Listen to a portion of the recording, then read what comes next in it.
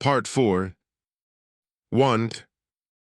A week had elapsed since the rendezvous of our two friends on the green bench in the park when one fine morning at about 10:30.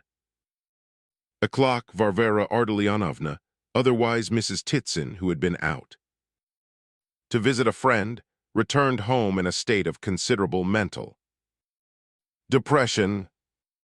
There are certain people of whom it is difficult to say anything which will at once throw them into relief, in other words, describe them graphically in their typical characteristics.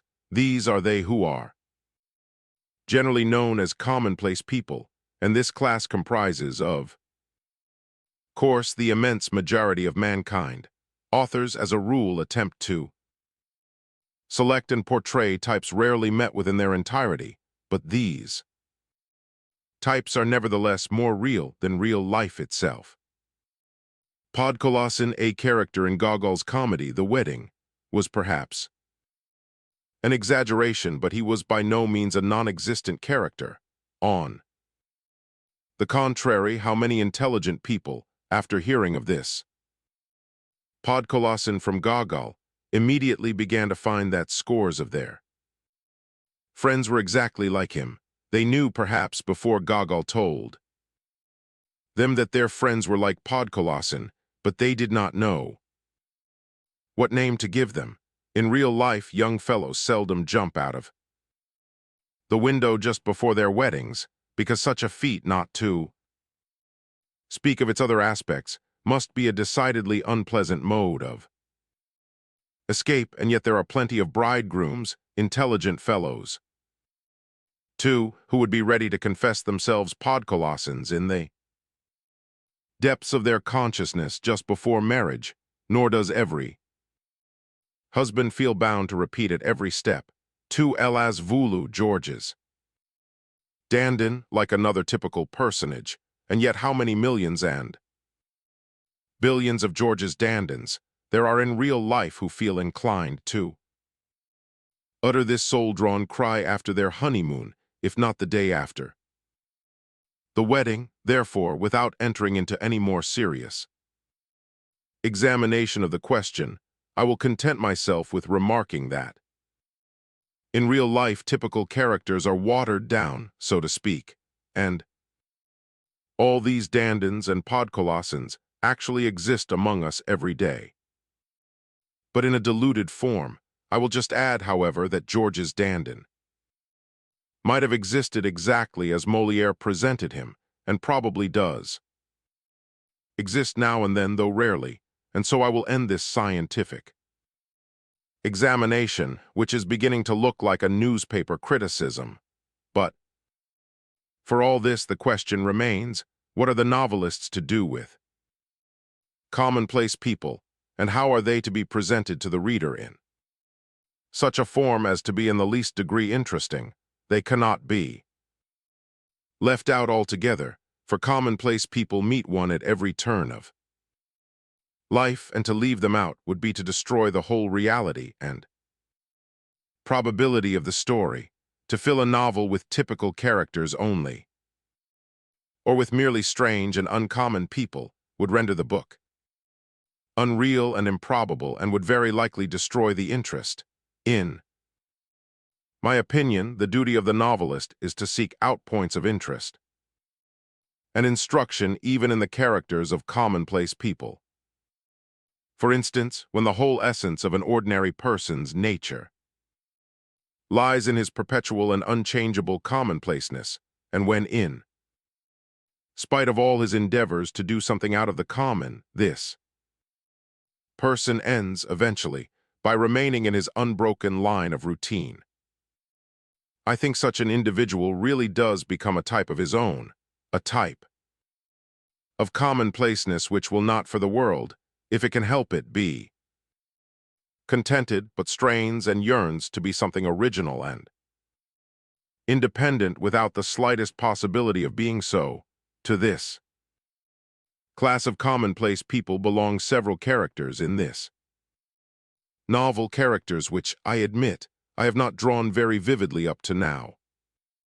For my reader's benefit, Such were, for instance, Varvara Ardalionovna Titsin, her husband, and her brother Gania. There is nothing so annoying as to be fairly rich, of a fairly good family, pleasing presence, average education, to be not stupid, kind-hearted, and yet to have no talent at all, no originality, not single idea of one's own, to be, in fact, just like everyone else. Of such people there are countless numbers in this world, far more even than appear. They can be divided into two classes, as all men can, that is, those of limited intellect and those who are much cleverer. The former of these classes is the happier. To a commonplace man of limited intellect, for instance, nothing is simpler than to imagine himself an original character and to revel in that belief without the slightest misgiving. Many of our young women have thought fit to cut their hair short, put on blue spectacles, and call themselves nihilists. By doing this, they have been able to persuade themselves, without further trouble, that they have acquired new convictions of their own.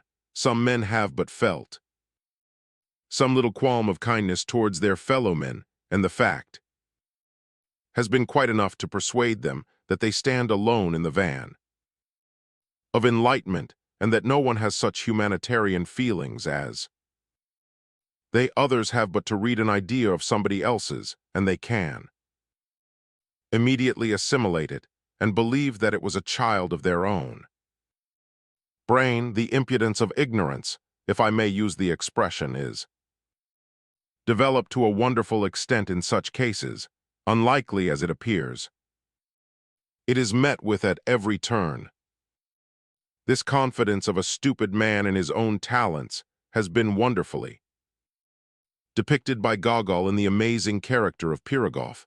Pirogov has not the slightest doubt of his own genius, nay, of his superiority of genius, so certain is he of it that he never questions it. How many Pirogovs have there not been among our writers, scholars, propagandists, I say have been, but indeed there are plenty of them. At this very day, our friend Gania belonged to the other class, to the much cleverer persons, though he was from head to foot permeated and saturated with the longing to be original. This class, as I have said above, is far less happy, for the clever commonplace person, though he may possibly imagine himself a man of genius and originality, none the less has within his heart the deathless worm of suspicion and doubt, and this doubt sometimes brings a clever man to despair. As a rule, however, nothing tragic happens. His liver becomes a little damaged in the course of time, nothing more serious. Such men do not give up their aspirations after originality without a severe struggle, and there have been men who, though good fellows in themselves, and even benefactors to humanity, have sunk to the level of base criminals for the sake of originality. Gania was a beginner, as it were, upon this road, a deep and unchangeable consciousness of his own lack of talent, combined with a vast longing to be able to persuade himself that he was original, had rankled in his heart even from childhood. He seemed to have been born with overwrought nerves, and in his passionate desire to excel, he was often led to the brink of some rash step, and yet, having resolved upon such a step, when the moment arrived, he invariably proved too sensible to take it. He was ready, the same way, to do a base action in order to obtain his wished-for object, and yet when the moment came to do it, he found that he was too honest for any great baseness. Not that he objected to acts of petty meanness, he was always ready for them. He looked with hate and loathing on the poverty and downfall of his family, and treated his mother with haughty contempt, although he knew that his whole future depended on her character and reputation. Aglaia had simply frightened him, yet he did not give up all thoughts of her, though he never seriously hoped that she would condescend to him. At the time of his adventure with Nastasia Philippovna, he had come to the conclusion that money was his only hope. Money should do all for him. At the moment when he lost Aglaia, and after the scene with Nastasia, he had felt so low in his own eyes that he actually brought the money back to the prince. Of this returning of the money given to him by madwoman who had received it from a madman, he had often repented, since though he never ceased to be proud of his action, during the short time that Myshkin remained in Petersburg, Gania had had time to come to hate him for his sympathy, though the prince told him that it was not everyone who would have acted so nobly as to return the money. He had long pondered, too, over his relations with Aglaia, and had persuaded himself that with such a strange, childish, innocent character as hers, things might have ended very differently. Remorse then seized him. He threw up his post and buried himself in self-torment and reproach. He lived at Titsin's and openly showed contempt for the latter, though he always listened to his advice and was sensible enough to ask for it when he wanted it. Gavrila Ardalionovitch was angry with Titsin because the latter did not care to become a Rothschild. If you are to be a Jew, he said, do it properly, squeeze people right and left, show some character, be the king of the Jews while you are about it. Titsin was quiet and not easily offended. He only laughed, but on one occasion he explained seriously to Gania that he was no Jew, that he did nothing dishonest, that he could not help the market price of money, that thanks to his accurate habits, he had already a good footing and was respected, and that his business was flourishing. I shan't ever be a Rothschild, and there is no reason why I should. He added, smiling, but I shall have a house in the Leitnea, perhaps, too, and that will be enough for me. Who knows but what I may have 3, he concluded to himself, but this dream cherished inwardly he never confided to a soul. Nature loves and favors such people. Titsin will certainly have his reward, not 3 houses but 4, precisely because from childhood up he had realized that he would never be a Rothschild. That will be the limit of Titsin's fortune, and, come what may, he will never have more than 4 houses. Varvara Ardalionovna was not like her brother. She too had passionate desires, but they were persistent rather than impetuous. Her plans were as wise as her methods of carrying them out. No doubt she also belonged to the category of ordinary people who dream of being original, but she soon discovered that she had not a grain of true originality, and she did not let it trouble her too much. Perhaps a certain kind of pride came to her help.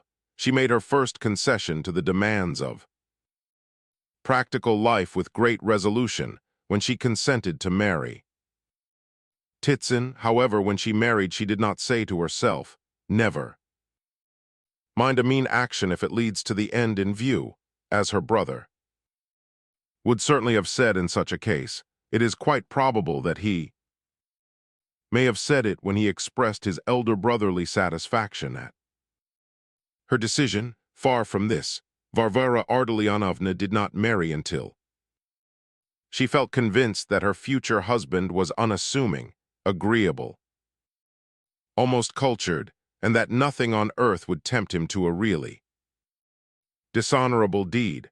As to small meannesses, such trifles did not trouble her. Indeed, who is free from them?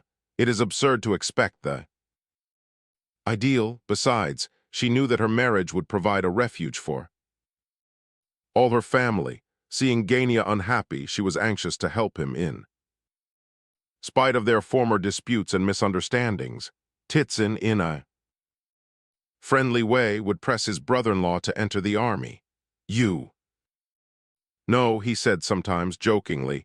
You despise generals and generaldom, but you will see that they will all end by being generals. In their turn, you will see it if you live long enough. But why should they suppose that I despise generals? Gania thought, sarcastically to himself. To serve her brother's interests, Varvara Ardalionovna was constantly at the Epanchin's house, helped by the fact that in childhood she and Gania had played with General Ivan Fedorovich's daughters. It would have been inconsistent with her character if in these visits she had been pursuing a chimera. Her project was not chimerical at all. She was building on a firm basis, on her knowledge of the character of the Epanchin family, especially Aglaya, whom she studied closely. All Varvara's efforts were directed towards bringing Aglaya and Gania together. Perhaps she achieved some result. Perhaps also she made the mistake of depending too much upon her brother and expecting more from him than he would ever be capable of giving. However this may be, her maneuvers were skillful enough. For weeks at a time she would never mention Gania. Her attitude was modest but dignified, and she was always extremely truthful and sincere. Examining the depths of her conscience, she found nothing to reproach herself with, and this still further strengthened her in her designs.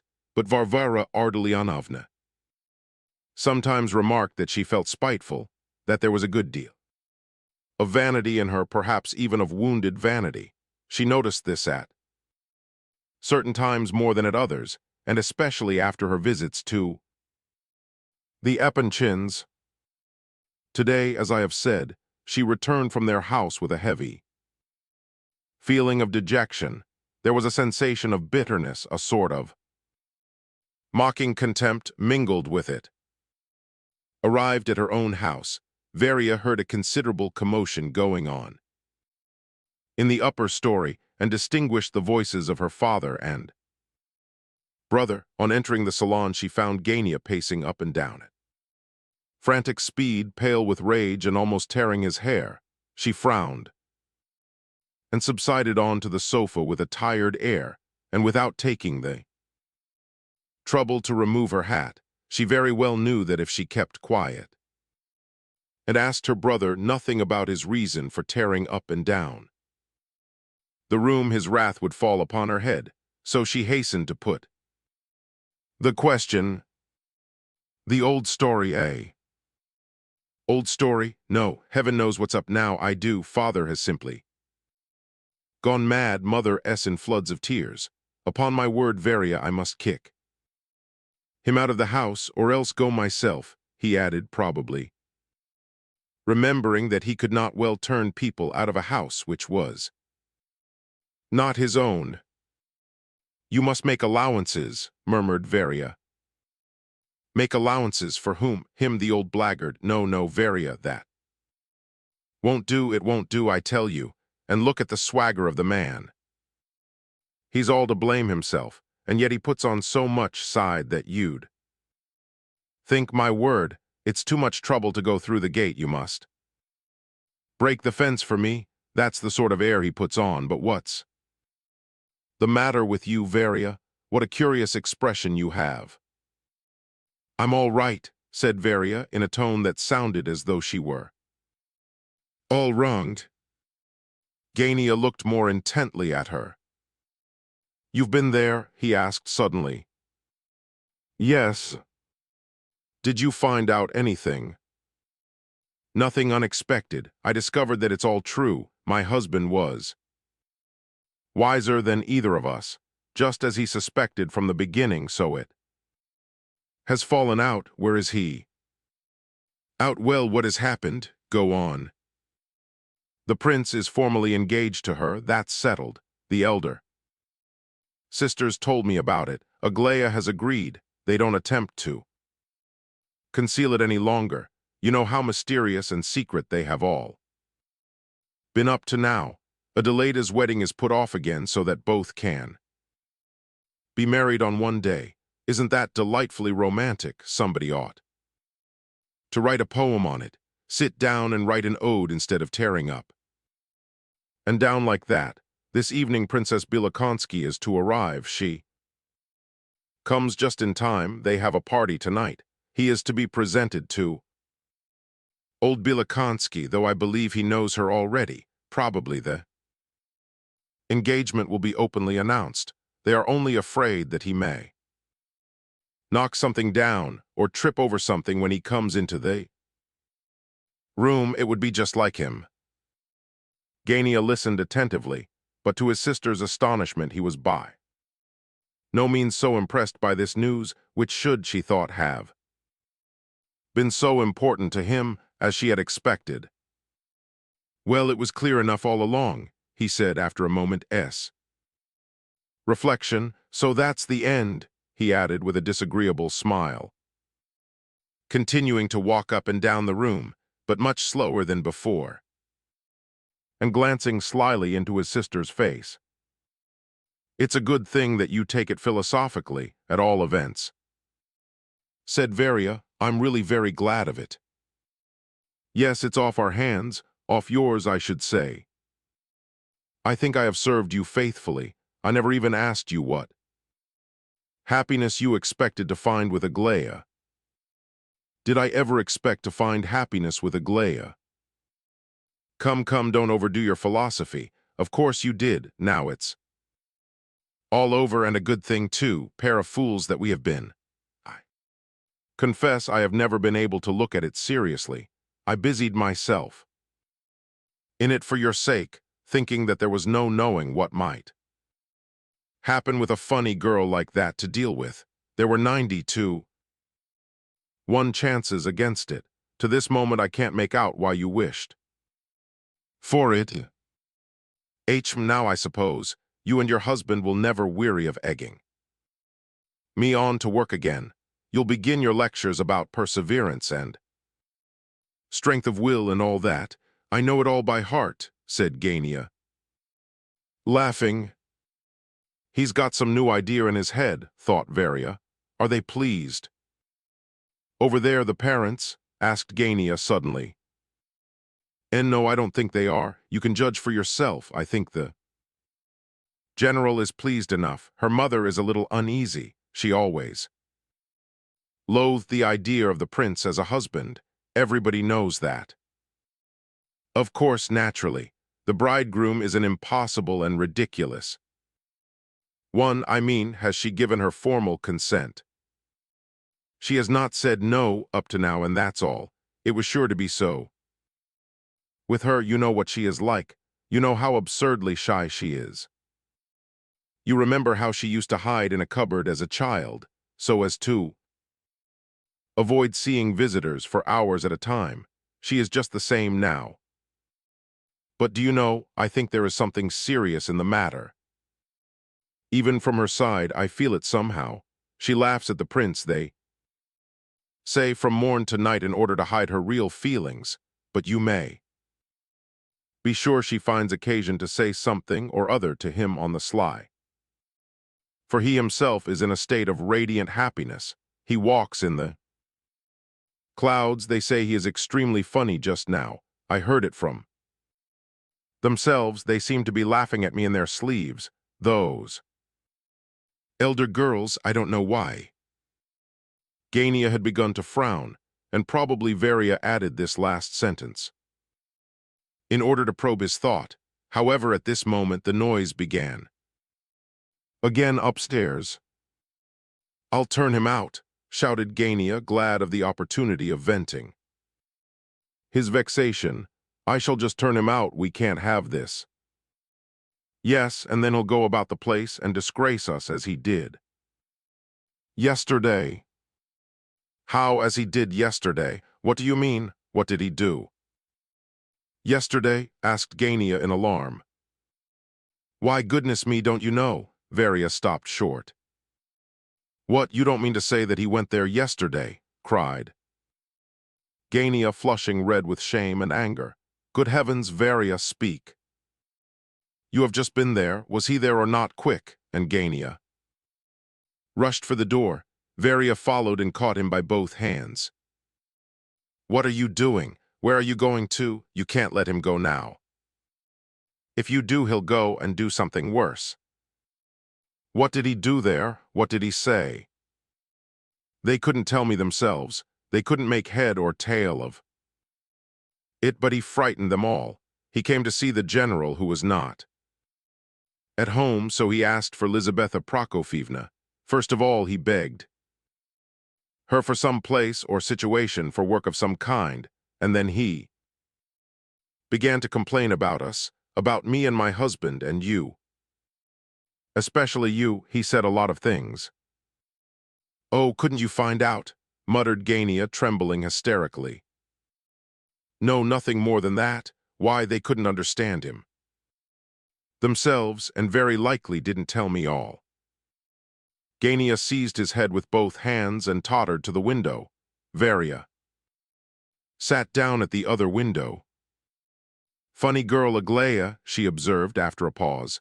"When she left me, she said, 'Give my special and personal respects to your parents. I shall certainly find an opportunity to see your father one day.' And so, serious over it, she's a strange creature." Wasn't she joking? She was speaking sarcastically. "Not a bit of it. That's just the strange part of it." "Does she know about father, do you think, or not?" "That they do not know about it in the house is quite certain. The rest of them, I mean, but you have given me an idea. Aglaya, perhaps knows. She alone, though, if anyone, for the sisters were as astonished as I was to hear her speak so seriously. If she knows, the prince must have told her. Oh, it's not a great matter to guess who told her. A thief in our family, and the head of the family, too." "Oh, nonsense," cried Varia angrily. "That was nothing but a drunkard's tale. Nonsense. Why, who invented the whole thing? Lebedev and the prince, a pretty pair. Both were probably drunk. Father is a drunkard and a thief. I am a beggar and the husband of my sister is a usurer," continued Gania bitterly. There was a pretty list of advantages with which to enchant the heart of Aglaya. "That same husband of your sister, the usurer, feeds me. Go on, don't stand on ceremony, pray. Don't lose your temper. You are just like a schoolboy. You think that all this sort of thing would harm you in Aglaya's eyes, do you? You little know her character. She is capable of refusing the most brilliant party and running away and starving in a garret with some wretched student. That's the sort of girl she is. You never could or did understand how interesting you would have seen in her eyes if you had come firmly and proudly through our misfortunes. The prince has simply caught her with hook and line, firstly because he never thought of fishing for her, and secondly because he is an idiot in the eyes of most people. It's quite enough for her that by accepting him she puts her family out and annoys them all round. That's what she likes. You don't understand these things." "We shall see whether I understand or no," said Gania enigmatically. "But I shouldn't like her to know all about father all the same." I thought the prince would manage to hold his tongue about this. At least he prevented Lebedev spreading the news. He wouldn't even tell me all when I asked him. Then you must see that he is not responsible. What does it matter to you now in any case? What are you hoping for still, if you have a hope left? It is that your suffering heir may soften her heart towards you. Oh, she would funk a scandal like anyone else. You are all tarred with one brush. What Aglaya would have funked? You are a chicken-hearted fellow." "Gania," said Varia, looking at her brother with contempt, "not one of us is worth much. Aglaya may be a wild sort of a girl, but she is far nobler than any of us, 1,000 times nobler. Well, come, there's nothing to get cross about, said Gania. All I'm afraid of is mother. I'm afraid this scandal about father may come to her ears, perhaps it has already. I am dreadfully afraid. It undoubtedly has already, observed Gania. Varia had risen from her place and had started to go upstairs to her mother, but at this observation of Gania's, she turned and gazed at him attentively. Who could have told her? Hippolyte, probably.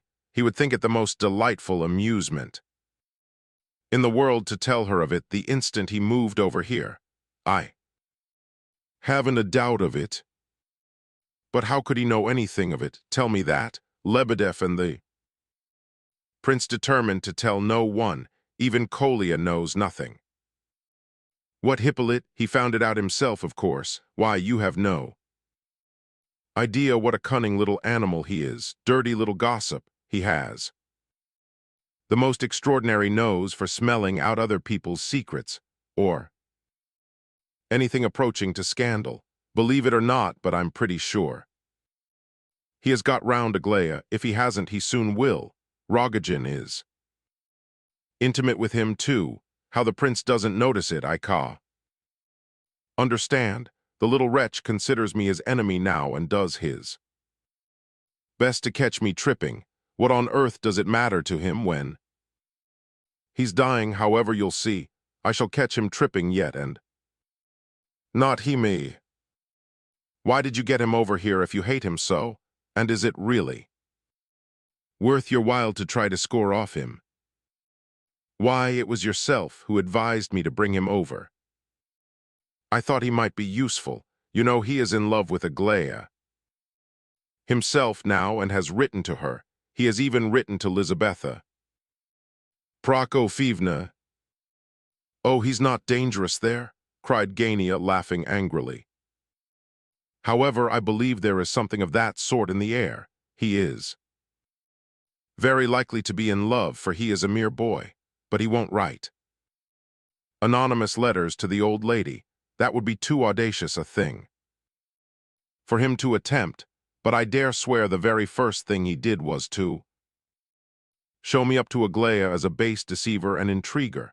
I confess I was fool enough to attempt something through him at first. I thought he would throw himself into my service out of revengeful feelings towards the prince, the sly little beast, but I know him better now. As for the theft, he may have heard of it from the widow in Petersburg, for if the old man committed himself to such an act, he can have done it for no other object but to give the money to her. Hippolyte said to me, without any prelude, that the general had promised the widow 400 rubles. Of course I understood, and the little wretch looked at me with a nasty sort of satisfaction.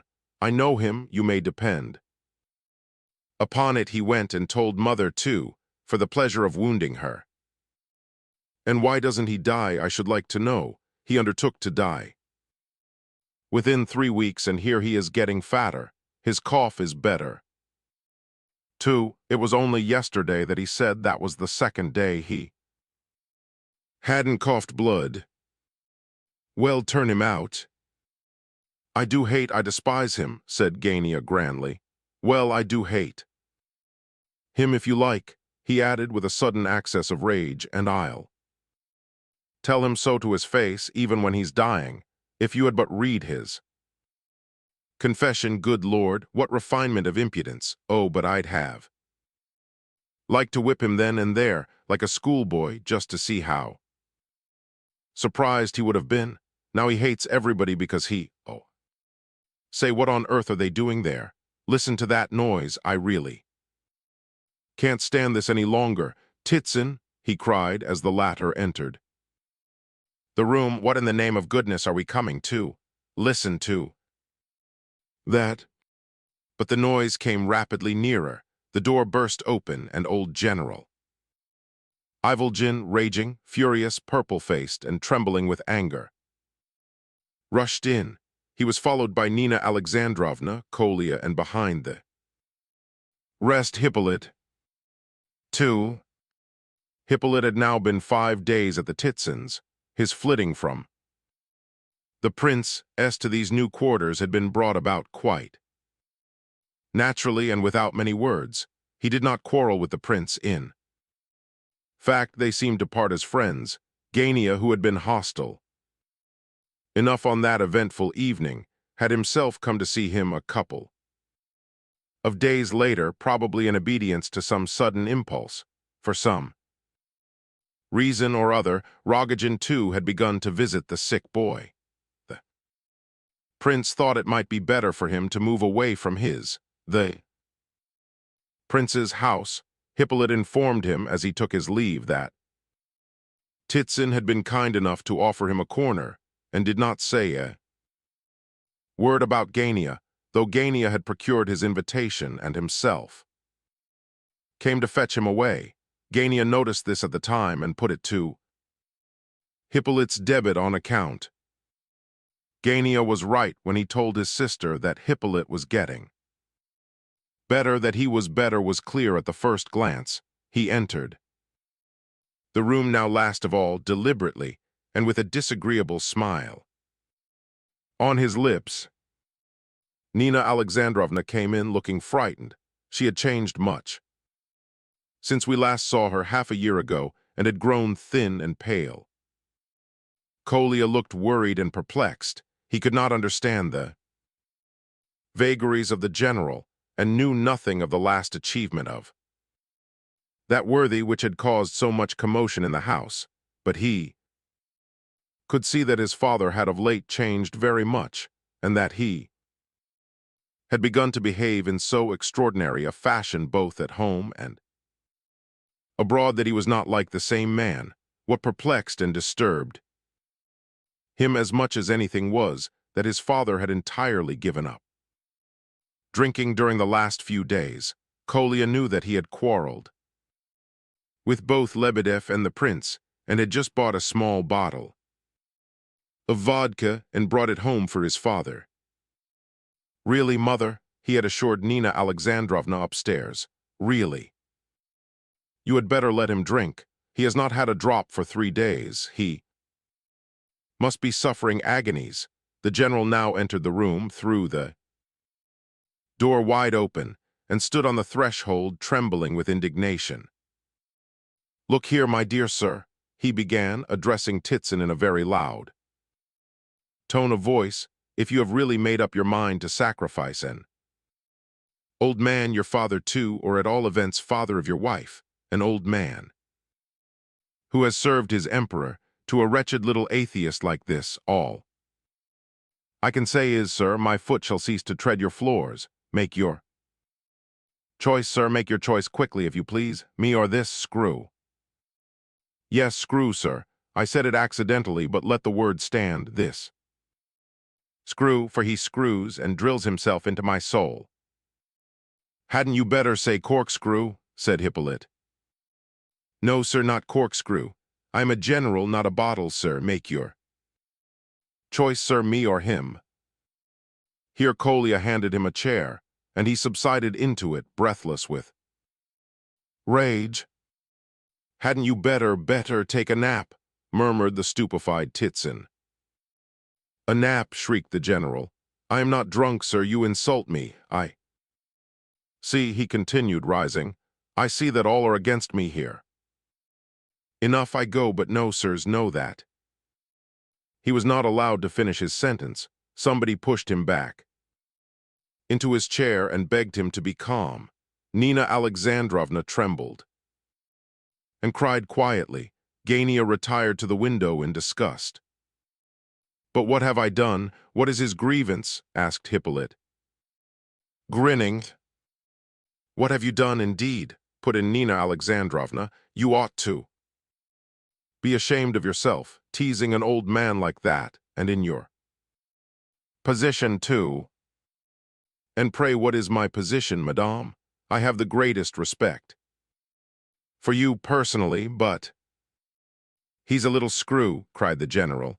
He drills holes in my heart and soul. He wishes me to be a pervert to atheism. No, you young Greenhorn, that I was covered with honors before ever you were born. And you are nothing better than a wretched little worm, torn in two, with coughing and dying slowly of your own malice and unbelief. What did Gavrila bring you over here for? They're all against me, even to my own son, all against me. Oh, come, nonsense, cried Gania. If you did not go shaming us all over the town, things might be better for all parties. What shame you? What do you mean, you young calf? I shame you. I can only do you honor, sir. I cannot shame you. He jumped up from his chair in a fit of uncontrollable rage. Gania was very angry too. Honor indeed, said the latter with contempt. What do you say, sir? Growled the general, taking a step towards him. I say that I have but to open my mouth, and you. Gania began but did not finish. The two father and son stood before one another, both unspeakably agitated, especially Gania. Gania, reflect, cried his mother hurriedly. It's all nonsense on both sides, snapped out Varia. Let them alone. Mother, it's only for mother's sake that I spare him, said Gania tragically. Speak, said the general, beside himself with rage and excitement. Speak under the penalty of a father's curse. Oh, father's curse be hanged, you don't fright me that way, said Gania. Whose fault is it that you have been as mad as a March hare all this week? It is just a week. You see, I count the days. Take care now. Don't provoke me too much, or I'll tell all. Why did you go to the Epanchins yesterday? Tell me that. And you call yourself an old man. Two with gray hair and father of a family. Nice sort of a father. Be quiet, Gania, cried Colia. Shut up, you fool. Yes, but how have I offended him? Repeated Hippolyte, still in the same jeering voice. Why does he call me a screw? You all heard it. He came to me himself and began telling me about some Captain Aropgoff. I don't wish for your company, General. I always avoided you, you know. That, what have I to do with Captain Aropgoff? All I did was to express my opinion that probably Captain Aropgoff never existed at all. Of course he never existed, Gania interrupted. But the general only stood stupefied and gazed around in a dazed way. Gania's speech had impressed him with its terrible candor. For the first moment or two he could find no words to answer him, and it was only when Hippolyte burst out laughing and said, There, you see, even your own son supports my statement that there never was such a person as Captain Aropgoff, that the old fellow muttered confusedly. Captain Aropgoff, not Captain Aropgoff, Captain Major. Retired Aropgoff Captain. Captain didn't exist either, persisted Gania maliciously. What didn't exist? Cried the poor general, and a deep blush suffused his face. That'll do, Gania, cried Varia and Titson. Shut up, Gania, said Colia. But this intercession seemed to rekindle the general. What did you mean, sir, that he didn't exist? Explain yourself, he repeated angrily. Because he didn't exist, never could and never did. There, you'd better drop the subject, I warn you. And this is my son, my own son, whom I owe gracious heaven. Aropgoff, Iroshka Aropgoff didn't exist. Ha ha, it's Iroshka now, laughed Hippolyte. No, sir, Kapitoshka, not Aroshka. I mean Kapitan Alexeyevich, retired. Major married Maria Petrovna Lou. Lou, he was my friend and companion Ludugov from our earliest beginnings. I closed his eyes for him. He was killed. Kapitan Aropgoff never existed. TFU. The general shouted in his fury, but it was to be concluded that his wrath was not kindled by the expressed doubt, as to Capitan's existence. This was his scapegoat, but his excitement was caused by something quite different. As a rule, he would have merely shouted down the doubt. As to Capitan, told a long yarn about his friend, and eventually retired upstairs to his room, but today in the strange uncertainty of human nature, it seemed to require but so small an offense as this to make his cup to overflow. The old man grew purple in the face. He raised his hands. "Enough of this," he yelled. "My curse away out of the house I go. Kolya, bring my bag away." He left the room hastily and in a paroxysm of rage. His wife Kolya and Titsin ran out after him. "What have you done now?" said Varya to Gania. "He'll probably be making off there again. What a disgrace it all is." "Well, he shouldn't steal," cried Gania, panting with fury. And just at this moment his eye met Hippolyte's. "As for you, sir," he cried, "you should at least remember that you are in a strange house and receiving hospitality. You should not take the opportunity of tormenting an old man, sir, who is too evidently out of his mind." Hippolyte looked furious, but he restrained himself. "I don't quite agree with you that your father is out of his mind," he observed quietly. "On the contrary, I cannot help thinking he has been less demented of late. Don't you think so? He has grown so cunning and careful and weighs his words so deliberately. He spoke to me about that Capitan fellow with an object, you know. Just fancy, he wanted me to. Oh, devil take what he wanted you to do. Don't try to be too cunning with me, young man," shouted Gania. "If you are aware of the real reason for my father's present condition, and you have kept such an excellent spying watch during these last few days that you are sure to be aware of it, you had no right whatever to torment the unfortunate man and to worry my mother by your exaggerations of the affair. Because the whole business is nonsense, simply a drunken freak and nothing more, quite unproved by any evidence, and I don't believe that much of it." He snapped his fingers. "But you must needs spy and watch over us all because you are a screw," laughed Hippolyte. "Because you are a humbug, sir, and thought fit to worry people for half an hour and tried to frighten them into believing that you would shoot yourself with your little empty pistol, pirouetting about and playing at suicide. I gave you hospitality, you have fattened on it. Your cough has left you, and you repay all this. Excuse me, 2 words. I am Varvara Ardalionovna's guest, not yours. You have extended no hospitality to me. On the contrary, if I am not mistaken, I believe you are yourself indebted to Mr. Titsin's hospitality. 4 days ago I begged my mother to come down here and find lodgings, because I certainly do feel better here, though I am not fat, nor have I ceased to cough. I am today informed that my room is ready for me. Therefore, having thanked your sister and mother for their kindness to me, I intend to leave the house this evening. I beg your pardon, I interrupted you. I think you were about to add something." "Oh, if that is the state of affairs," began Gania. "Excuse me, I will take a seat," interrupted Hippolyte once more, sitting down deliberately, "for I am not strong yet. Now then, I am ready to hear you, especially as this is the last chance we shall have of a talk, and very likely the last meeting we shall ever have at all." Gania felt a little guilty.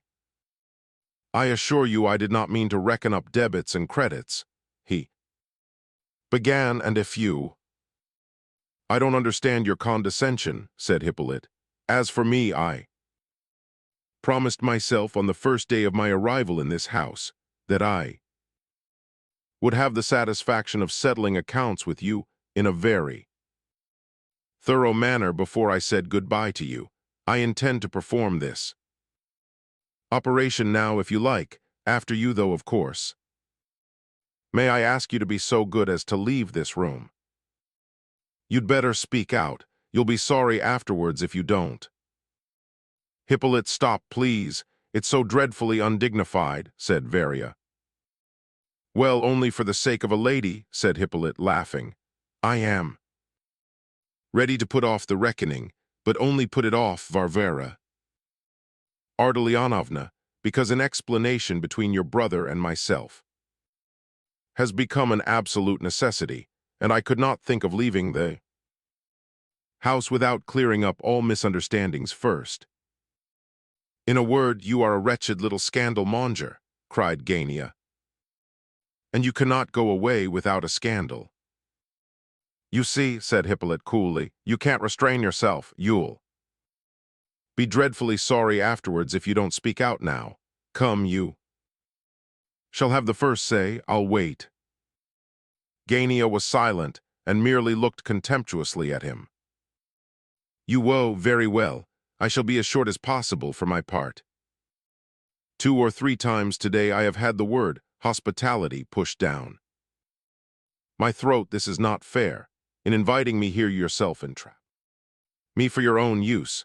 You thought I wished to revenge myself upon the prince. You heard that Aglaya Ivanovna had been kind to me, and read my confession, making sure that I should give myself up to your interests. You hoped that you might get some assistance out of me. I will not go into details. I don't ask either admission or confirmation of this from yourself. I am quite content to leave you to your conscience and to feel that we understand one another capitally. What a history you are weaving out of the most ordinary circumstances, cried Varia. I told you the fellow was nothing but a scandal-monger, said Gania. Excuse me, Varia Ardalionovna, I will proceed. I can, of course, neither love nor respect the prince, though he is a good-hearted fellow if a little queer, but there is no need whatever for me to hate him. I quite understood your brother when he first offered me aid against the prince, though I did not show it. I knew well that your brother was making a ridiculous mistake in me. I am ready to spare him, however, even now, but solely out of respect for yourself, Varvara Ardalionovna, having now shown you that I am not quite such a fool as I look, and that I have to be fished for with a rod and line for a good long while before I am caught. I will proceed to explain why I specially wished make your brother look a fool. That my motive power is hate, I do not attempt to conceal. I have felt that before dying, and I am dying. However much fatter I may appear to you, I must absolutely make a fool of at least one of that class of men which has dogged me all my life, which I hate so cordially, and which is so prominently represented by your much-esteemed brother. I should not enjoy paradise nearly so much without having done this first. I hate you, Gavrila Ardalionovitch.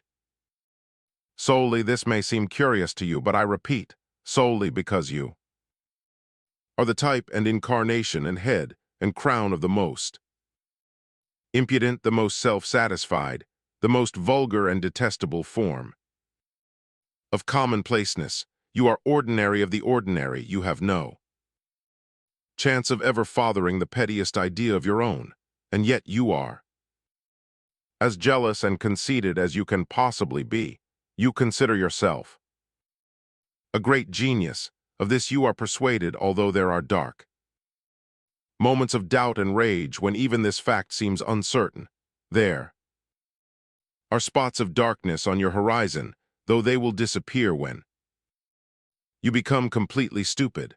But a long and checkered path lies before you, and of this I am glad.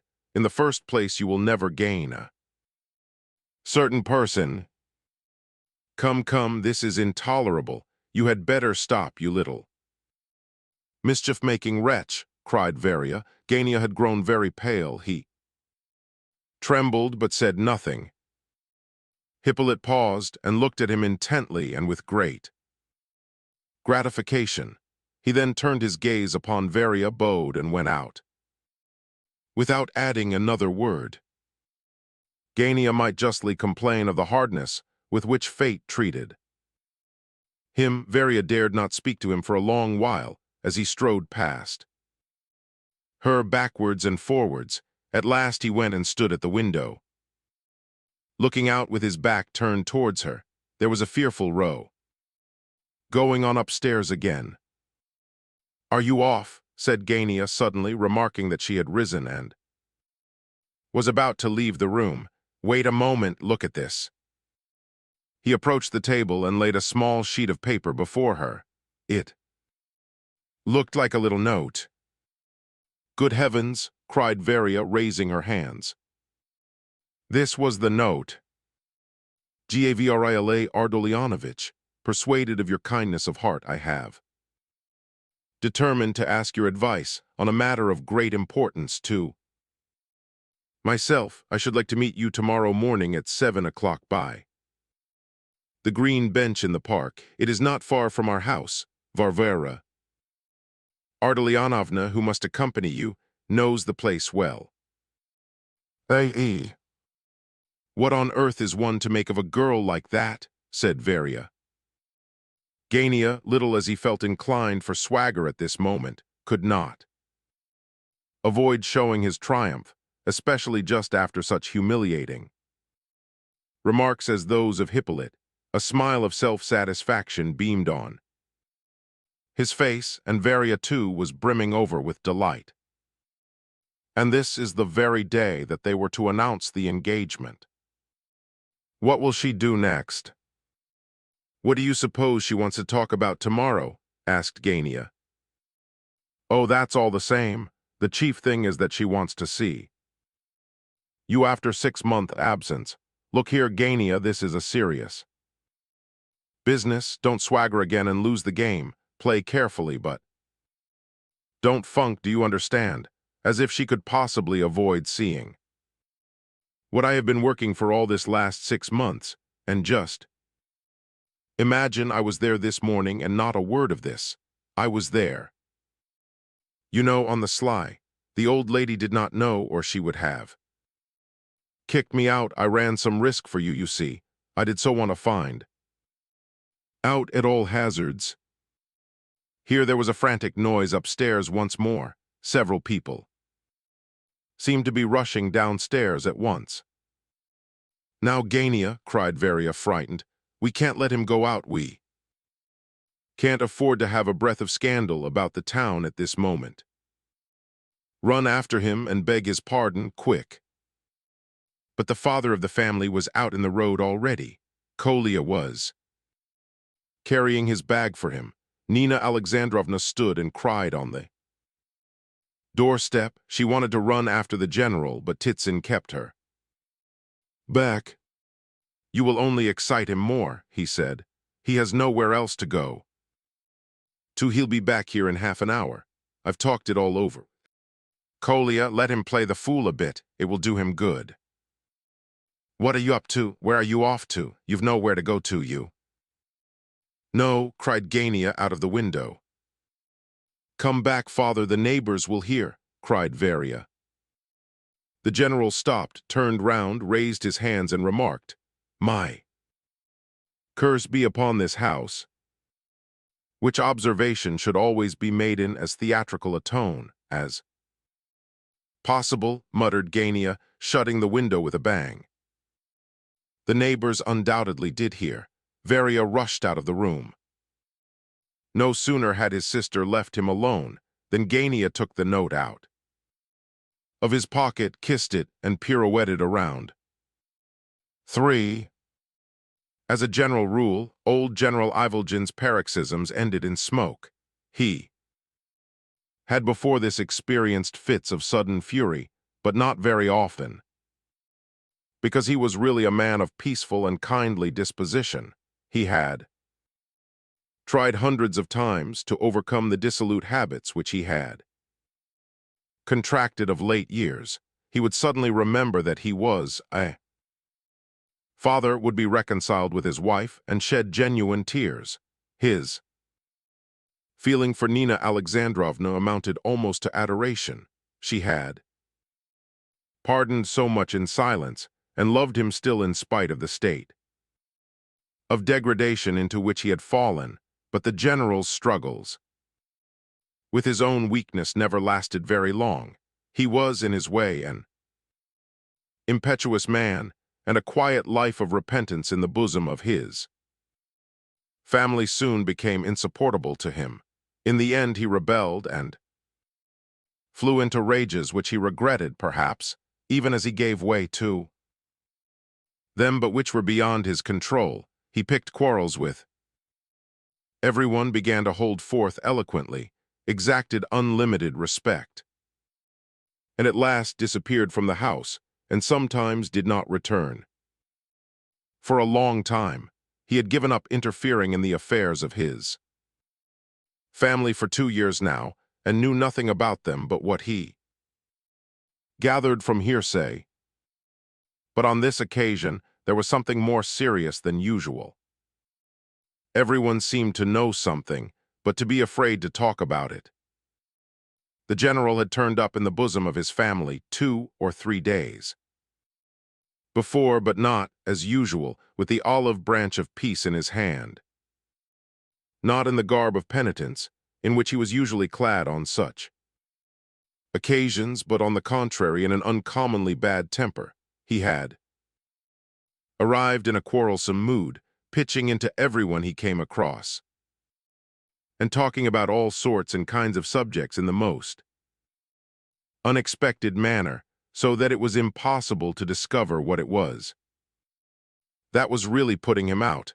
At moments he would be apparently quite bright and happy, but as a rule he would sit moody and thoughtful. He would abruptly commence to hold forth about the Epanchins, about Lebedev or the prince, and equally abruptly would stop short and refuse to speak another word, answering all further questions with a stupid smile, unconscious that he was smiling or that he had been asked a question.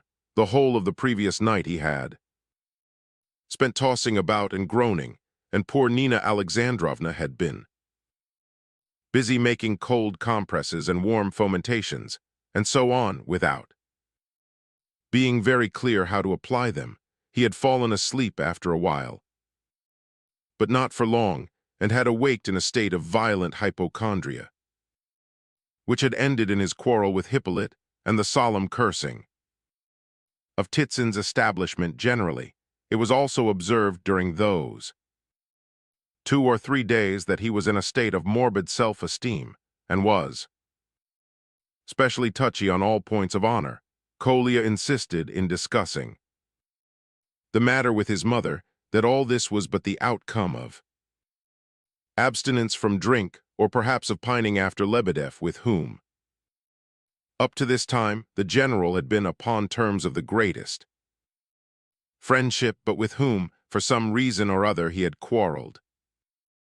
A few days since, parting from him in great wrath, there had also been a scene with the prince. Kolya had asked an explanation of the latter, but had been forced to conclude that he was not told the whole truth.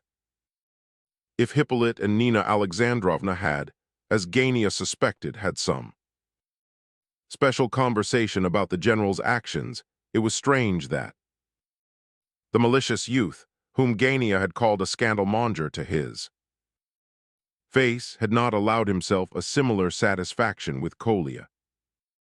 The fact is that probably Hippolyte was not quite so black as Gania painted him, and it was hardly likely that he had informed Nina Alexandrovna of certain events, of which we know, for the mere pleasure of giving her pain. We must never forget that human motives are generally far more complicated than we are apt to suppose, and that we can very rarely accurately describe the motives of another. It is much better for the writer, as a rule, to content himself with the statement of events, and we shall take this line with regard to the catastrophe recorded above, and shall state the remaining events.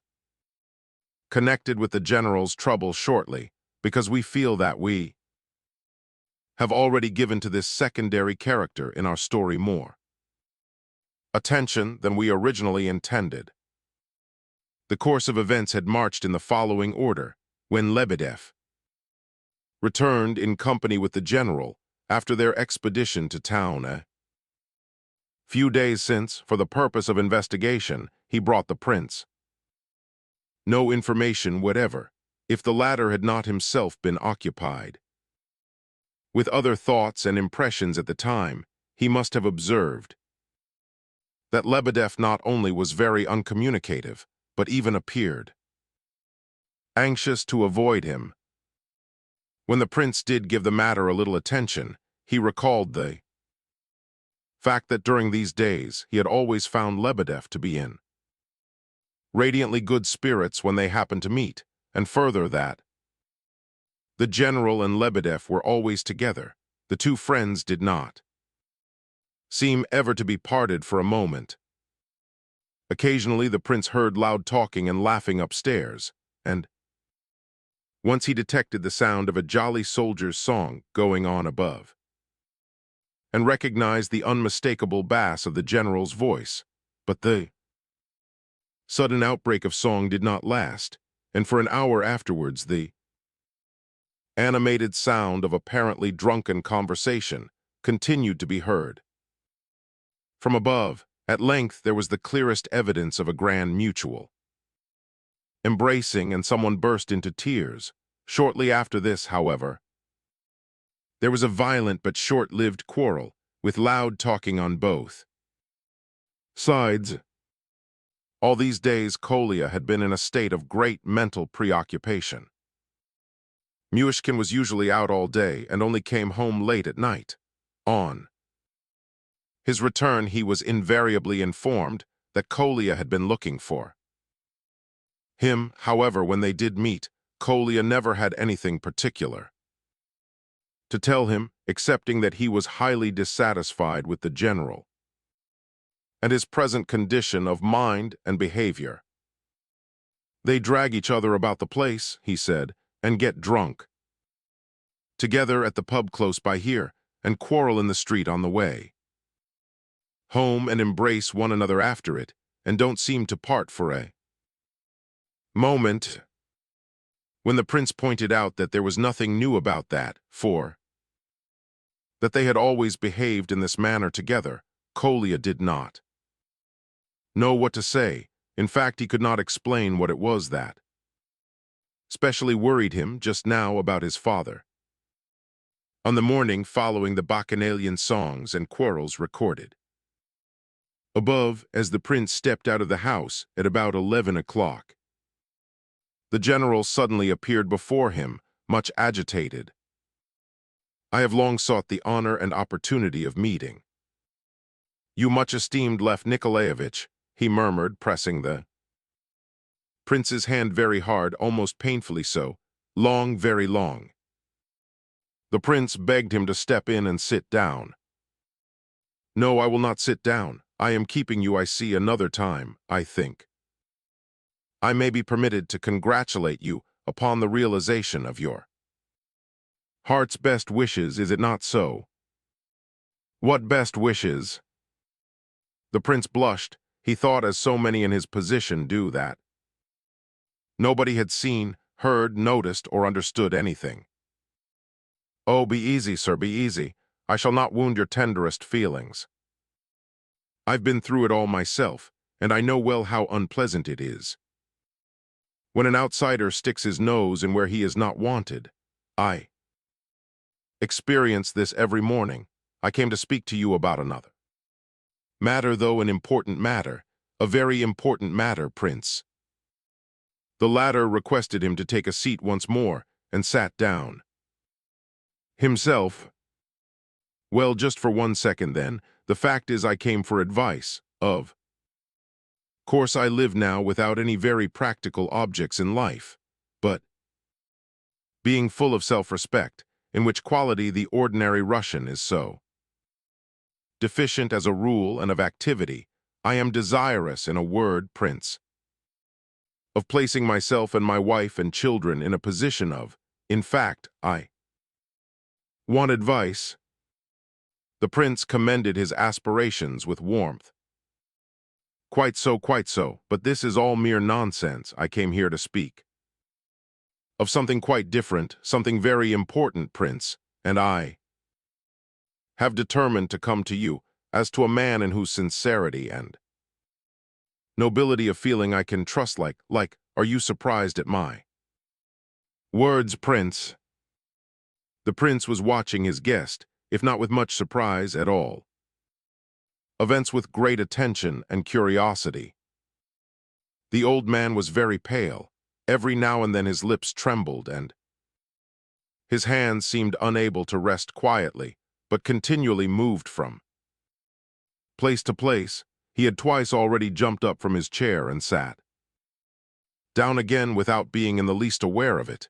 He would take up a book from the table and open it, talking all the while, look at the heading of a chapter, shut it and put it back again, seizing another immediately, but holding it unopened in his hand and waving it in the air as he spoke.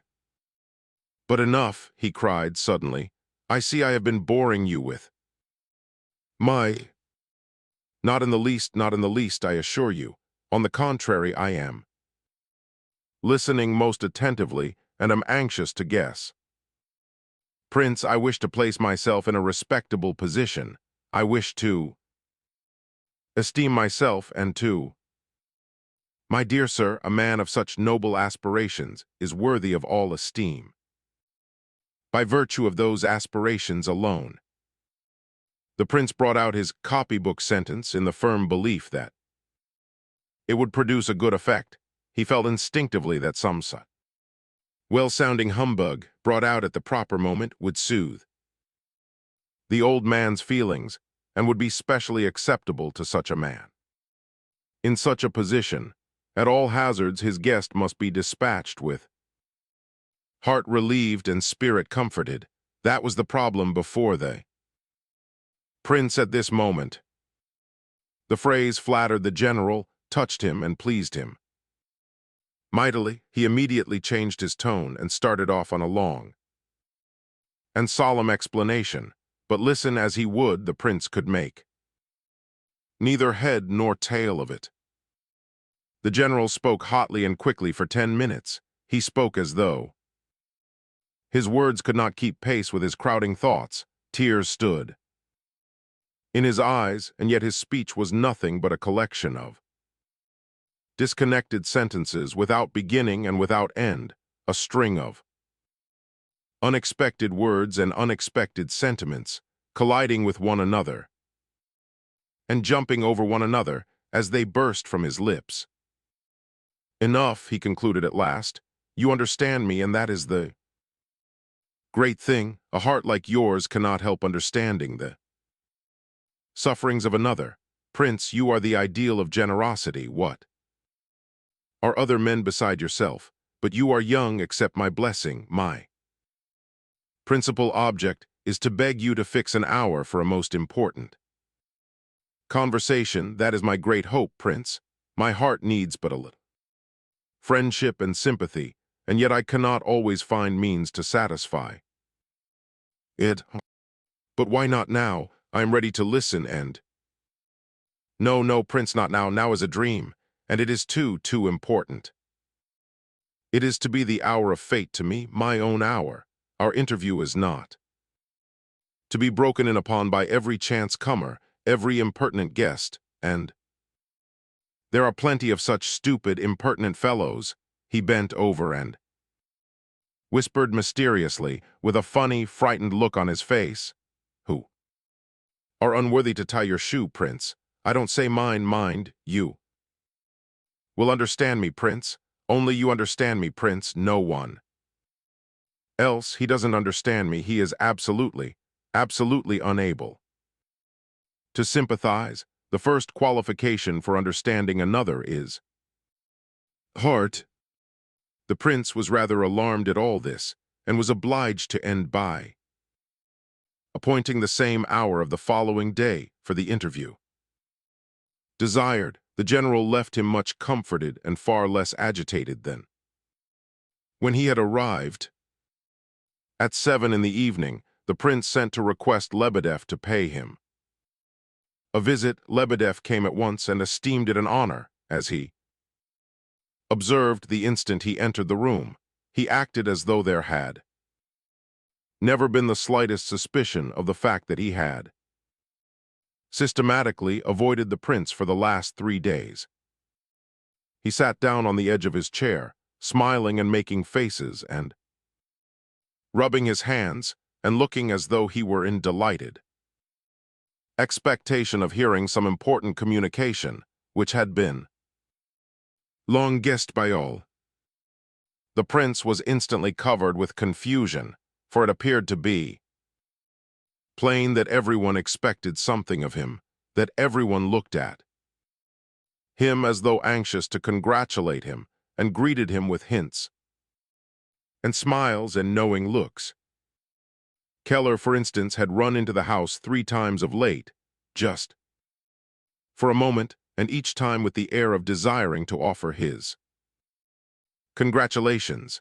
Kolya, too, in spite of his melancholy, had once or twice begun sentences in much the same strain of suggestion, or insinuation.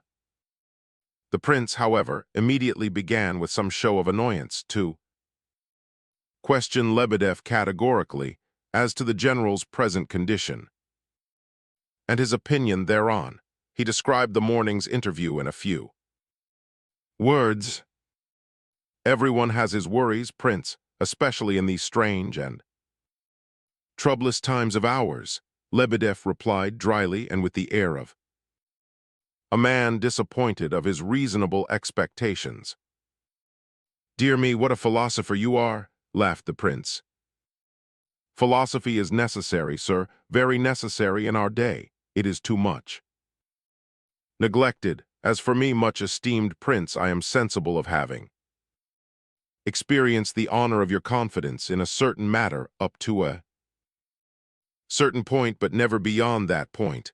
I do not for a moment complain.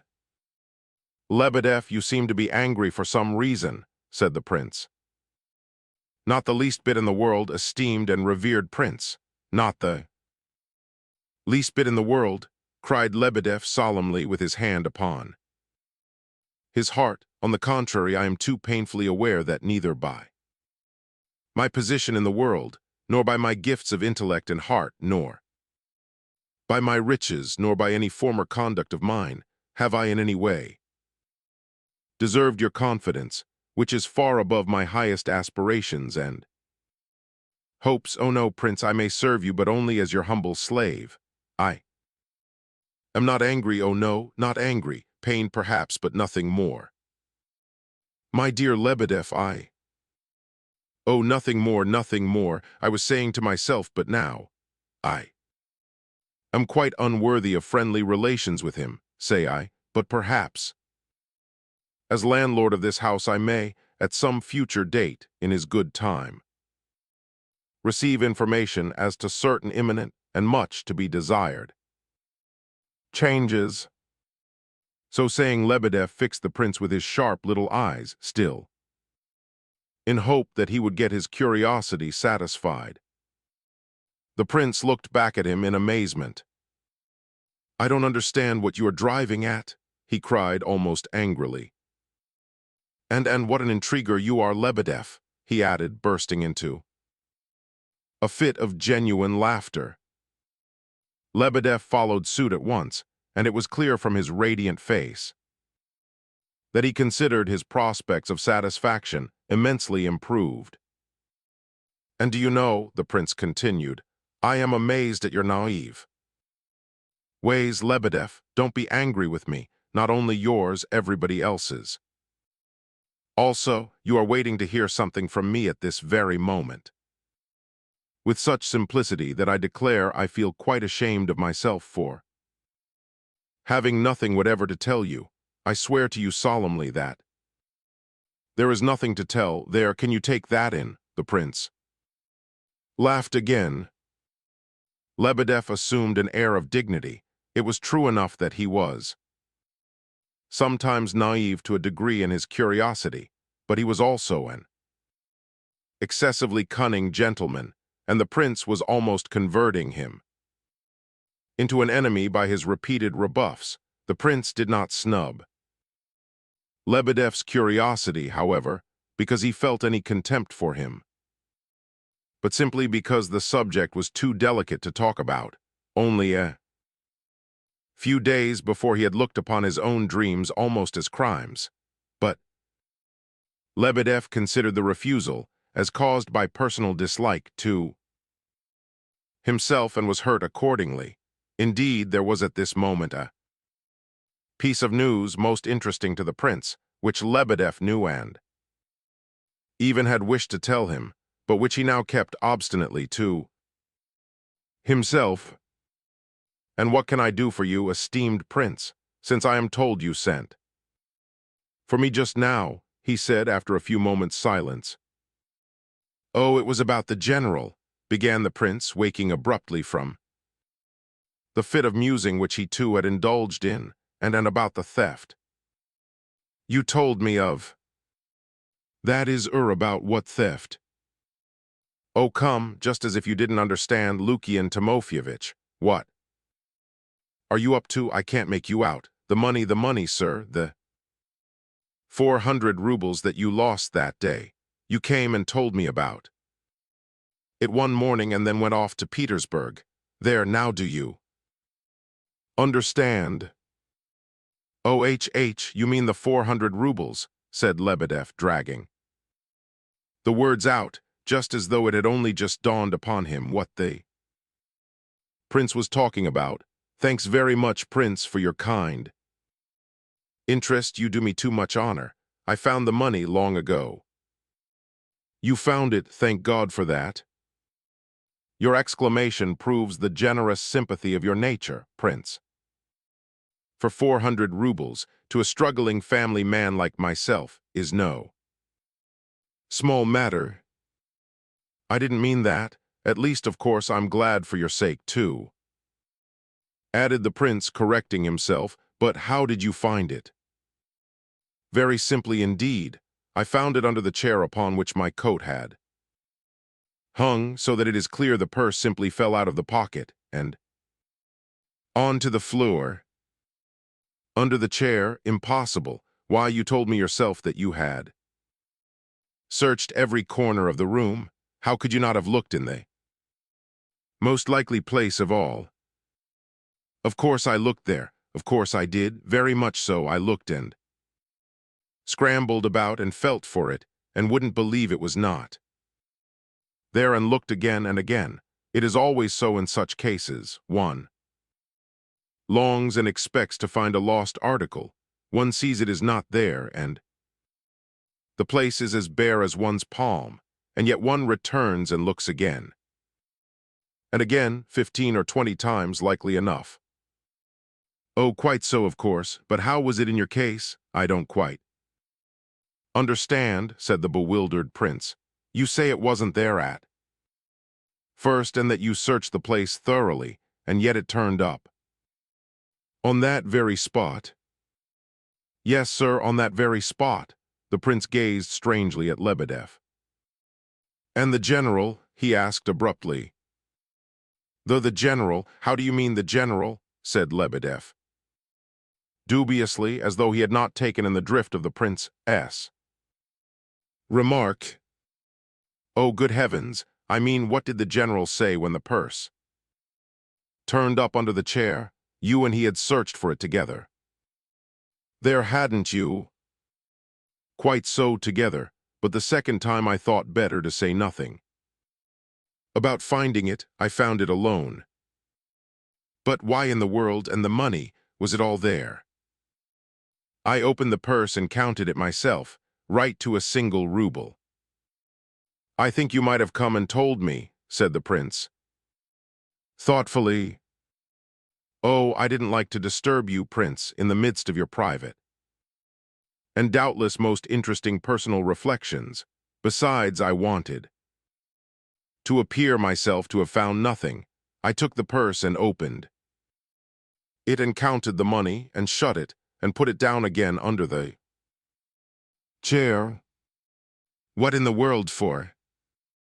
Oh, just out of curiosity, said Lebedev, rubbing his hands and sniggering. What, it's still there then, is it? Ever since the day before? Yesterday. Oh no, you see, I was half in hopes the general might find it, because if I found it, why should not he too observe an object lying before his very eyes? I moved the chair several times so as to expose the purse to view, but the general never saw it. He is very absent just now. Evidently, he talks and laughs and tells stories and suddenly flies into a rage with me, goodness knows why. Well, but have you taken the purse away now? No, it disappeared from under the chair in the night. Where is it now, then? Here, laughed Lebedev at last, rising to his full height and looking pleasantly at the prince, here in the lining of my coat. Look, you can feel it for yourself if you like. Sure enough, there was something sticking out of the front of the coat, something large. It certainly felt as though it might well be the purse fallen through a hole in the pocket into the lining. I took it out and had a look at it. It's all right. I've let it slip back into the lining now, as you see, and so I have been walking about ever since yesterday morning. It knocks against my legs when I walk along. And you take no notice of it. Quite so, I take no notice of it. Ha ha, and think of this, Prince. My pockets are always strong and whole, and yet here in one night is a huge hole. I know the phenomenon is unworthy of your notice, but such is the case. I examined the hole, and I declare it actually looks as though it had been made with a penknife, a most improbable contingency. And the general? Ah, very angry all day, sir, all yesterday and all today. He shows decided bacchanalian predilections at one time, and at another is tearful and sensitive, but at any moment he is liable to paroxysms of such rage that I assure you, Prince, I am quite alarmed. I am not a military man, you know. Yesterday we were sitting together in the tavern, and the lining of my coat was, quite accidentally, of course, sticking out right in front. The general squinted at it and flew into a rage. He never looks me quite in the face now unless he is very drunk or maudlin, but yesterday he looked at me in such a way that a shiver went all down my back. I intend to find the purse tomorrow, but till then I am going to have another night of it with him. What's the good of tormenting him like this? Cried the prince. I don't torment him, Prince, I don't indeed, cried Lebedev hotly. I love him, my dear sir, I esteem him, and believe it or not, I love him all the better for this business, yes, and value him more. Lebedev said this so seriously that the prince quite lost his temper. With him? Nonsense, love him and torment him so. Why, by the very fact that he put the purse prominently before you, first under the chair and then in your lining, he shows that he does not wish to deceive you, but is anxious to beg your forgiveness in this artless way. Do you hear? He is asking your pardon. He confides in the delicacy of your feelings and in your friendship for him, and you can allow yourself to humiliate so thoroughly honest a man. Thoroughly honest, quite so, Prince, thoroughly honest, said Lebedev with flashing eyes, and only you, Prince, could have found so very appropriate an expression. I honor you for it, Prince, very. Well, that's settled. I shall find the purse now and not tomorrow. Here I find it and take it out before your eyes, and the money is all right. Take it, Prince, and keep it till tomorrow, will you? Tomorrow. Or next day I'll take it back again. I think, Prince, that the night after its disappearance it was buried under a bush in the garden. So I believe, what do you think of that? Well, take care you don't tell him to his face that you have found the purse. Simply let him see that it is no longer in the lining of your coat and form his own conclusions. Do you think so? Had I not just better tell him I have found it and pretend I never guessed where it was? No, I don't think so, said the prince thoughtfully. It's too late. For that would be dangerous now. No, no, better say nothing about it. Be nice with him, but don't show him. Oh, well. Enough. I know, Prince, of course I know, but I'm afraid I shall not carry it out, for to do so one needs a heart like your own. He is so very irritable just now and so proud. At one moment he will embrace me and the next he flies out at me and sneers at me, and then I stick, though, lining forward on purpose. Well, au revoir, Prince, I see I am keeping you and boring you too, interfering with your most interesting private reflections. Now do be careful, secrecy as before. Oh, silence isn't the word, softly, softly. But in spite of this conclusion to the episode, the prince remained as puzzled as ever, if not more so. He awaited next morning's interview with the general most impatiently. For the time appointed was 12 o'clock, and the prince, returning home unexpectedly late, found the general waiting for him. At the first glance he saw that the latter was displeased, perhaps because he had been kept waiting. The prince apologized and quickly took a seat. He seemed strangely timid before the general this morning, for some reason, and felt as though his visitor were some piece of china which he was afraid of breaking. On scrutinizing him, the prince soon saw that the general was quite a different man from what he had been the day before. He looked like one who had come to some momentous resolve. His calmness, however, was more apparent than real. He was courteous, but there was a suggestion of injured innocence in his manner. I've brought your book back, he began, indicating a book lying on the table. Much obliged to you for lending it to me. Ah, yes. Well, did you read it, General? It's curious, isn't it? Said the prince, delighted to be able to open up conversation upon an outside subject. Curious enough, yes, but crude, and of course dreadful nonsense. Probably the man lies in every other sentence. The general spoke with considerable confidence and dragged his words out with a conceited drawl.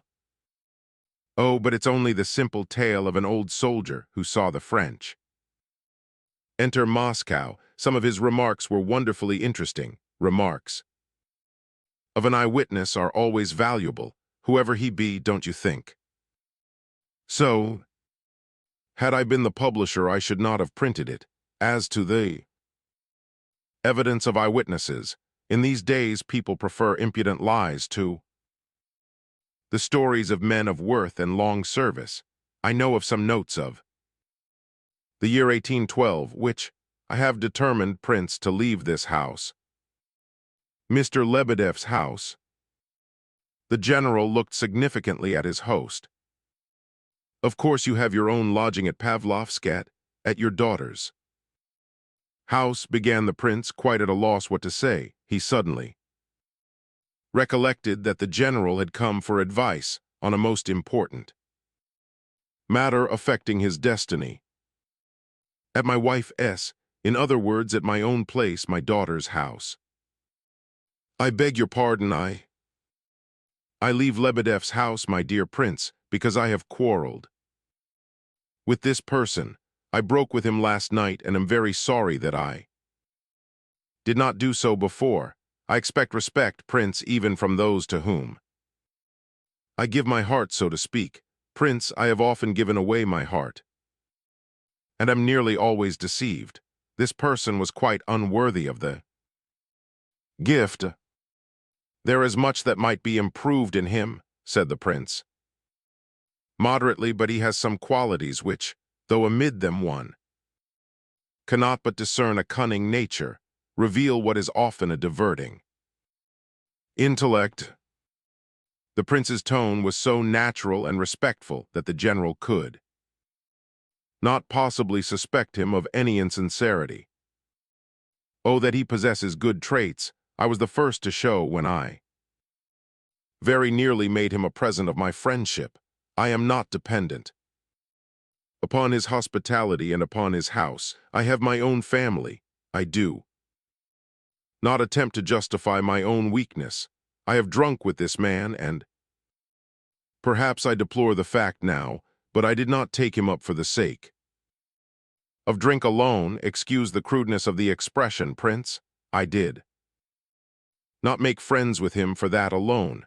I was attracted by his good qualities, but when the fellow declares that he was a child in 1812 and had his left leg cut off and buried in the Vagarkov cemetery in Moscow, such a cock-and-bull story amounts to disrespect, my dear sir. To impudent exaggeration. Oh, he was very likely joking. He said it for fun. I quite understand you. You mean that an innocent lie for the sake of a good joke is harmless and does not offend the human heart. Some people lie, if you like to put it so, out of pure friendship in order to amuse their fellows, but when a man makes use of extravagance in order to show his disrespect and to make clear how the intimacy bores him, it is time for a man of honor to break off the said intimacy and to teach the offender his place. The general flushed with indignation as he spoke. Oh, but Lebedev cannot have been in Moscow in 1812. He is much too young. It is all nonsense. Very well, but even if we admit that he was alive in 1812, can one believe that a French chasseur pointed a cannon at him for a lark and shot his left leg off? He says he picked his own leg up and took it away and buried it in the cemetery. He swore he had a stone put up over it with the inscription, "Here lies the leg of collegiate secretary Lebedev," and on the other side, "Rest, beloved ashes, till the morn of joy," and that he has a service read over it every year, which is simply sacrilege, and goes to Moscow once a year on purpose. He invites me to Moscow in order to prove his assertion and show me his leg's tomb and the very cannon that shot him. He says it's the 11th from the gate of the Kremlin, an old-fashioned falconet taken from the French afterwards. And meanwhile both his legs are still on his body, said the prince, laughing. I assure you it is only an innocent joke, and you need not be angry about it. Excuse me, wait a minute. He says that the leg we see is a wooden one, made by T. Chernisvidov. They do say one can dance with those. Quite so, quite so. And he swears that his wife never found out that one of his legs was wooden all the while they were married. When I showed him the ridiculousness of all this, he said, well, if you were one of Napoleon's pages in 1812, you might let me bury my leg in the Moscow cemetery. Why did you say, began the prince and paused in confusion. The general gazed at his host disdainfully.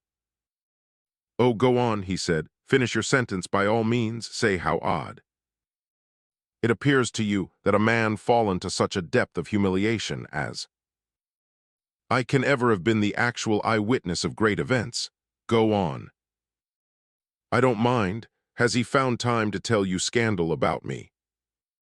No, I've heard nothing of this from Lebedev, if you mean Lebedev. I thought differently. You see, we were talking over this period of history. I was criticizing a current report of something which then happened, and having been myself an eyewitness of the occurrence, you are smiling, Prince. You are looking at my face as if... Oh no, not at all, eyes. I am rather young-looking, I know, but I am actually older than I appear to be. I was 10 or 11 in the year 1812. I don't know my age exactly, but it has always been a weakness of mine to make it out less than it really is. I assure you, General, I do not in the least doubt your statement. One of our living autobiographers states that when he was a small baby in Moscow in 1812, the French soldiers fed him with bread. Well, there you see, said the general condescendingly, there is nothing whatever unusual about my tale. Truth very often appears to be impossible. I was a page. It sounds strange, I dare say. Had I been 15 years old, I should probably have been terribly frightened when the French arrived, as my mother was, who had been too slow about clearing out of Moscow. But as I was only just 10, I was not in the least alarmed, and rushed through the crowd to the very door of the palace when Napoleon alighted from his horse. Undoubtedly, at 10 years old you would not have felt the sense of fear, as you say, blurted out the prince, horribly uncomfortable in the sensation that he was just about to blush. Of course, and it all happened so easily and naturally, and yet were a novelist to describe the episode, he would put in all kinds of impossible and incredible details. Oh, cried the prince, I have often thought that. Why, I know of murder for the sake of a watch. It's in all the papers now, but if some writer had invented it, all the critics would have jumped down his throat and said the thing was too improbable for anything. And yet you read it in the paper, and you can't help thinking that out of these strange disclosures is to be gained the full knowledge of Russian life and character. You said that well, General, it is so true, concluded the prince warmly, delighted to have found a refuge from the fiery blushes which had covered his face. Yes, it's quite true, isn't it? Cried the general, his eyes sparkling with gratification. A small boy, a child, would naturally realize no danger. He would shove his way through the crowds to see the shine and glitter of the uniforms, and especially the great man of whom everyone was speaking, for at that time all the world had been talking of no one but this man for some years past. The world was full of his name. I so to speak drew it in with my mother's milk. Napoleon, passing a couple of paces from me, caught sight of me accidentally. I was very well dressed, and being all alone in that crowd, as you will easily imagine. Oh, of course, naturally the sight impressed him and proved to him that not all the aristocracy had left Moscow, that at least some nobles and their children had remained behind. Just so, he wanted to win over the aristocracy. When his eagle eye fell on me, mine probably flashed back in response. Voila. Un garçon bien élevé qui est ton père, I immediately replied, almost panting with excitement, a general who died on the battlefields of his country, le fils d'un boyard et d'un brave. Pardessus le marché, J. aimless boyards, aimes tu petty. To this keen question I replied as keenly, the Russian heart can recognize a great man even in the bitter enemy of his country. At least I don't remember the exact words, you know, but the idea was as I say. Napoleon was struck. He thought a minute and then said to his sweet, I like that boy's pride. If all Russians think like this child. Then he didn't finish, but went on and entered the palace. I instantly mixed with his suite and followed him. I was already in high favor. I remember when he came into the first hall, the emperor stopped before a portrait of the Empress Catherine, and after thoughtful glance remarked, that was a great woman, and passed on. Well, in a couple of days I was known all over the palace and the Kremlin as Le Petit Boyard. I only went home to sleep, they were nearly out of their minds about me at home, a couple of days after. This Napoleon's page de Bazencourt died. He had not been able to stand the trials of the campaign. Napoleon remembered me. I was taken away without explanation. The dead page's uniform was tried on me, and when I was taken before the emperor dressed in it, he nodded his head to me, and I was told that I was appointed to the vacant post of page. Well, I was glad enough, for I had long felt the greatest sympathy for this man, and then the pretty uniform and all that. Only a child, you know, and so on. It was a dark green dress coat with gold buttons, red facings, white trousers, and a white silk waistcoat, silk stockings, shoes with buckles, and top boots if I were riding out with His Majesty, or with the suite. Though the position of all of us at that time was not particularly brilliant and the poverty was dreadful all round, yet the etiquette at court was strictly preserved, and the more strictly in proportion to the growth of the forebodings of disaster. Quite so, of course," murmured the poor prince, who did know where to look. "Your memoirs would be most interesting." The general was, of course, repeating what he had told Lebedev the night before, and thus brought it out glibly enough, but here he looked suspiciously at the prince out of the corners of his eyes. "My memoirs," he began with redoubled pride and dignity. "Write my memoirs, the idea has not tempted me, and yet, if you please, my memoirs have long been written, but they shall not see the light until dust returns to dust. Then I doubt not they will be translated into all languages, not of course on account of their actual literary merit, but because of the great events of which I was the actual witness.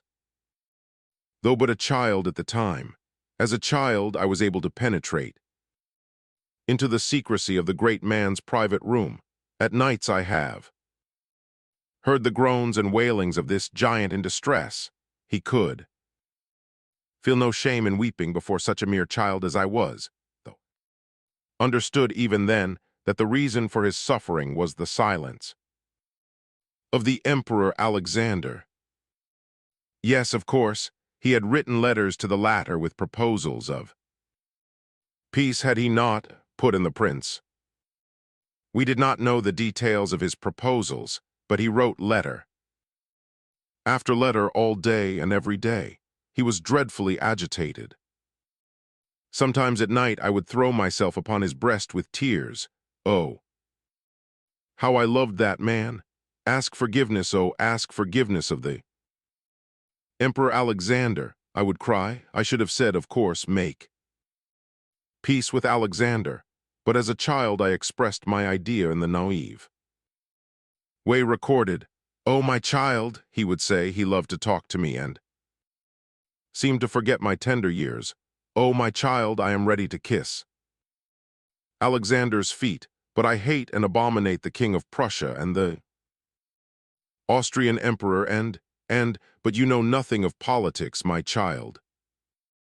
He would pull up, remembering whom he was speaking to, but his eyes would sparkle for a long while after this. Well, now, if I were to describe all this, and I have seen greater events than these, all these critical gentlemen of the press and political parties, oh, no thanks. I'm their very humble servant, but no thanks. Quite so, parties, you are very right, said the prince. I was reading a book about Napoleon and the Waterloo campaign only the other day, by Charras, in which the author does not attempt to conceal his joy at Napoleon's discomfiture at every page.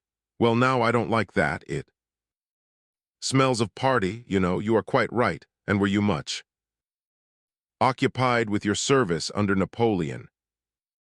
The general was in ecstasies, for the prince's remarks, made as they evidently were, in all seriousness and simplicity, quite dissipated, the last relics of his suspicion. I know Charas's book. Oh, I was so angry with his work, I wrote to him and said, I forget what at this moment.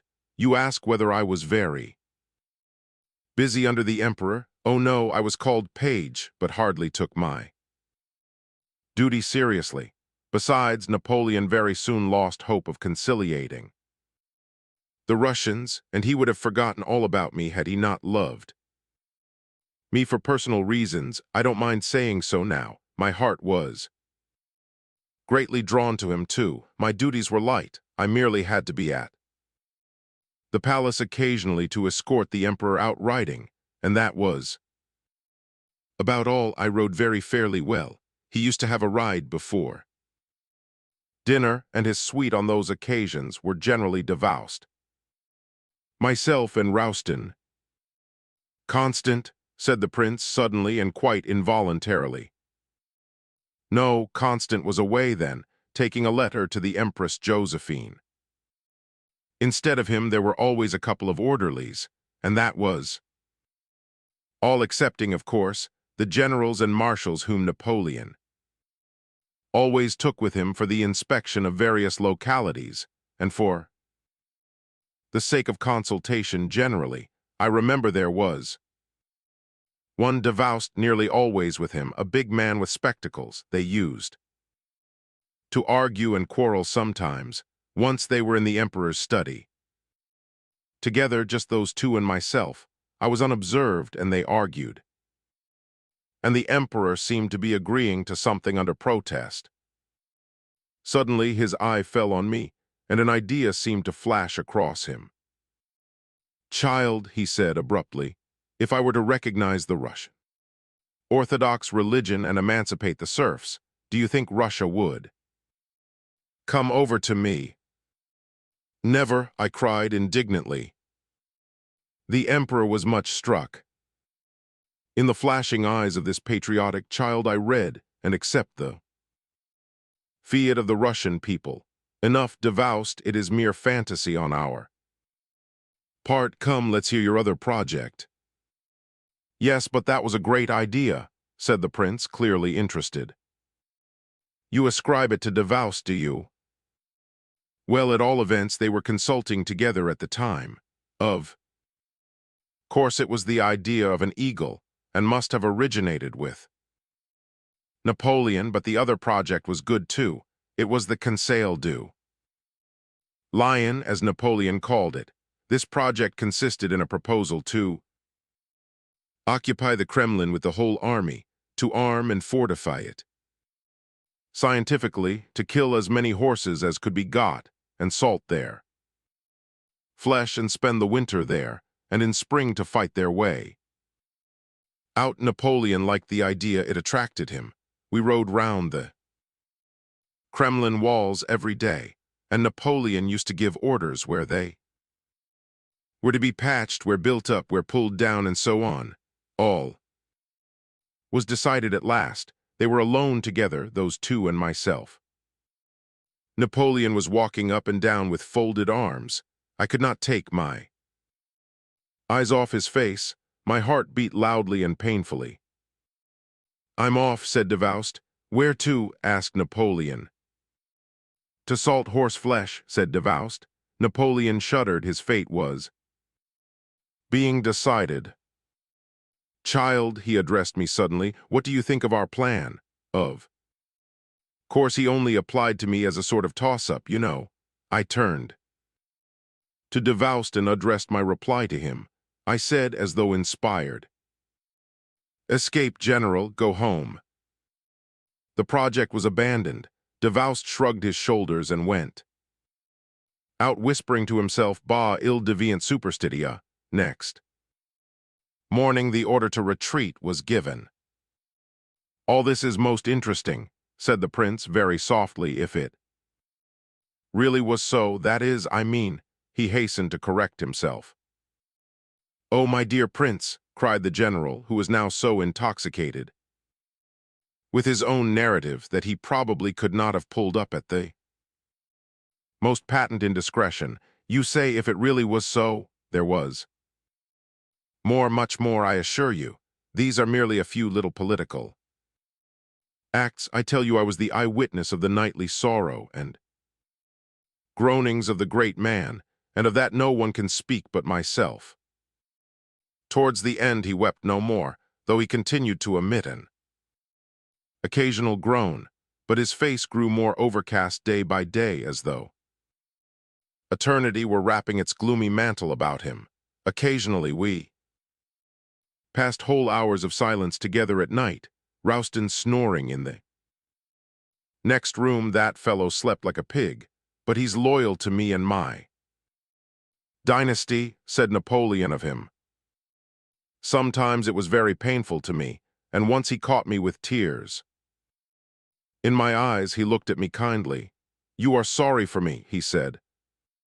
You, my child, and perhaps one other child, my son, the king of Rome, may grieve for me. All the rest hate me, and my brothers are the first to betray me in misfortune. I sobbed and threw myself into his arms. He could not resist me.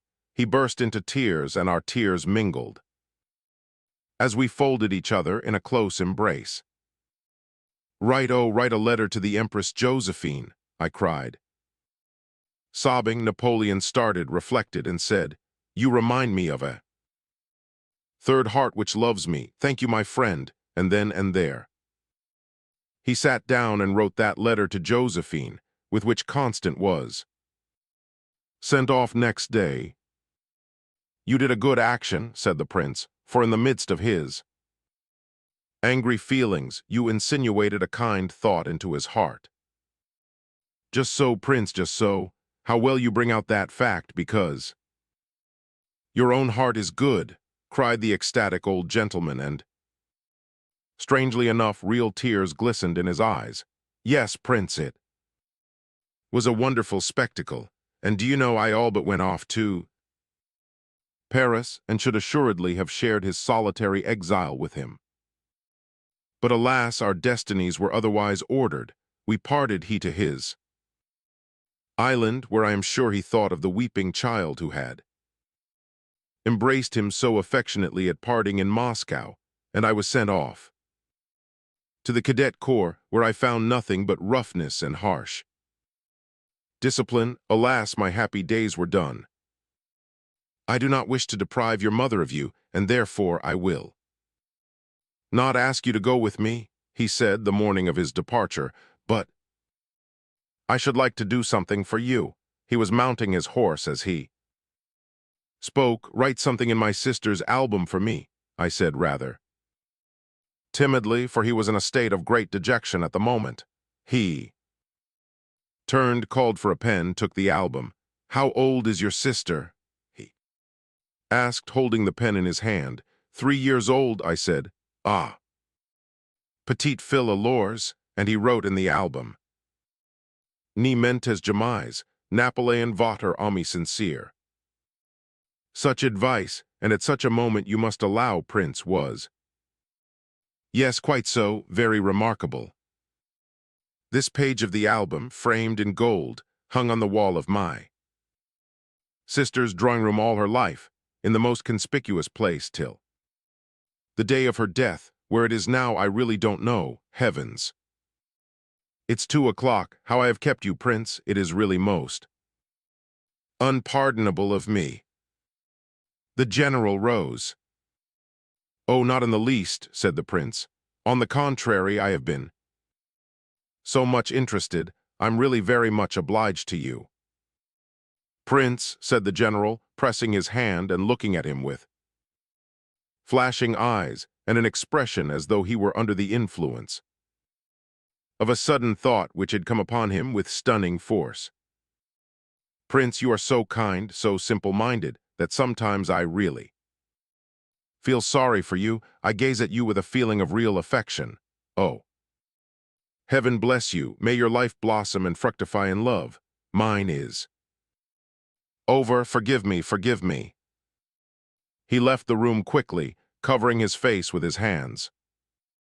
The prince could not doubt the sincerity of his agitation.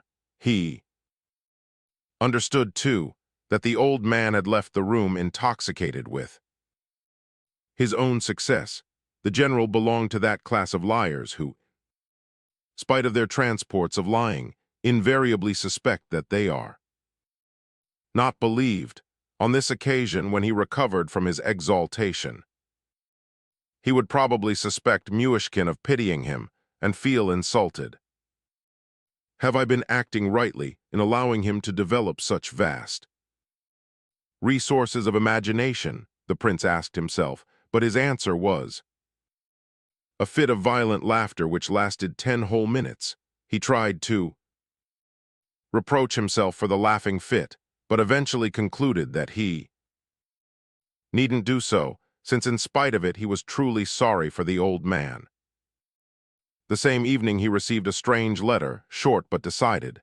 The general informed him that they must part forever, that he was grateful, but that even from him he could not accept signs of sympathy, which were humiliating to the dignity of a man already miserable enough. When the prince heard that the old man had gone to Nina Alexandrovna, though he felt almost easy on his account, we have seen, however, that the general paid a visit to Lizabetha Prokofievna and caused trouble there, the final upshot being that he frightened Mrs. Epanchin and angered her by bitter hints as to his son, Gania. He had been turned out in disgrace eventually, and this was the cause of his bad night and quarrelsome day, which ended in his sudden departure into the street in a condition approaching insanity, as recorded before. Kolya did not understand the position. He tried severity with his father as they stood in the street after the latter had cursed the household, hoping to bring him round that way. "Well, where are we to go to now, father?" he asked. "You don't want to go to the prince's. You have quarreled with Lebedev. You have no money. I never have any. And here we are in the middle of the road in a nice sort of mess. Better to be of a mess than in a mess." I remember making a joke something like that at the mess in 1840. Forget, where is my youth, where is my golden youth? Who was it said that? Kolya. It was Gogol in Dead Soul's father, cried Kolya, glancing at him in some alarm. Dead souls, yes, of course, dead. When I die, Kolya, you must engrave on my tomb, "Here lies a dead soul." Shame pursues me. Who said that, Kolya? I don't know, father. There was no Iropkov, Irashka Iropkov, he cried suddenly, stopping in the road in a frenzy. No Iropkov, and my own son to say it. Iropkov was in the place of a brother to me for 11 months. I fought a duel for him. He was married afterwards and then killed on the field of battle. The bullet struck the cross on my breast and glanced off straight into his temple. I'll never forget you, he cried, and expired. I served my country well and honestly, Kolya, but shame has pursued me. You and Nina will come to my grave, Kolya. Poor Nina, I always used to call her Nina in the old days, and how she loved Nina. Nina, oh Nina, what have I ever done to deserve your forgiveness and long-suffering?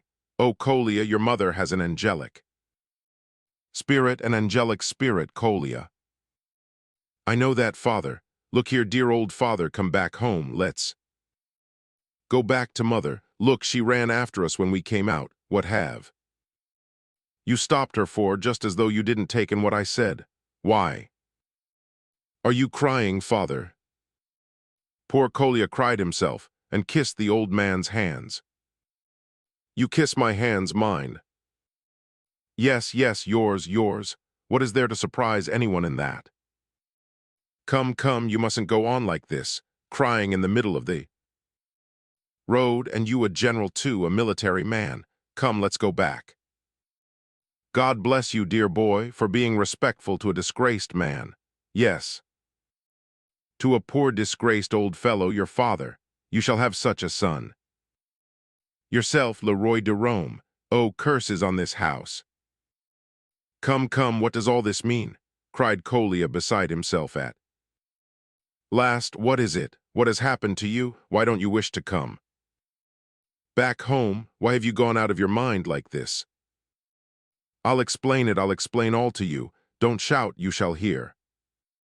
Leroy de Rome. Oh, I am sad, I am melancholy. Nurse, where is your tomb? Who said that, Colia? I don't know who said it. Come home at once, come on. I'll punch Gania's head myself if you like, only come. Oh, where are you off to again? The general was dragging him away towards the door of a house nearby.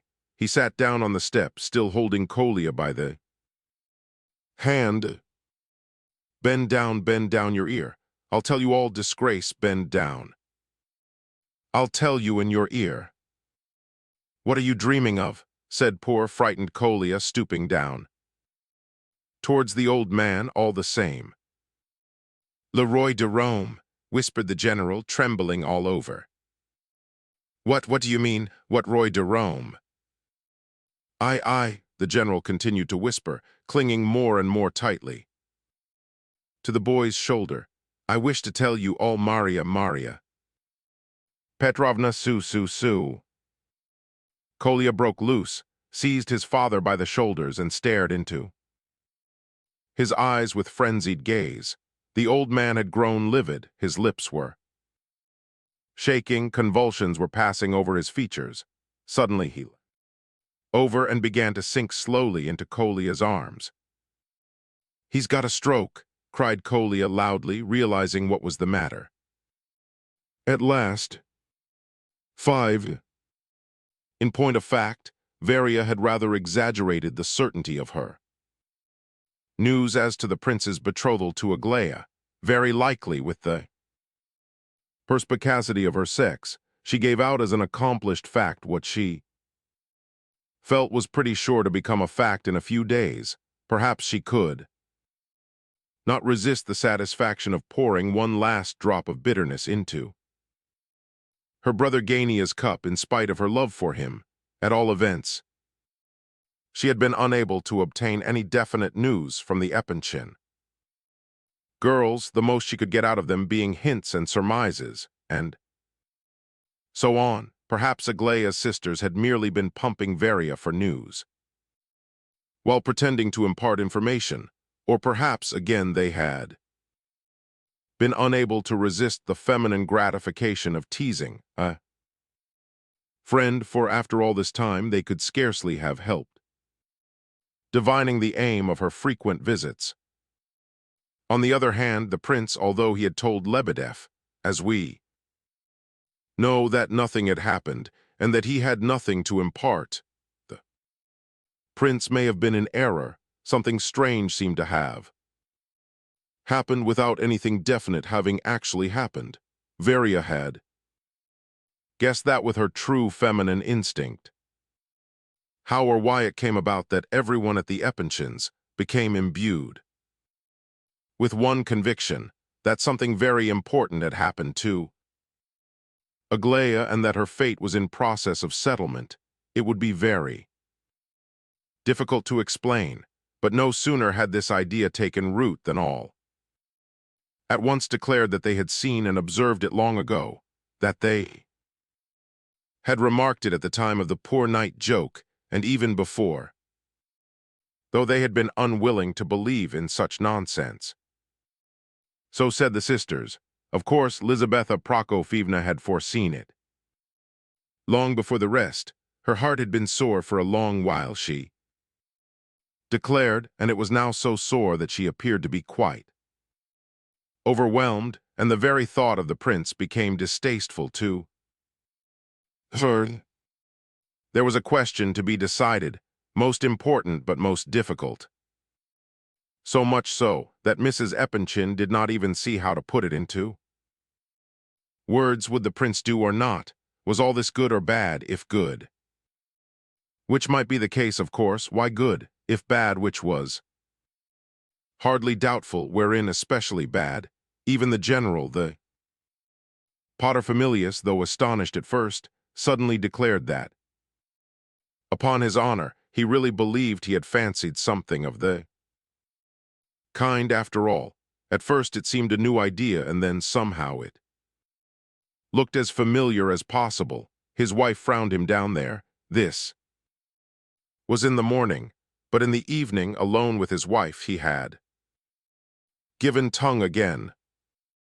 Well, really, silence, of course, all this is very strange if true, which I cannot deny, but silence, but on the other hand, if one looks things in the face, upon my honor, the prince is a rare good fellow, and well his name.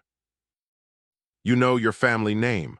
All this looks well and perpetuates the name and title and all that, which at this moment is not standing so high as it might from one point of view, don't you know? The world is the world, of course, and people will talk, and then the prince has property, if it is not very large, and then he continued.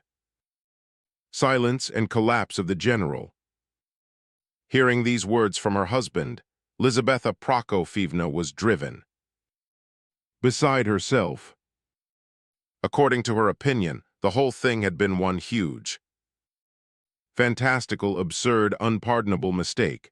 First of all, this prince is an idiot, and secondly, he is a fool, knows nothing of the world, and has no place in it. Whom can he be shown to? Where can you take him? To what will old Bielakonsky say? We never thought of such a husband as that for our Aglaya. Of course, the last argument was the chief one. The maternal heart trembled with indignation to think of such an absurdity, although in that heart there rose another voice which said, and why is not the prince such a husband as you would have desired for Aglaya? It was this voice which annoyed Lizaveta Prokofyevna more than anything else. For some reason or other, the sisters liked the idea of the prince. They did not even consider it very strange.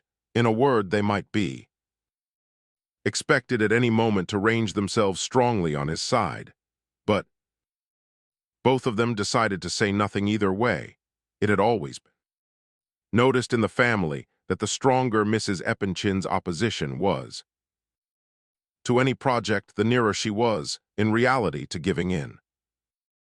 Alexandra, however, found it difficult to keep absolute silence on the subject, long since holding, as she did, the post of confidential advisor to Mama. She was now perpetually called in council and asked her opinion, and especially her assistance, in order to recollect how on earth all this happened.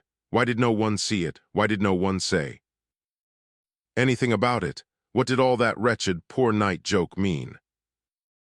Why was she, Lizaveta Prokofyevna, driven to think and foresee and worry for everybody, while they all sucked their thumbs and counted the crows in the garden and did nothing? At first Alexandra had been very careful, and had merely replied that perhaps her father's remark was not so far out, that in the eyes of the world probably the choice of the prince as a husband for one of the Epanchin girls would be considered a very wise one. Warming up, however, she added that the prince was by no means a fool and never had been, and that as to place in the world, no one knew what the position of a respectable person in Russia would imply in a few years, whether it would depend on successes in the government service, on the old system, or what. To all this her mother replied that Alexandra was a free thinker, and that all this was due to that cursed woman's rights question. Half an hour after this conversation, she went off to town, and thence to the Kameny Ostrov, Stone Island, a suburb and park of St. Petersburg, to see Princess Bielakonsky, who had just arrived from Moscow on a short visit. The princess was Aglaya's godmother. Old Bielakonsky listened to all the fevered and despairing lamentations of Lizaveta Prokofyevna without the least emotion. The tears of this sorrowful mother did not evoke answering sighs. In fact, she laughed at her. She was a dreadful old despot, this princess. She could not allow equality in anything, not even in friendship of the oldest standing, and she insisted on treating Mrs. Epanchin as her protégée as she had been 35 years ago. She could never put up with the independence and energy of Lizaveta's character. She observed that, as usual, the whole family had gone much too far ahead and had converted a fly into an elephant. That, so far as she had heard their story, she was persuaded that nothing of any seriousness had occurred, that it would surely be better to wait until something did happen, that the prince, in her opinion, was a very decent young fellow, though perhaps a little eccentric through illness and not quite as weighty in the world as one could wish.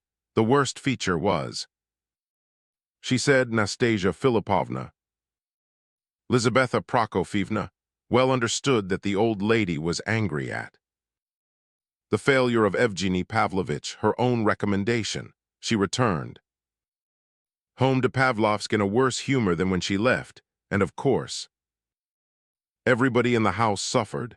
She pitched into everyone because she declared they had gone mad. Why were things always mismanaged in her house? Why had everybody been in such a frantic hurry in this matter? So far as she could see, nothing whatever had happened. Surely they had better wait and see what was to happen, instead of making mountains out of molehills. And so the conclusion of the matter was that it would be far better to take it quietly and wait coolly to see what would turn up. But alas, peace did not reign for more than 10 minutes. The first blow dealt to its power was in certain news communicated to Lizaveta Prokofyevna as to events which had happened during her trip to see the princess. This trip had taken place the day after that on which the prince had turned up at the Epanchins at nearly 1 o'clock at night, thinking it was 9. The sisters replied candidly and fully enough to their mother's impatient questions on her return. They said in the first place that nothing particular had happened since her departure, that the prince had been, and that Aglaya had kept him waiting a long while before she appeared, half an hour at least, that she had then come in and immediately asked the prince to have a game of chess, that the prince did not know the game and Aglaya had beaten him easily, that she had been in a wonderfully merry mood and had laughed at the prince and chaffed him so unmercifully that one was quite sorry to see his wretched expression. She had then asked him to play cards, the game called Little Fools. At this game the tables were turned completely, for the prince had shown himself a master at it. Aglaya had cheated and changed cards and stolen others in the most barefaced way, but in spite of everything, the prince had beaten her hopelessly 5 times running, and she had been left little fool each time.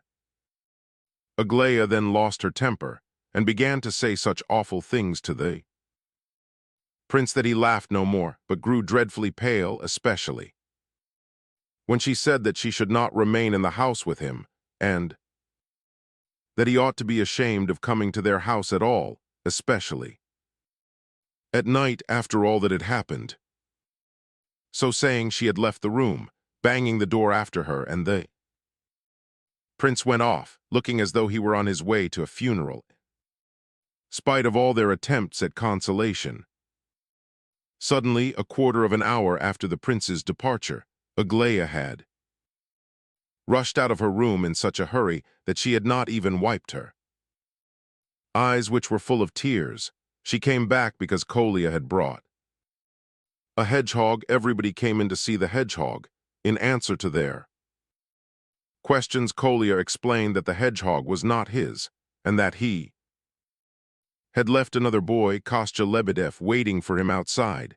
Kostya was too shy to come in because he was carrying a hatchet. They had bought the hedgehog and the hatchet from a peasant whom they had met on the road. He had offered to sell them the hedgehog, and they had paid 50 kopecks for it, and the hatchet had so taken their fancy that they had made up their minds to buy it of their own accord. On hearing this, Aglaya urged Kolya to sell her the hedgehog. She even called him Dear Kolya in trying to coax him. He refused for a long time, but at last he could hold out no more and went to fetch Kostya Lebedev. The latter appeared carrying his hatchet and covered with confusion. Then it came out that the hedgehog was not theirs, but the property of a schoolmate, one Petrov, who had given them some money to buy Schlosser's history for him from another schoolfellow who at that moment was driven to raising money by the sale of his books. Kolya and Kostya were about to make this purchase for their friend when chance brought the hedgehog to their notice, and they had succumbed to the temptation of buying it.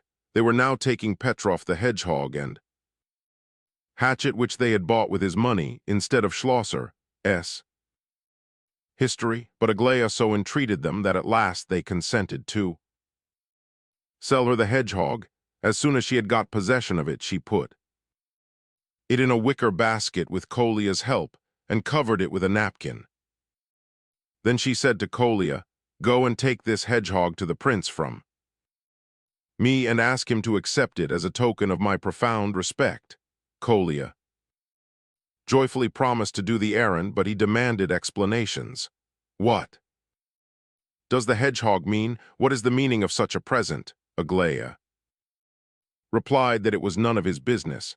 I am sure that there is some allegory about it, Kolya persisted. Aglaya grew angry and called him a silly boy. If I did not respect all women in your person, replied Kolya, and if my own principles would permit it, I would soon prove to you that I know how to answer such an insult. But in the end, Kolya went off with the hedgehog in great delight, followed by Kostya Lebedev. Aglaya's annoyance was soon over, and seeing that Kolya was swinging the hedgehog's basket violently to and fro, she called out to him from the veranda as if they had never quarreled, "Kolya, dear, please take care not to drop him." Kolya appeared to have no grudge against her either, for he stopped and answered most cordially, "No, I will not drop him. Don't be afraid, Aglaya Ivanovna," after which he went on his way. Aglaya burst out laughing and ran up to her room. Highly delighted, her good spirits lasted the whole day. All this filled poor Lizabetha's mind with chaotic confusion. What on earth did it all mean? The most disturbing feature was the hedgehog. What was the symbolic signification of a hedgehog? What did they understand by it? What underlay it? Was it a cryptic message? Poor General Epanchin put his foot in it by answering the questions in his own way. He said there was no cryptic message at all. As for the hedgehog, it was just a hedgehog, which meant nothing unless indeed it was a pledge of friendship, the sign of forgetting of offenses, and so on. At all events, it was a joke, and of course a most pardonable and innocent one. We may as well remark that the general had guessed perfectly accurately. The prince, returning home from the interview with Aglaya, had sat gloomy and depressed for half an hour. He was almost in despair when Kolya arrived with the hedgehog.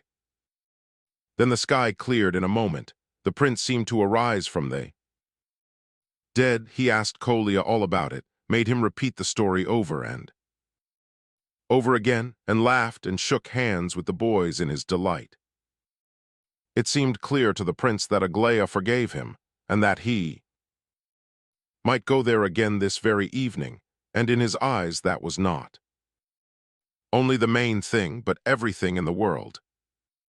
"What children we are still, Colia," he cried at last, enthusiastically, "and how delightful it is that we can be children. Still, simply, my dear prince, simply she is in love with you, that's the whole of the secret," replied Colia with authority. The prince blushed, but this time he said nothing. Colia burst out laughing and clapped his hands. A minute later the prince laughed too. And from this moment until the evening he looked at his watch every other minute to see how much time he had to wait before evening came. But the situation was becoming rapidly critical. Mrs. Epanchin could bear her suspense no longer, and in spite of the opposition of husband and daughters, she sent for Aglaia, determined to get a straightforward answer out of her, once for all. "Otherwise," she observed hysterically, "I shall die before evening." It was only now that everyone realized to what a ridiculous deadlock the whole matter had been brought, excepting feigned surprise, indignation, laughter, and jeering, both at the prince and at everyone who asked her questions. Nothing could be got out of Aglaia. Lizaveta Prokofyevna went to bed, and only rose again in time for tea.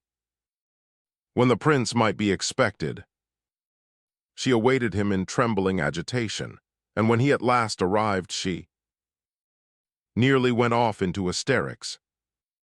Myshkin himself came in very timidly.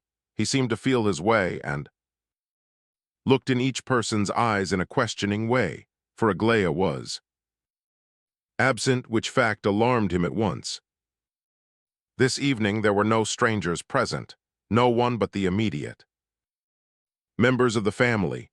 Princess was still in town, occupied with the affairs of Evgeny Pavlovitch's uncle.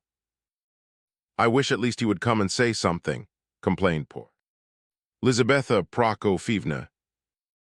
The general sat still with a most preoccupied air. The sisters were looking very serious and did not speak a word, and Lizaveta Prokofyevna did not know how to commence the conversation. At length she plunged into an energetic and hostile criticism of railways and glared at the prince defiantly. Alas, Aglaia still did not come, and the prince was quite lost. He had the greatest difficulty in expressing his opinion that railways were most useful institutions, and in the middle of his speech Adelaida laughed, which threw him into a still worse state of confusion. At this moment in marched Aglaia, as calm and collected as could be. She gave the prince a ceremonious bow and solemnly took up a prominent position near the big round table. She looked at the prince questioningly. All present realized that the moment for the settlement of perplexities had arrived. "Did you get my hedgehog?" she inquired firmly and almost angrily. "Yes, I got it," said the prince, blushing. "Tell us now at once what you made of the present. I must have you answer this question for mother's sake. She needs pacifying, and so do all the rest of the family." "Look here, Aglaia," began the general. This is going beyond all limits," said Lizaveta Prokofyevna, suddenly alarmed. "It is not in the least beyond all limits, Mama," said her daughter firmly. "I sent the prince a hedgehog this morning, and I wish to hear his opinion of it. Go on, prince." What sort of opinion, Aglaia Ivanovna?" "About the hedgehog. That is, I suppose you wish to know how I received the hedgehog, Aglaia Ivanovna, or I should say how I regarded your sending him to me. In that case I may tell you, in a word, that I in fact—" He paused, breathless. "Come, you haven't told us much," said Aglaia after waiting some 5 Seconds. Very well, I am ready to drop the hedgehog if you like, but I am anxious to be able to clear up this accumulation of misunderstandings. Allow me to ask you, Prince, I wish to hear from you personally. Are you making me an offer or not? Gracious heavens, exclaimed Lizabetha Prokofyevna, the prince. Started, the general stiffened in his chair, the sisters frowned. Don't deceive me now, Prince, tell the truth. All these people persecute me with astounding questions about you. Is there any ground for all these questions or not? Come. I have not asked you to marry me yet, Aglaya Ivanovna, said the prince, becoming suddenly animated, but you know yourself how much I love you and trust you. No, I asked you this, answer this. Do you intend to ask for my hand or not? Yes, I do ask for it, said the prince, more dead than alive now. There was a general stir in the room. No, no, my dear girl, began the general. You cannot proceed like this. Aglaya, if that's how the matter stands, it's impossible, Prince. Forgive it, my dear fellow, but Lizabetha Prokofyevna, he appealed to his spouse for help. You must really. Not I. I retire from all responsibility, said Lizabetha Prokofyevna with a wave of the hand. Allow me to speak, please, Mama, said Aglaya. I think I ought to have something to say in the matter. An important moment of my destiny is about to be decided. This is how Aglaya expressed herself, and I wish to find out how the matter stands, for my own sake though I am. Glad you are all here. Allow me to ask you, Prince, since you cherish those intentions, how you consider that you will provide for my happiness. I don't quite know how to answer your question, Aglaya Ivanovna. What is there to say to such a question, and must I answer? I think you are rather overwhelmed and out of breath. Have a little rest and try to recover yourself. Take a glass of water but they'll give you some tea directly. I love you, Aglaya Ivanovna. I love you very much. I love only you, and please don't jest about it, for I do love you very much. Well, this matter is important. We are not children. We must look into it thoroughly. Now then, kindly tell me, what does your fortune consist of? No, Aglaya, come, enough of this. You mustn't behave like this, said her father in dismay. It's disgraceful, said Lizabetha Prokofyevna in a loud whisper. She's mad quite, said Alexandra. Fortune, money, do you mean? Asked the prince in some surprise. Just so. I have now, let's see, I have 135,000 rubles, said the prince, blushing violently. Is that all really? Said Aglaya candidly, without the slightest show of confusion. However, it's not so bad, especially if managed with economy. Do you intend to serve? I intended to try for a certificate as private tutor. Very good, that would increase our income nicely. Have you any intention of being a kammer-junker?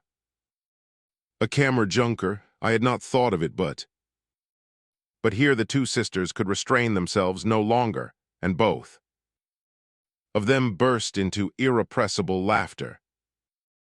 Adelaida had long since detected in Aglaya's features the gathering signs of an approaching storm of laughter, which she restrained with amazing self-control.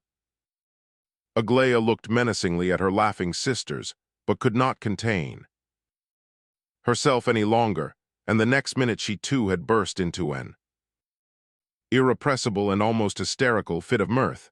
At length she jumped up and ran out of the room. I knew it was all a joke, cried Adelaida. I felt it ever since the hedgehog. No, I cannot allow this. This is a little too much, cried Lizabetha Prokofyevna, exploding with rage, and she rose from her seat and followed Aglaia out of the room as quickly as she could. The two sisters hurriedly went after her. The prince and the general were the only two persons left in the room. It's really, now could you have imagined anything like it, Lev? Nikolaevich, cried the general. He was evidently so much agitated that he hardly knew what he wished to say. Seriously now, seriously I mean, I only see that Aglaia Ivanovna is laughing at me, said the poor prince sadly. Wait a bit, my boy, I'll just go. You stay here, you know, but do just explain, if you can, Lev Nikolaevich, how in the world has all this come about, and what does it all mean? You must understand, my dear fellow, I am a father, you see, and I ought to be allowed to understand the matter. Do explain, I beg you. I love Aglaia Ivanovna, she knows it, and I think she must have long known it. The general shrugged his shoulders. Strange, it's strange, he said, and you love her very much. Yes, very much. Well, it's almost strange to me. That is, my dear fellow, it is such a surprise, such a blow that, you see, it is not your financial position. Though I should not object if you were a bit richer, I am thinking of my daughter's happiness, of course, and the thing is, are you able to give her the happiness she deserves, and then, is all this a joke on her part, or is she in earnest? I don't mean on your side, but on hers. At this moment, Alexandra's voice was heard outside the door, calling out, Papa. Wait for me here, my boy, will you? Just wait and think it all over. And I'll come back directly, he said hurriedly, and made off with what looked like the rapidity of alarm in response to Alexandra's call. He found the mother and daughter locked in one another's arms, mingling their tears. These were the tears of joy and peace and reconciliation. Aglaia was kissing her mother's lips and cheeks and hands. They were hugging each other in the most ardent way. There, look at her now, Ivan Fedorovitch. Here she is, all of her. This is our real Aglaia at last, said Lizaveta Prokofyevna.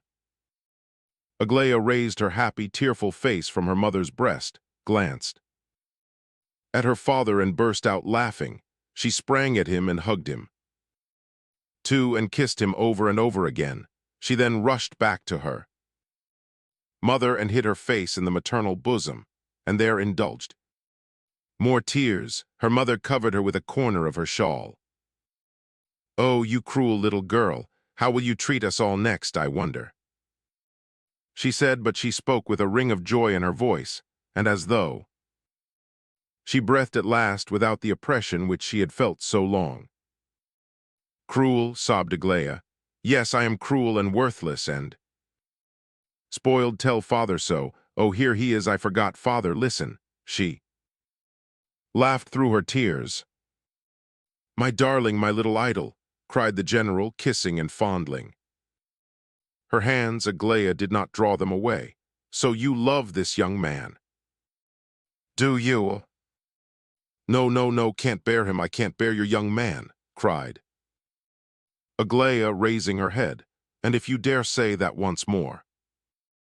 Papa, I'm serious, you know. Do you hear me? I'm serious. She certainly did seem to be serious enough. She had flushed up all over, and her eyes were blazing. The general felt troubled and remained silent, while Lizaveta Prokofyevna telegraphed to him from behind Aglaia to ask no questions. If that's the case, darling, then of course you shall do exactly as you like. He is waiting alone downstairs. Hadn't I better hint to him gently that he can go? The general telegraphed to Lizaveta Prokofyevna in his turn. No, no, you needn't do anything of the sort. You mustn't hint gently at all. I'll go down myself directly. I wish to apologize to this young man because I hurt his feelings. Yes, seriously, said the general gravely. Well, you'd better stay here, all of you, for a little, and I'll go. Down to him alone to begin with. I'll just go in and then you can. Follow me almost at once. That's the best way. She had almost reached the door when she turned round again. I shall laugh, I know I shall. I shall die of laughing, she said, lugubriously. However, she turned and ran down to the prince as fast as her feet could carry her.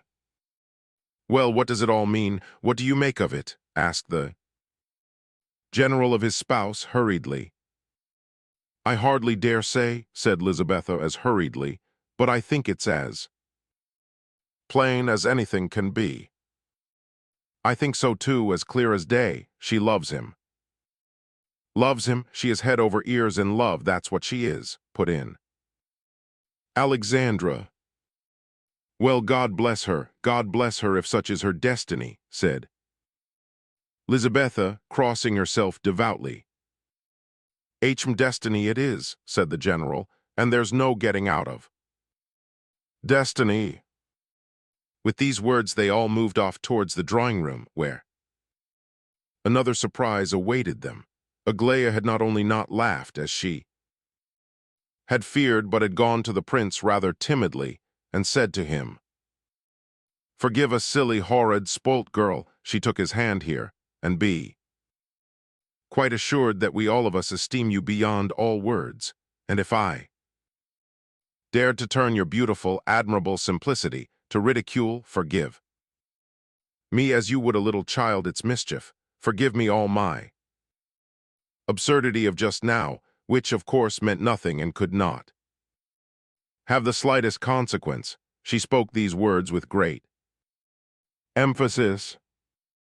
Her father, mother, and sisters came into the room and were much struck with the last words, which they just caught as they entered, absurdity, which of course meant nothing, and still more so with the emphasis with which Aglaia had spoken. They exchanged glances questioningly, but the prince did not seem to have understood the meaning of Aglaia's words. He was in the highest heaven of delight. Why do you speak so? He murmured. Why do you ask my forgiveness? He wished to add that he was unworthy of being asked for forgiveness by her, but paused. Perhaps he did understand Aglaia's sentence about absurdity, which meant nothing, and like the strange fellow that he was, rejoiced in the words. Undoubtedly, the fact that he might now come and see Aglaia as much as he pleased again was quite enough to make him perfectly happy, that he might come and speak to her, and see her, and sit by her, and walk with her, who knows, but that all this was quite enough to satisfy him for the whole of his life, and that he would desire no more to the end of time. Lizabetha Prokofyevna felt that this might be the case, and she did like it, though very probably she could not have put the idea into words. It would be difficult to describe the animation and high spirits which distinguished the prince for the rest of the evening. He was so happy that it made one feel happy to look at him, as Aglaia's sisters expressed it afterwards. He talked and told stories, just as he had done once before and never since, namely on the very first morning of his acquaintance with the Epinchins 6 months ago. Since his return to Petersburg from Moscow, he had been remarkably silent and had told Princess on one occasion before everyone that he did not think himself justified in degrading any thought by his unworthy words. But this evening he did nearly all the talking himself and told stories by the dozen, while he answered all questions put to him, clearly, gladly, and with any amount of detail. There was nothing, however, of love-making in his talk. His ideas were all of the most serious kind. Some were even mystical and profound.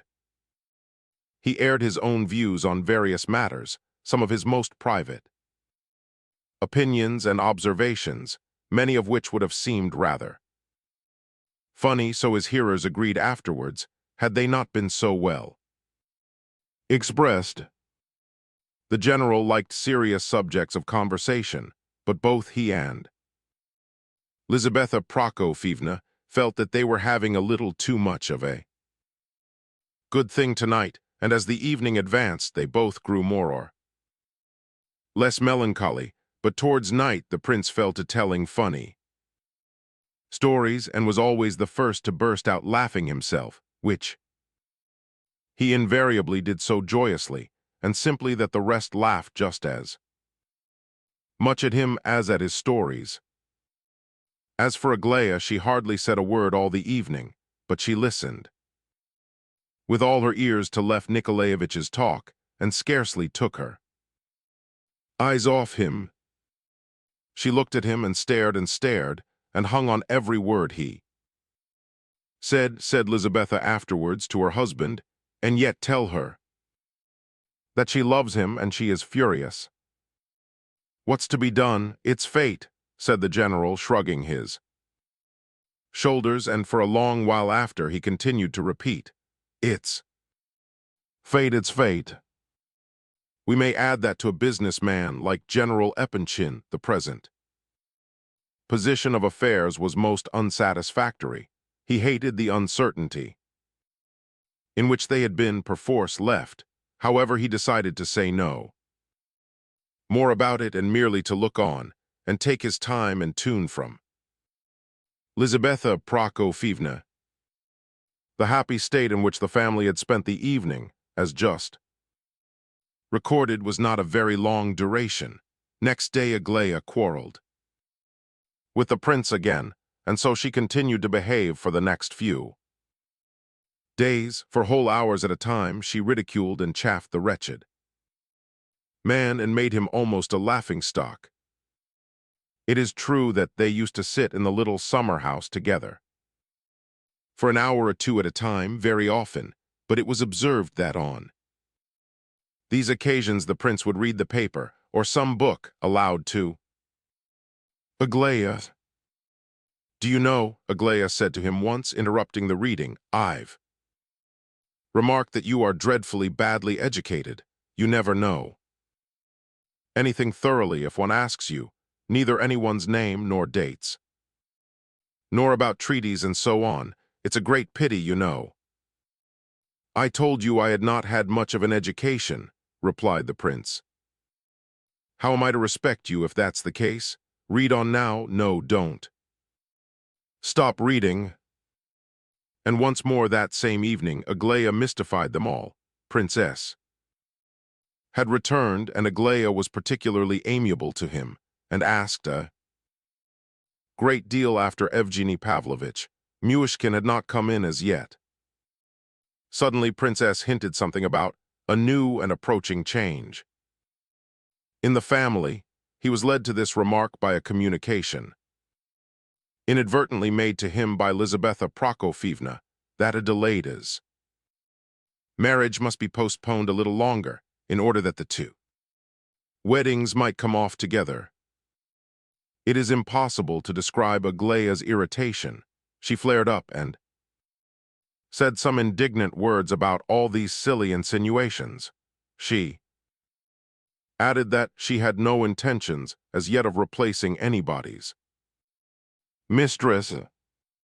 These words painfully impressed the whole party, but especially her parents. Lizaveta Prokofyevna summoned a secret council of two and insisted upon the generals demanding from the prince a full explanation of his relations with Nastasia Philippovna. The general argued that it was only a whim of Aglaya's, and that had not Princess unfortunately made that remark, which had confused the child and made her blush. She never would have said what she did, and that he was sure. Aglaya knew well that anything she might have heard of the prince and Nastasia Philippovna was merely the fabrication of malicious tongues, and that the woman was going to marry Rogojin. He insisted that the prince had nothing whatever to do with Nastasia Philippovna, so far as Any liaison was concerned, and if the truth were to be told about it. He added never it had. Meanwhile, nothing put the prince out, and he continued to be in the seventh heaven of bliss. Of course, he could not fail to observe some impatience and ill temper in Aglaia now and then, but he believed in something else, and nothing could now shake his conviction. Besides, Aglaia's frowns never lasted long. They disappeared of themselves. Perhaps he was too easy in his mind, so thought Hippolyte at all events, who met him in the park one day. Didn't I tell you the truth now when I said you were in love? He said, coming up to Myshkin of his own accord and stopping him. The prince gave him his hand and congratulated him upon looking so well. Hippolyte himself seemed to be hopeful about his state of health, as is often the case with consumptives. He had approached the prince with the intention of talking sarcastically about his happy expression of face, but very soon forgot his intention and began to talk about himself. He began complaining about everything disconnectedly and endlessly, as was his wont. You wouldn't believe, he concluded, how irritating they all are. There, they are such wretchedly small, vain, egotistical, commonplace people, would you believe it? They invited me there under the express condition that I should die quickly, and they are all as wild as possible with me for not having died yet, and for being on the contrary a good deal better. Isn't it a comedy? I don't mind betting that you don't believe me. The prince said nothing. I sometimes think of coming over to you again, said Hippolyte carelessly, so you don't think them capable of inviting a man on the condition that he is to look sharp and die. I certainly thought they invited you with quite other views. Ho ho, you are not nearly so simple as they try to make you out. This is not the time for it, or I would tell you a thing or two about that. Beauty, Gania, and his hopes, you are being undermined pitilessly. Undermined, and it is really melancholy to see you so calm about it, but alas, it's your nature, you can't help it. My word, what a thing to be melancholy about. Why do you think I should be any happier if I were to feel disturbed about the excavations you tell me of? It is better to be unhappy and know the worst than to be happy in a fool's paradise. I suppose you don't believe that you have a rival in that quarter. Your insinuations as to rivalry are rather cynical, Hippolyte. I'm sorry to say I have no right to answer you. As for Gania, I put it to you, can any man have a happy mind after passing through what he has had to suffer? I think that is the best way to look at it. He will change, yet he has lots of time before him, and life is rich. Besides, the prince hesitated, as to being undermined, I don't know what in the world you are driving at, Hippolyte. I think we had better drop the subject. Very well, we'll drop it for a while. You can't look at anything but in your exalted, generous way. You must put out your finger and touch a thing before you'll believe it, eh? Ha ha ha, I suppose you despise me dreadfully, Prince, eh? What do you think? Why, because you have suffered more than we have. No, because I am unworthy of my sufferings, if you like. Whoever can suffer is worthy to suffer, I should think. Aglaia Ivanovna wished to see you after she had read your confession, but she postponed the pleasure. I see, I quite understand, said Hippolyte hurriedly, as though he wished to banish the subject. I hear that me that you read her all that nonsense aloud. Stupid bosh, it was written in delirium, and I can't understand how anyone can be so, I won't say cruel, because the word would be humiliating to myself, but we'll say childishly vain and revengeful, as to reproach me with this confession and use it as a weapon against me. Don't be afraid, I'm not. Referring to yourself.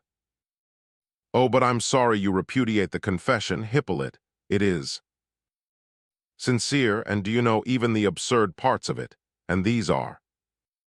Many, here Hippolyte frowned savagely, are as it were redeemed by suffering, for it must have cost you something to admit what you there. Say great torture, perhaps, for all I know. Your motive must have been a very noble one all through, whatever may have appeared to thee. Contrary, I give you my word, I see this more plainly every day. I do. Not judge you, I merely say this to have it off my mind, and I am only sorry that I did not say it all then.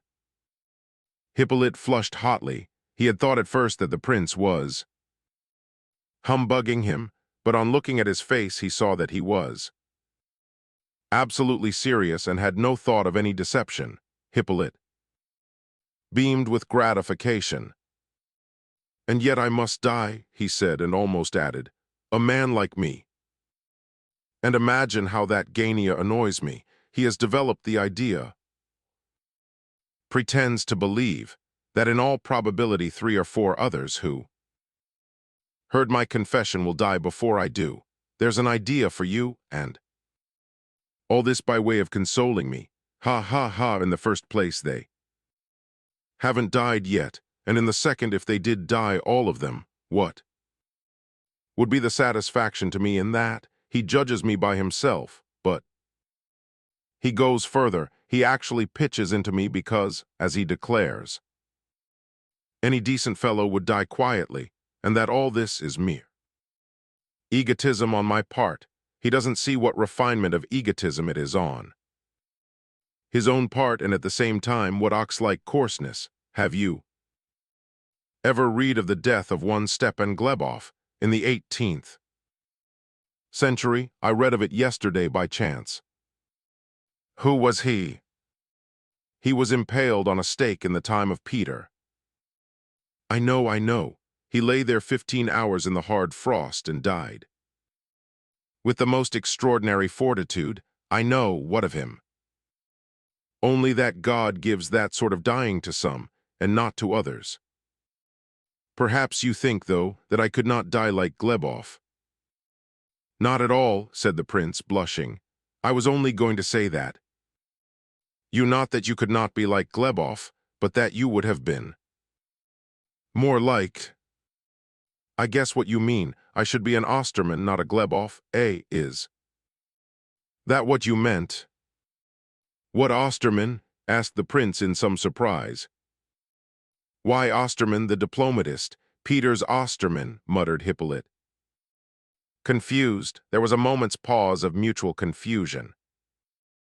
Oh, no, no, said the prince at last. That was not what I was going to say. Oh, no, I don't think you would ever have been like Osterman.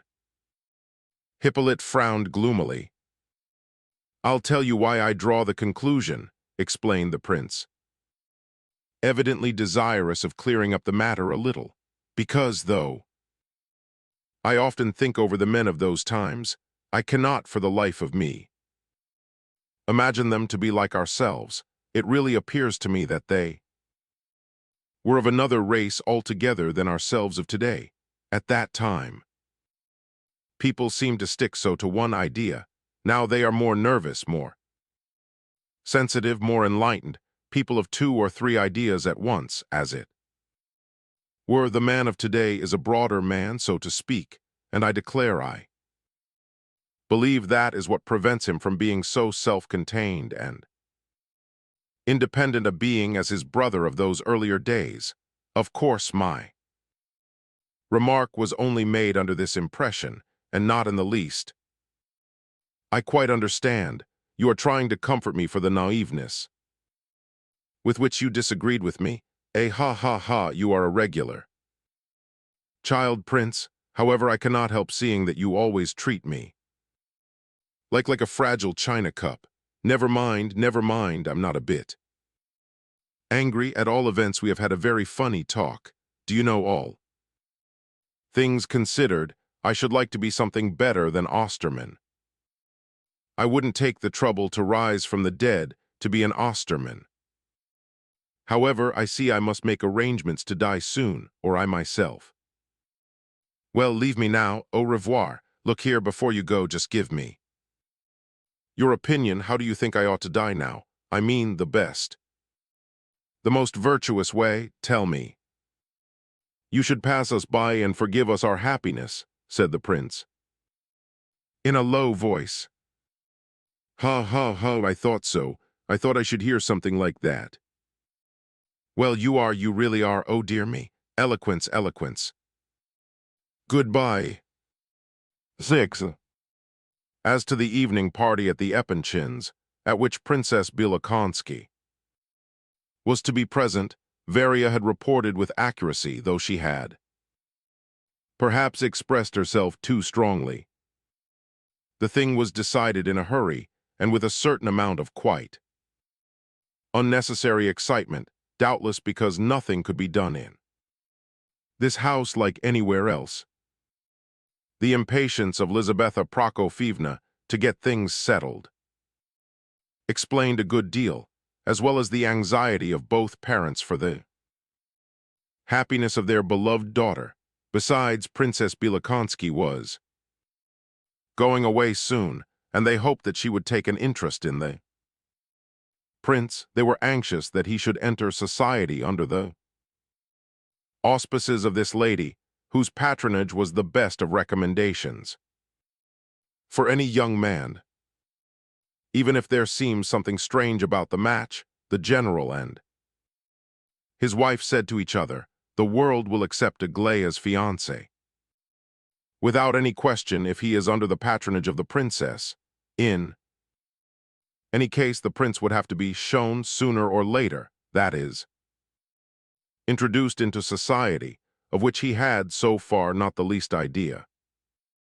Moreover, it was only a question of a small gathering of a few intimate friends. Besides Princess Bielokonsky, only one other lady was expected, the wife of a high dignitary. Evgeny Pavlovitch, who was to escort the princess, was the only young man. Myshkin was told of the princess's visit 3 days beforehand, but nothing was said to him about the party until the night before it was to take place. He could not help observing the excited and agitated condition of all members of the family, and from certain hints dropped in conversation, he gathered that they were all anxious as to the impression he should make upon the princess, but the Epinchins, one and all, believed that Myshkin, in his simplicity of mind, was quite incapable of realizing that they could be feeling any anxiety on his account, and for this reason they all looked at him with dread and uneasiness. In point of fact, he did attach marvelously little importance to the approaching event. He was occupied with altogether different thoughts. Aglaya was growing hourly more capricious and gloomy, and this distressed him. When they told him that Evgeny Pavlovitch was expected, he evinced great delight, and said that he had long wished to see him, and somehow these words did not please anyone. Aglaya left the room in a fit of irritation, and it was not until late in the evening, past 11, when the prince was taking his departure, that she said a word or two to him privately as she accompanied him as far as the front door. I should like you, she said, not to come here tomorrow until evening, when the guests are all assembled. You know there are to be guests, don't you? She spoke impatiently and with severity. This was the first allusion she had made to the party of tomorrow. She hated the idea of it, everyone saw that, and she would probably have liked to quarrel about it with her parents, but pride and modesty prevented her from broaching the subject. The prince jumped to the conclusion that Aglaya, too, was nervous about him and the impression he would make, and that she did not like to admit her anxiety, and this thought alarmed him. Yes, I am invited, he replied. She was evidently in difficulties as to how best to go on. May I speak of something serious to you for once in my life? She asked angrily. She was irritated at she knew not what, and could not restrain her wrath. Of course you may. I am very glad to listen, replied Myshkin. Aglaya was silent a moment, and then began again with evident dislike of her subject. I do not wish to quarrel with them about this. In some things won't be reasonable. I always did feel a loathing for the laws which seemed to guide Mama's conduct at times. I don't speak of father, for he cannot be expected to be anything but what he is. Mother is a noble-minded woman, I know. You try to suggest anything mean to her, and you'll see, but she is such a slave to these miserable creatures. I don't mean old Bielakonsky alone. She is a contemptible old thing, but she is able to twist people round her little finger, and I admire that. In her, at all events, how mean it all is and how foolish we were. Always middle-class, thoroughly middle-class people. Why should we attempt to climb into the giddy heights of the fashionable world? My sisters are all for it. It's Princess they have to thank for poisoning their minds. Why are you so glad that Evgeny Pavlovitch is coming? Listen to me, Aglaya, said the prince. I do believe you are nervous, lest I shall make a fool of myself tomorrow at your party. Nervous about you? Aglaya blushed. Why should I be nervous about you? What would it matter to me if you were to make ever such a fool of yourself? How can you say such a thing? What do you mean by making a fool of yourself? What a vulgar expression. I suppose you intend to talk in that sort of way tomorrow evening. Look up a few more such expressions in your dictionary. You'll make a grand effect. I'm sorry that you seem to be able to come into a room as gracefully as you do. Where did you learn the art? Do you think you can drink a cup of tea decently when you know everybody is looking at you, on purpose to see how you do it? Yes, I think I can. Can you? I'm sorry for it then, for I should have had a good laugh at you otherwise. Do break something at least in the drawing room. Upset the Chinese vase, won't you? It's a valuable one, do break it. Mama values it and she'll go out of her mind. It was a present. She'll cry before everyone, you'll see. Wave your hand about, you know, as you always do, and just smash it. Sit down near it on purpose. On the contrary, I shall sit as far from it as I can. Thanks for the hint. Ha ha, then you are afraid you will wave your arms about. I wouldn't mind betting that you'll talk about some lofty subject. Something serious and learned. How delightful, how tactful that will be. I should think it would be very foolish indeed, unless it happened to come inappropriately. Look here once for all, cried Aglaya, boiling over, if I hear you talking about capital punishment, or the economical condition of Russia, or about beauty redeeming the world, or anything of that sort, well, of course I shall laugh and seem very pleased, but I warn you beforehand, don't look me in the face again. I'm serious now, mind.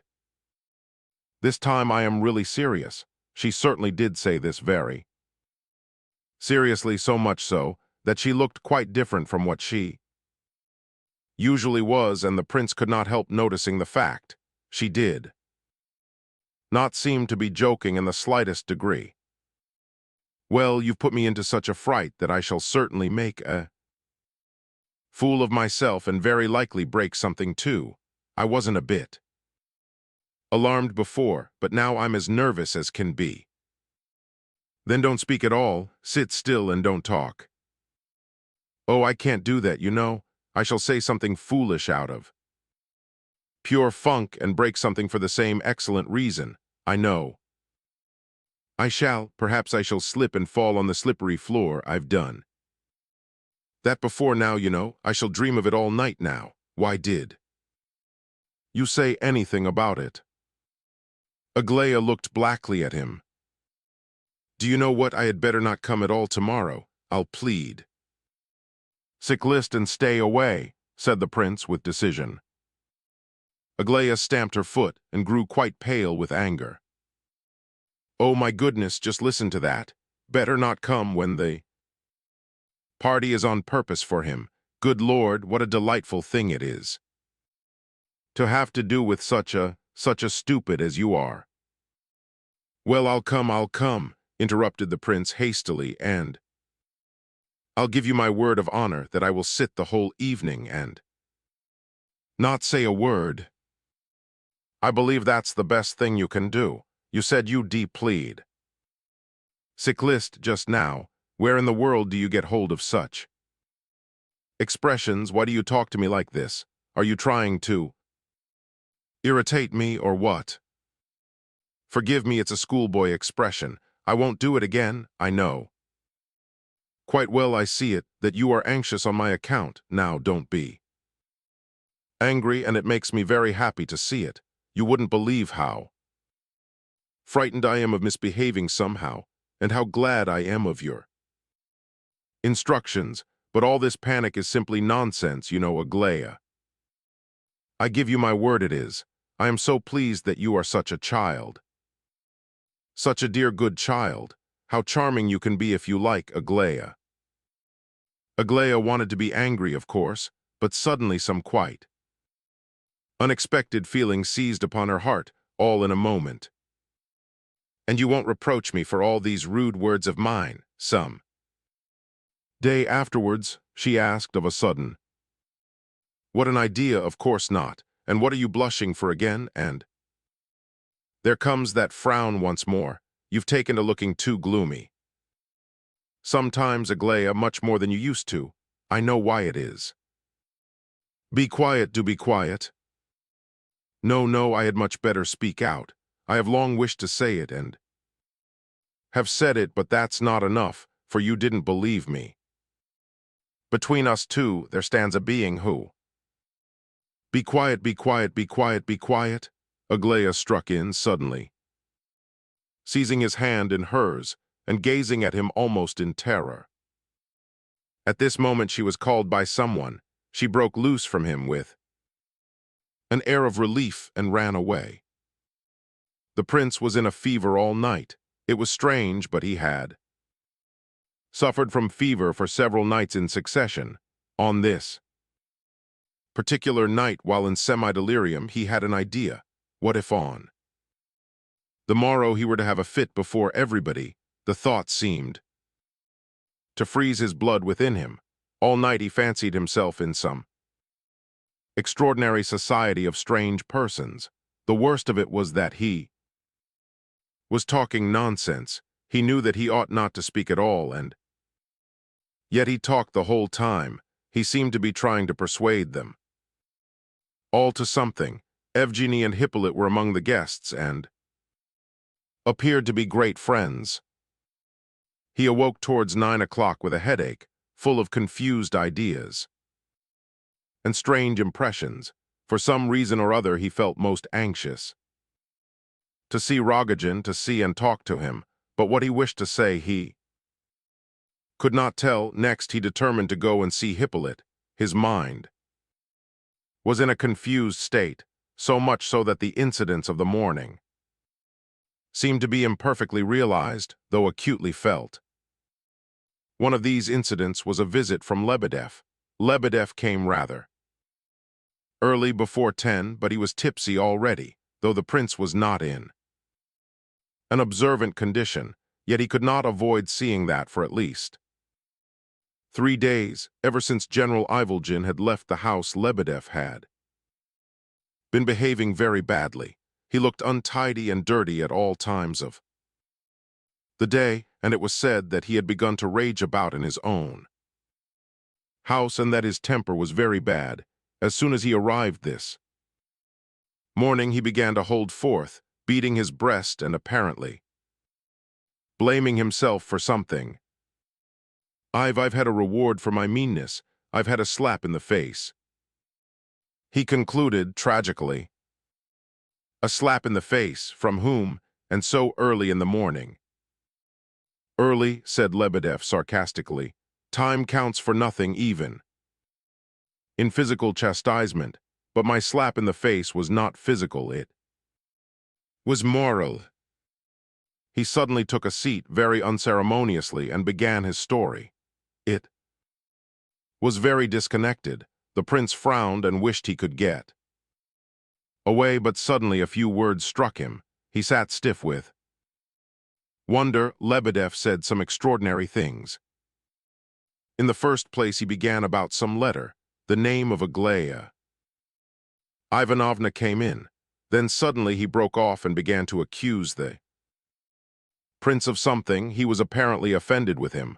At first he declared that the prince had trusted him with his confidences as to a certain person, Nastasia Philippovna, but that of late his friendship had been thrust back into his bosom, and his innocent question as to approaching family changes had been curtly put aside, which Lebedev declared with tipsy tears he could not bear, especially as he knew so much already both from Rogojin and Nastasia Philippovna and her friend, and from Varvara Ardalionovna, and even from Aglaya Ivanovna through his daughter Vera, and who told Lizaveta Prokofyevna something in secret by letter, who told her all about the movements of a certain person called Nastasia Philippovna, who was the anonymous person, eh? Tell me. Surely not you, cried the prince. Just so, said Lebedev with dignity, and only this very morning I have sent up a letter to the noble lady, stating that I have a matter of great importance to communicate. She received the letter, I know she got it, and she received me too. Have you just seen Lizaveta Prokofyevna? Asked the prince, scarcely believing his ears. Yes, I saw her and got the said slap in the face as mentioned. She chucked the letter back to me unopened and kicked me out of the house. Morally, not physically, although not far off it. What letter do you mean she returned unopened? What did I tell you? Ha ha ha, I thought I had. Why, I received a letter, you know, to be handed over. From whom to whom? But it was difficult, if not impossible, to extract anything from Lebedev. All the prince could gather was that the letter had been received very early, and had a request written on the outside that it might be sent on to the address given. Just as before, sir, just as before, to a certain person and from a certain hand. The individual's name who wrote the letter is to be represented by the letter A. What, impossible to Nastasia Philippovna? Nonsense, cried the prince. It was, I assure you, and if not to her then to Rogojin, which is the same thing. Mr. Hippolyte has had letters, too, and all from the individual whose name begins with an A, smirked Lebedev with a hideous grin, as he kept jumping from subject to subject and forgetting what he had begun to talk about. The prince said nothing, but waited to give him time. It was all very vague. Who had taken the letters, if letters there were? Probably Vera, and how could Lebedev have got them? In all probability, he had managed to steal the present letter from Vera, and had himself gone over to Lizaveta Prokofyevna with some idea in his head, so the prince concluded at last. You are mad, he cried indignantly. Not quite, esteemed prince, replied Lebedev with some acerbity. I confess I thought of doing you the service of handing the letter to yourself, but I decided that it would pay me better to deliver it up to the noble lady aforesaid, as I had informed her of everything hitherto by anonymous letters, so when I sent her up a note from myself with the letter, you know, in order to fix a meeting for 8 o'clock this morning. I signed it your secret correspondent. They let me in at once, very quickly, by the back door, and the noble lady received me. Well, go on. Oh, well, when I saw her, she almost punched my head, as I say. In fact, so nearly that one might almost say she did punch my head. She threw the letter in my face. She seemed to reflect first, as if she would have liked to keep it, but thought better of it and threw it in my face. Instead, if anybody can have been such a fool as to trust a man like you to deliver the letter, says she, take it and deliver it. Hey. She was grandly indignant, a fierce, fiery lady that, sir. Where's the letter now? Oh, I've still got it here. And he handed the prince the very letter from Aglaia to Gania, which the latter showed with so much triumph to his sister at a later hour. This letter cannot be allowed to remain in your hands. It's for you, I've brought it you on purpose, cried Lebedev excitedly. Why, I'm yours again now, heart and hand, your slave. There was but a momentary pause in the flow of my love and esteem for you. Me culpa, as the Pope of Rome says. This letter should be sent on at once, said the prince, disturbed. I'll hand it over myself. Wouldn't it be better, esteemed prince, wouldn't it be better, to don't? You know. Lebedev made a strange and very expressive grimace. He twisted about in his chair and did something, apparently symbolical, with his hands. What do you mean? Said the prince. Why, open it for the time being, don't you know? He said most confidentially and mysteriously. The prince jumped up so furiously that Lebedev ran towards the door. Having gained which strategic position, however, he stopped and looked back to see if he might hope for pardon. Oh, Lebedev, can a man really sink to such depths of meanness? Said the prince sadly. Lebedev's face brightened. Oh, I'm a mean wretch, he said, approaching the prince once more and beating his breast, with tears in his eyes. It's abominable dishonesty, you know. Dishonesty, it is, that's the very word. What in the world induces you to act so? You are nothing but a spy. Why did you write anonymously to worry so noble and generous a lady? Why should not Aglaia Ivanovna write a note to whomever she pleases? What did you mean to complain of today? What did you expect to get by? What made you go at all? Pure amiable curiosity, I assure you, desire to do a service, that's all. Now I'm entirely yours again, your slave. Hang me if you like. Did you go before Lizabetha Prokofyevna in your present condition? Inquired the prince. No, oh no, fresher, more the correct card. I only became this like after the humiliation I suffered there. Well, that'll do, now leave me. This injunction had to be repeated several times before the man could be persuaded to move. Even then he turned back at the door, came as far as the middle of the room, and there went through his mysterious motions designed to convey the suggestion that the prince should open the letter. He did not dare put his suggestion into words again. After this performance, he smiled sweetly and left the room on tiptoe. All this had been very painful to listen to. One fact stood out certain and clear, and that was that poor Aglaia must be in a state of great distress and indecision and mental torment from jealousy, the prince whispered to himself.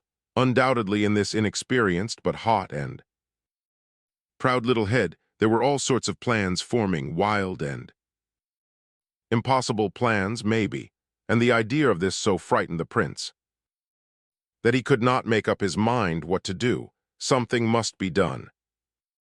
That was clear. He looked at the address on the letter once more. Oh, he was not in the least degree alarmed about Aglaia writing such a letter. He could trust her. What he did not like about it was that he could not trust Gania. However, he made up his mind that he would himself take the note and deliver it. Indeed, he went so far as to leave the house and walk up the road, but changed his mind when he had nearly reached Titson's door. However, he there luckily met Kolya and commissioned him to deliver the letter to his brother as if direct from Aglaia.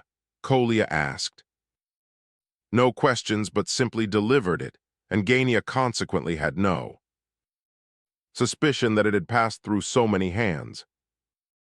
Arrived home again, the prince sent for Vera Lebedev and told her as much as was necessary in order to relieve her mind, for she had been in a dreadful state of anxiety since she had missed the letter. She heard with horror that her father had taken it.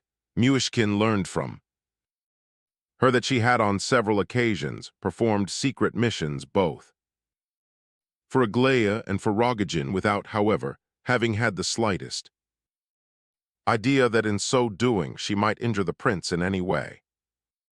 The latter, with one thing and another, was now so disturbed and confused that when a couple of hours or so later a message came from Kolya that the general was ill, he could hardly take the news in.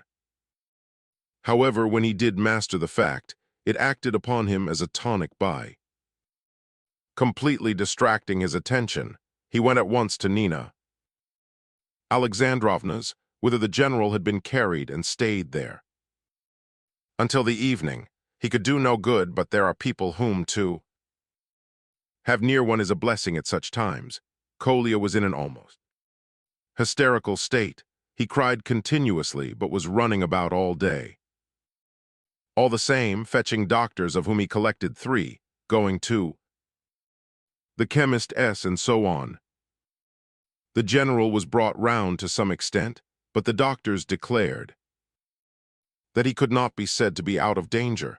Varia and Nina Alexandrovna never left the sick man's bedside. Gania was excited and distressed, but would not go upstairs, and seemed afraid to look at the patient. He wrung his hands when the prince spoke to him and said that such a misfortune at such a moment was terrible. The prince thought he knew what Gania meant by such a moment. Hippolyte was not in the house. Lebedev turned up late in the afternoon. He had been asleep ever since his interview with the prince. In the morning, he was quite sober now and cried with real sincerity over the sick general, mourning for him as though he were his own brother. He blamed himself aloud, but did not explain why.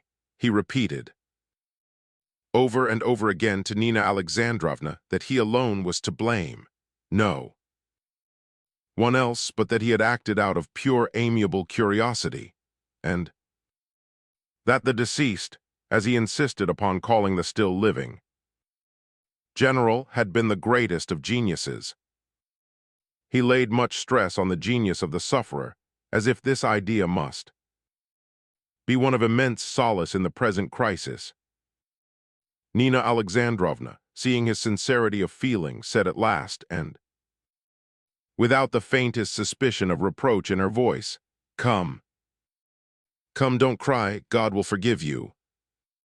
Lebedev was so impressed by these words, and the tone in which they were spoken, that he could not leave Nina Alexandrovna all the evening, in fact, for several days. Till the general's death, indeed, he spent almost all his time at his side. Twice during the day, a messenger came to Nina Alexandrovna from the Epinchins to inquire after the invalid. When, late in the evening, the prince made his appearance in Lizabetha Prokofievna's drawing room, he found it full of guests. Mrs. Epinchin questioned him very fully about the general as soon as he appeared, and when old Princess Bilakonski wished to know who this general was and who was Nina Alexandrovna, she proceeded to explain in a manner which pleased the prince very much. He himself, when relating the circumstances of the general's illness to Lizaveta Prokofievna, spoke beautifully as Aglaya's sisters. Declared afterwards, modestly, quietly, without gestures or too many words, and with great dignity, he had entered the room with propriety and grace, and he was perfectly dressed. He not only did not fall down on the slippery floor, as he had expressed it, but evidently made a very favorable impression upon the assembled guests. As for his own impression on entering the room and taking his seat, he instantly remarked that the company was not in the least such as Aglaya's words had led him to fear, and as he had dreamed of in nightmare form all night. This was the first time in his life that he had seen a little corner of what was generally known by the terrible name of society. He had long thirsted, for reasons of his own, to penetrate the mysteries of the magic circle, and therefore this assemblage was of the greatest possible interest to him. His first impression was one of fascination. Somehow or other he felt that all these people must have been born on purpose to be together.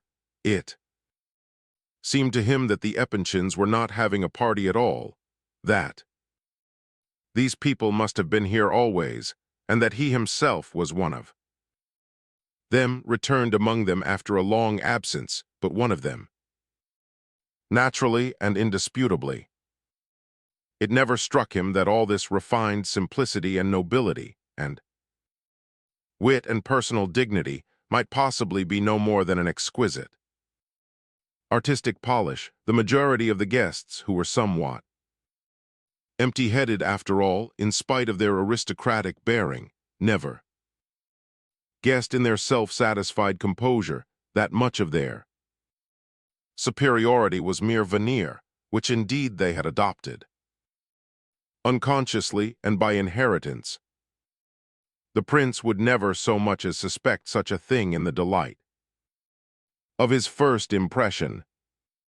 He saw, for instance, that one important dignitary, old enough to be his grandfather, broke off his own conversation in order to listen to him, a young and inexperienced man, and not only listened but seemed to attach value to his opinion, and was kind and amiable, and yet they were strangers and had never seen each other before.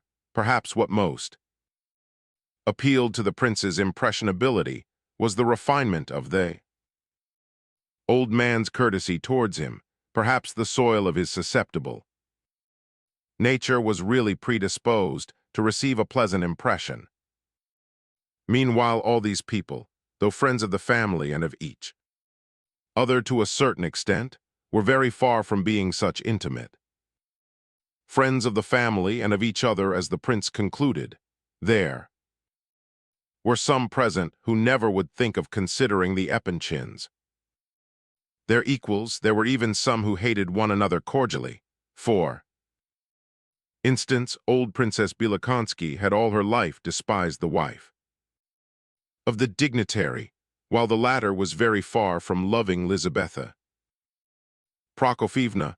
The dignitary himself had been General Epanchin's protector from his youth up, and the general considered him so majestic a personage that he would have felt a hearty contempt for himself if he had even for one moment allowed himself to pose as the great man's equal, or to think of him in his fear and reverence as anything less than an Olympic god. There were others present who had not met for years and who had no feeling whatever for each other, unless it were dislike, and yet they met tonight as though they had seen each other but yesterday in some friendly and intimate assembly of kindred spirits.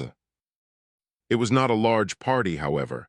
Besides Princess Bielokonsky and the old dignitary, who was really a great man, and his wife, there was an old military general, a count or baron with a German name, a man reputed to possess great knowledge and administrative ability, He was one of those Olympian administrators who know everything except Russia.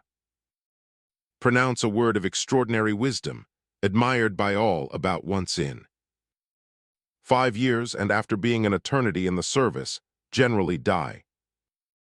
Full of honor and riches, though they have never done anything great, and have even been hostile to all greatness, this general was Ivan Fedorovitch's immediate superior in the service, and it pleased the latter to look upon him also as a patron.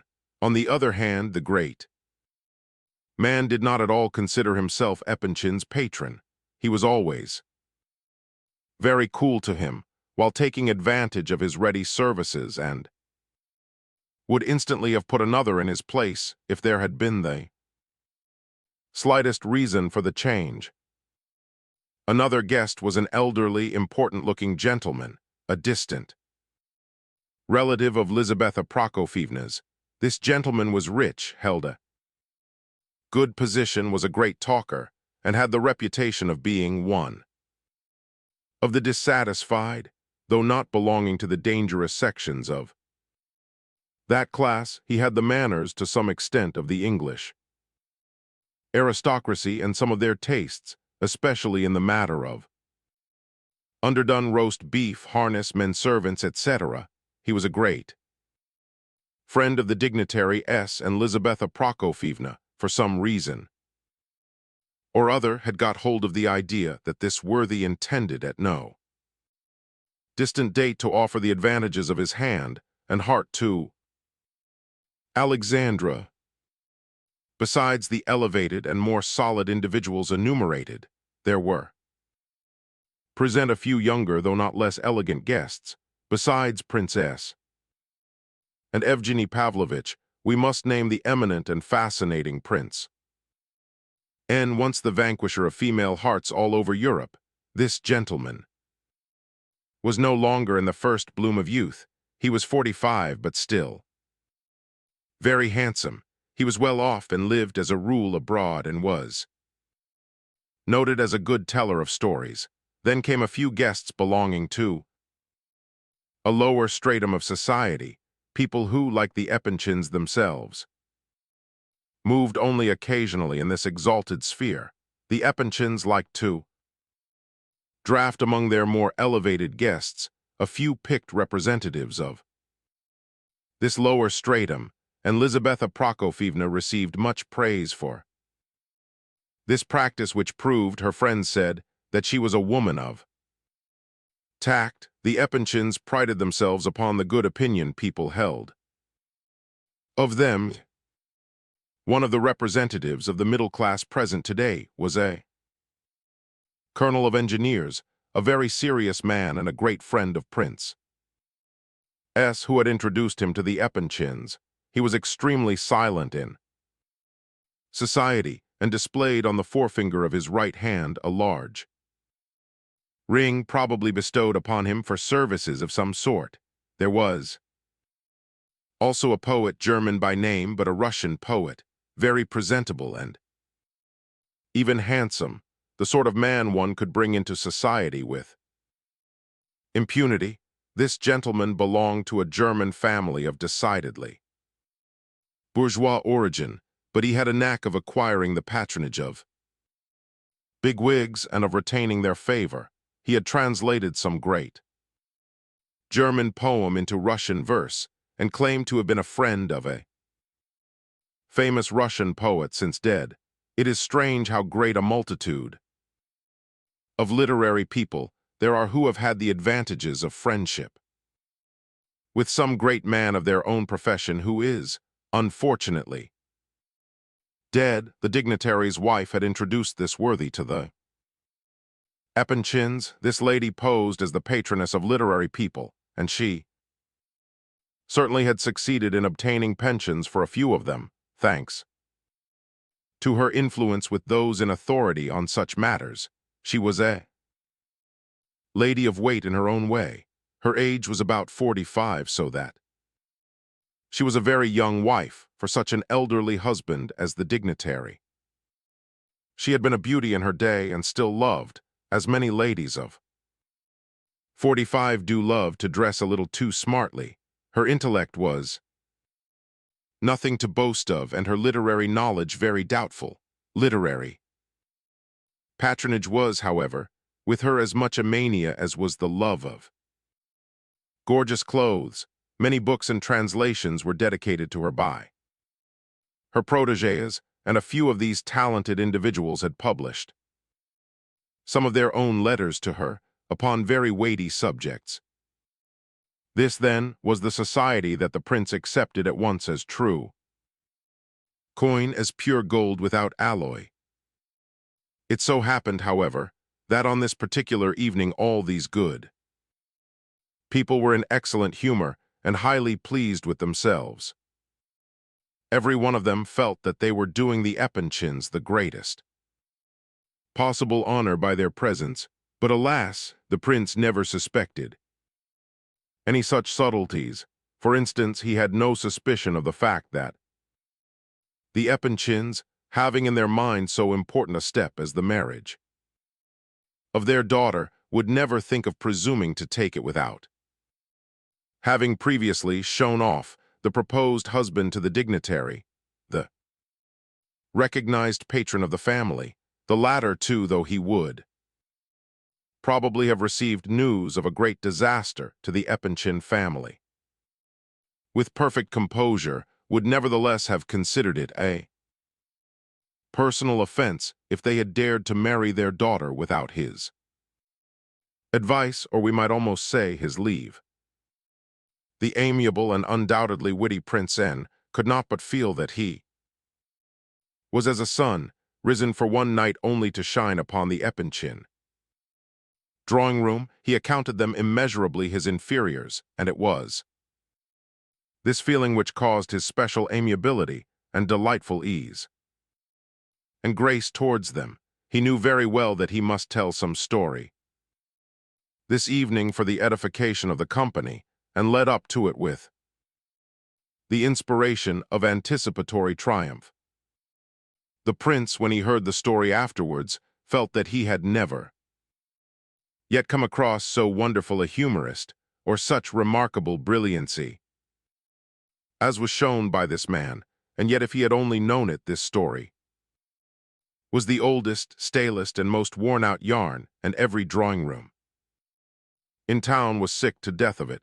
It was only in the innocent Epanch household that it passed for a new and brilliant tale, as a sudden and striking reminiscence of a splendid and talented man. Even the German poet, though as amiable as possible, felt that he was doing the house the greatest of honors by his presence in it. But the prince only looked at the bright side. He did not turn the coat and see the shabby lining. Aglaia had not foreseen that particular calamity. She herself looked wonderfully beautiful this evening. All three sisters were dressed very tastefully, and their hair was done with special care. Aglaia sat next to Evgeny Pavlovitch and laughed and talked to him with an unusual display of friendliness. Evgeny himself behaved rather more sedately than usual, probably out of respect to the dignitary. Evgeny had been known in society for a long while. He had appeared at the Epanchins today with crepe on his hat, and Princess Bilokonsky had commended this action on his part. Not every society man would have worn crepe for such an uncle. Lizaveta Prokofievna had liked it also, but was too preoccupied to take much notice. The prince remarked that Aglaia looked attentively at him 2 or 3 times, and seemed to be satisfied with his behavior. Little by little he became very happy indeed. All his late anxieties and apprehensions after his conversation with Lebedev now appeared like so many bad dreams, impossible and even laughable. He did not speak much, only answering such questions as were put to him, and gradually settled down into unbroken silence, listening to what went on and steeped in perfect satisfaction and contentment. Little by little a sort of inspiration, however, began to stir within him, ready to spring into life at the right moment. When he did begin to speak, it was accidentally, in response to a question, and apparently without any special object. 7. While he feasted his eyes upon Aglaia, as she talked merrily with Evgeny and Prince N, suddenly the old Anglomaniac who was talking to the dignitary in another corner of the room, apparently telling him a story about something or other. Suddenly this gentleman pronounced the name of Nikolai Andreevich Pavlushev aloud.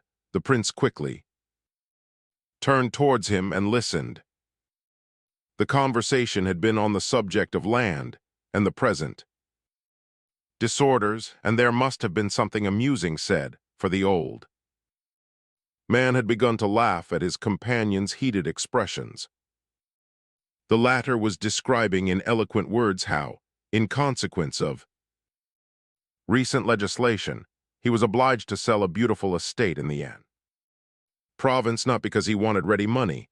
In fact, he was obliged to sell it at half its value, to avoid another lawsuit about the Pavlushev estate. I ran away, he said, with a few more inheritances. Of that kind I should soon be ruined. At this point General Epanchin, noticing how interested Myshkin had become in the conversation, said to him in a low tone, "That gentleman, Ivan Petrovich, is a relation of your late friend, Mr. Pavlushev. You wanted to find some of his relations, did you not?" The general, who had been talking to his chief up to this moment, had observed the prince's solitude and silence, and was anxious to draw him into the conversation, and so introduce him again to the notice of some of the important personages. Lev Nikolaevich was a ward of Nikolai Andreevich Pavlushev. After the death of his own parents, he remarked, meeting Ivan Petrovich's. "I very happy to meet him, I'm sure," remarked the latter. "I remember Lev Nikolaevich well. When General Epanchin introduced us just now, I recognized you at once, Prince. You are very little changed, though I saw you last as a child of some 10 or 11 years old. There was something in your features, I suppose, that—" "You saw me as a child?" exclaimed the prince with surprise. "Oh yes, long ago," continued Ivan Petrovich, "while you were living with my cousin at Zlatoverhof. You don't remember me? No, I dare say you don't. You had some malady at the time, I remember. It was so serious that I was surprised." "No, I remember nothing," said the prince. A few more words of explanation followed, words which were spoken without the smallest excitement by his companion, but which evoked the greatest agitation in the prince, and it was discovered that 2 old ladies to whose care the prince had been left by Pavlushev, and who lived at Zlatoverhof, were also relations of Ivan Petrovich. The latter had no idea and could give no information as to why Pavlushev had taken so great an interest in the little prince, his ward. "In point of fact, I don't think I thought much about it," said the old fellow. He seemed to have a wonderfully good memory, however, for he told the prince all about the 2 old ladies, Pavlushev's cousins, who had taken care of him, and whom he declared he had taken to task for being too severe with the prince as a small, sickly boy. The elder sister, at least, the younger had been kind, he recollected. They both now lived in another province, on a small estate left to them by Pavlushev. The prince listened to all this with eyes sparkling with emotion and delight. He declared with unusual warmth that he would never forgive himself for having traveled about in the central provinces during these last 6 months without having hunted up his 2 old friends. He declared further that he had intended to go every day, but had always been prevented by circumstances, but that now he would promise himself the pleasure, however far it was he would find them out, and so. Ivan Petrovich really knew Natalia Nikitishna. What a saintly nature was hers, and Martha Nikitishna. Ivan Petrovich must excuse him, but really he was not quite fair on dear old Martha. She was severe. Perhaps, but then what else could she be with such a little idiot as he was then? Ha ha. He really was an idiot then, Ivan Petrovich must know, though he might not believe it. Ha ha, so he had really seen him there, good heavens. And was he really and truly and actually a cousin of Pavlishev's? I assure you of it, laughed Ivan Petrovich, gazing amusedly at the prince. Oh, I didn't say it because I doubt the fact, you know. Ha ha. How could I doubt such a thing? Ha ha ha, I made the remark. Because Nikolai Andreevich Pavlishev was such a splendid man. Don't you see, such a high-souled man he really was, I assure you. The prince did not exactly pant for breath, but he seemed almost to choke out of pure simplicity and goodness of heart, as Adelaida expressed it on talking the party over with her fiancée, the princess. Next morning. But my goodness me, laughed Ivan Petrovich, why can't I be cousin to even a splendid man? Oh dear, cried the prince, confused, trying to hurry his words out, and growing more and more eager every moment. I've gone and said another stupid thing. I don't know what to say. I didn't mean that. You know, he really was such a splendid man, wasn't he? The prince trembled all over. Why was he so agitated? Why had he flown into such transports of delight without any apparent reason? He had far outshot the measure of joy and emotion consistent with the occasion. Why this was it would be difficult to say. He seemed to feel warmly and deeply grateful to someone for something or other, perhaps to Ivan Petrovich, but likely enough to all the guests individually and collectively. He was much too happy. Ivan Petrovich began to stare at him with some surprise.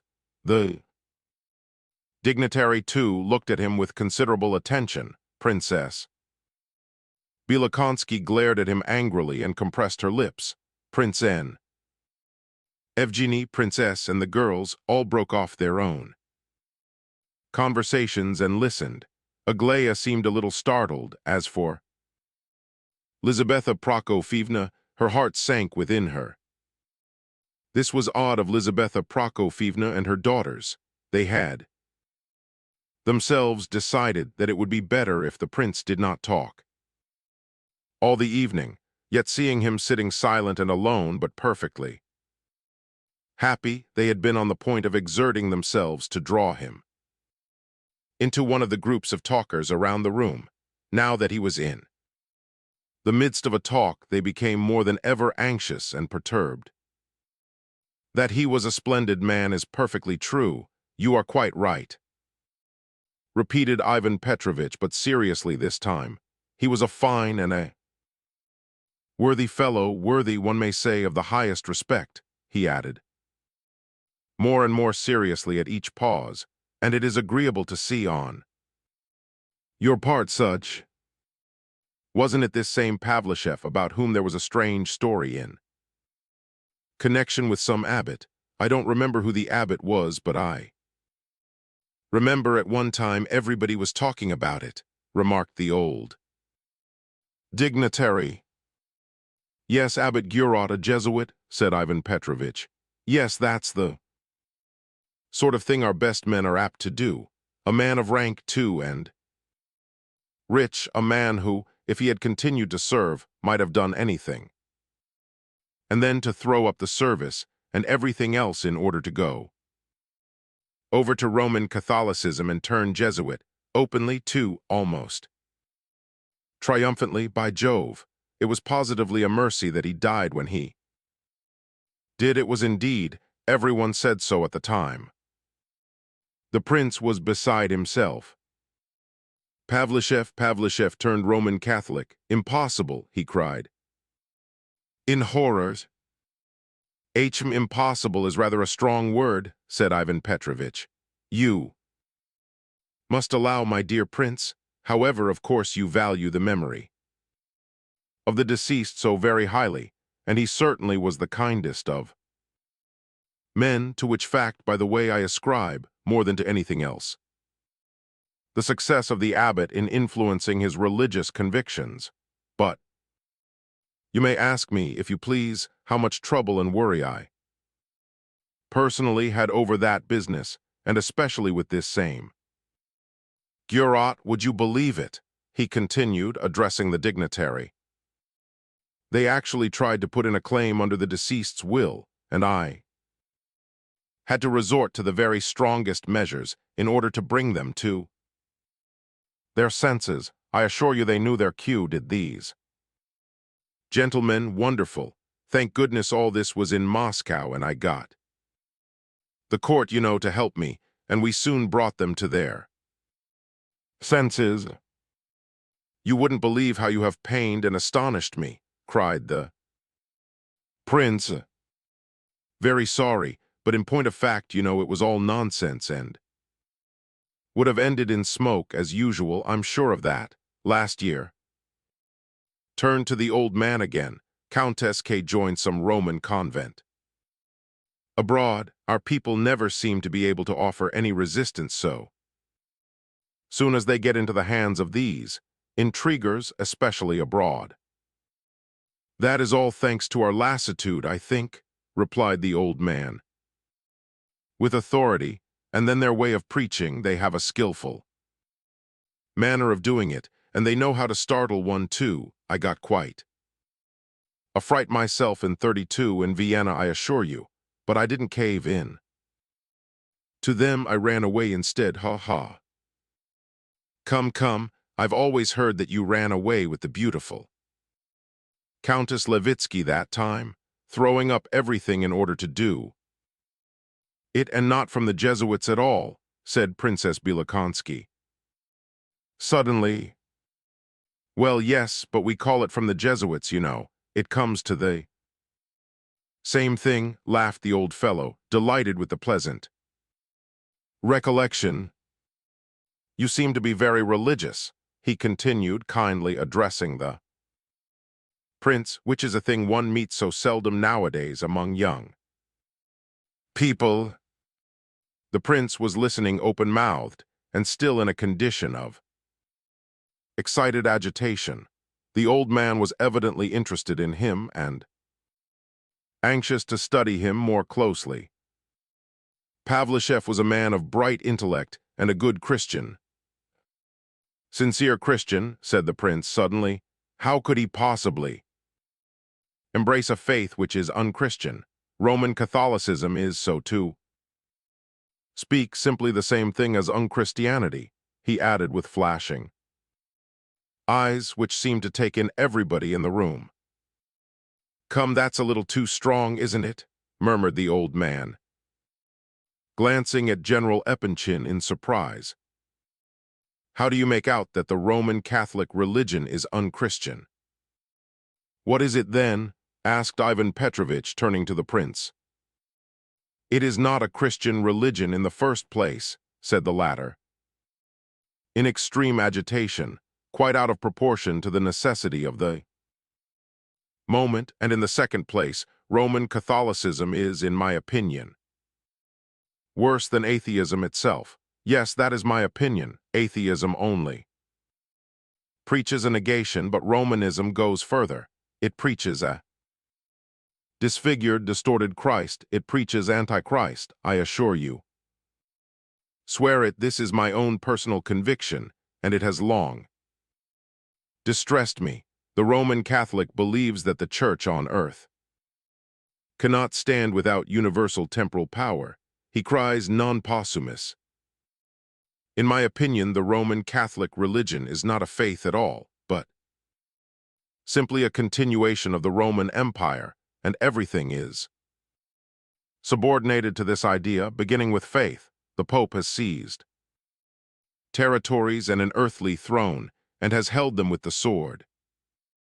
And so the thing has gone on, only that to the sword they have added lying, intrigue, deceit, fanaticism, superstition, swindling. They have played fast and loose with the most sacred and sincere feelings of men. They have exchanged everything, everything for money, for base earthly power. And is this not the teaching of Antichrist? How could the upshot of all this be other than atheism?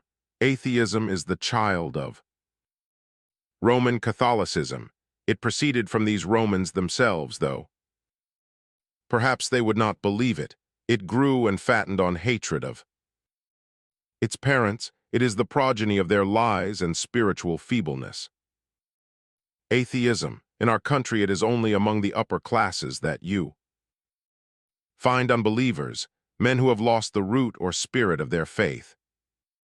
But abroad, whole masses of the people are beginning to profess unbelief, at first because of the darkness and lies by which they were surrounded, but now out of fanaticism, out of loathing for the church and Christianity.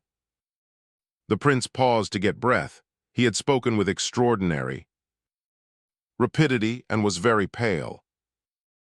All present interchanged glances, but at last the old dignitary burst out laughing frankly. Prince N took out his eyeglass to have a good look at the speaker. The German poet came out of his corner and crept nearer to the table with a spiteful smile. "You exaggerate the matter very much," said Ivan Petrovitch with rather a bored air. "There are in the foreign churches many representatives of their faith who are worthy of respect and esteem."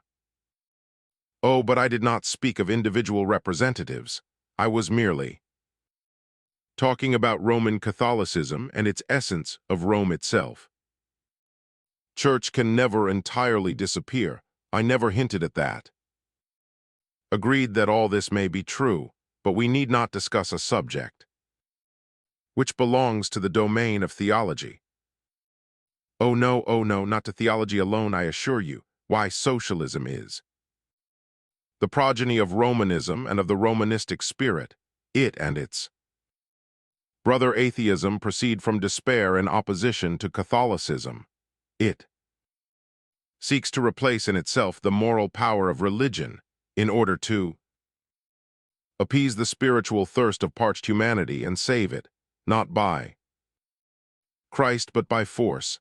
Don't dare to believe in God, don't dare to possess any individuality, any property. Fraternité ou la mort, 2,000,000 heads. By their works ye shall know them, we are told, and we must not suppose that all this is harmless and without danger to ourselves. Oh no, we must resist, and quickly, we must let our Christ shine forth upon the Western nations, our Christ whom we have preserved intact and whom they have never known, not as slaves, allowing ourselves to be caught by the hooks of the Jesuits, but carrying our Russian civilization to them.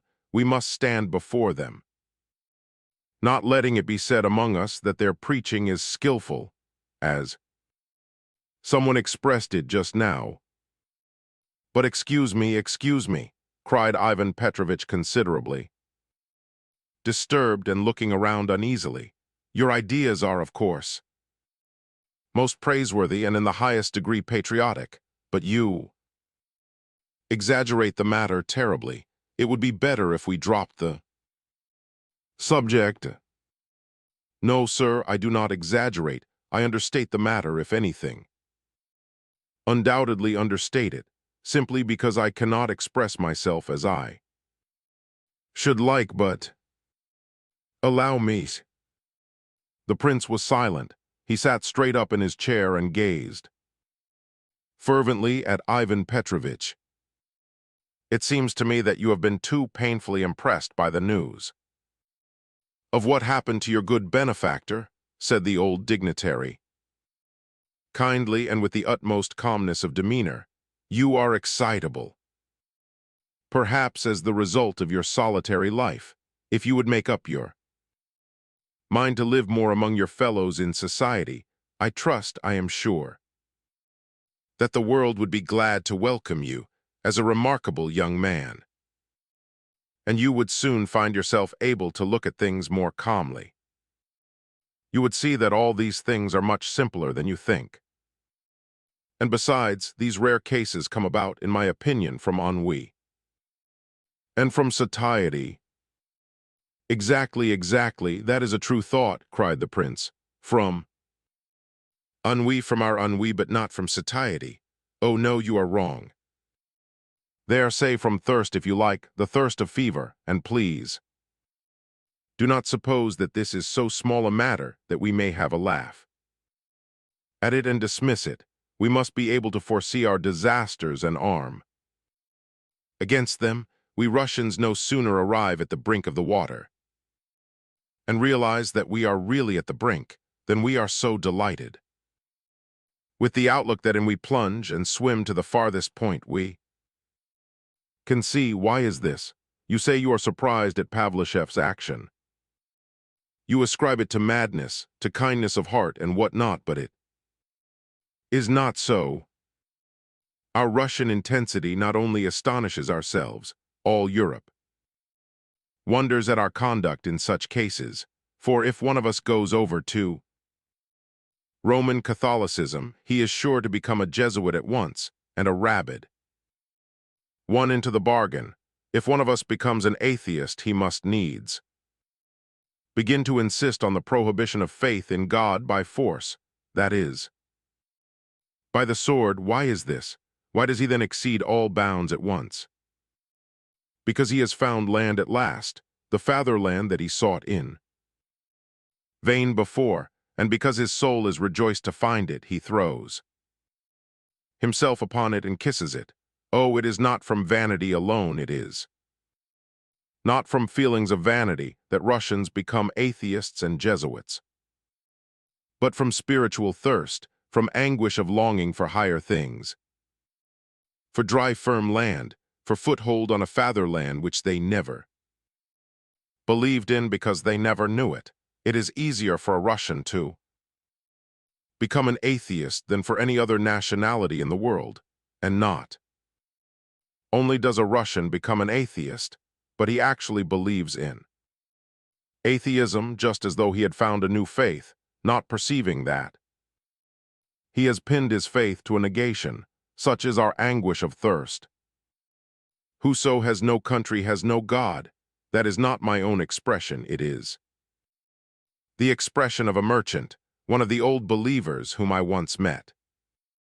While traveling, he did not say exactly these words. I think his expression was, "Whoso forsakes his country forsakes his God."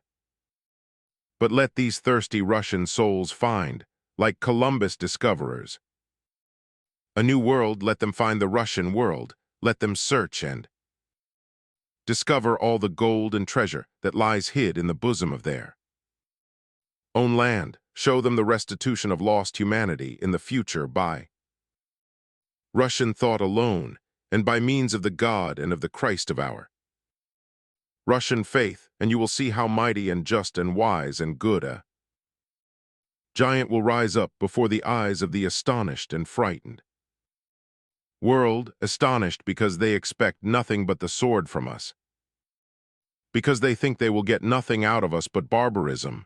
This has been the case up to now, and the longer matters go on as they are now proceeding, the more clear will be the truth of what I say, and I. But at this moment, something happened which put a most unexpected end to the orator's speech.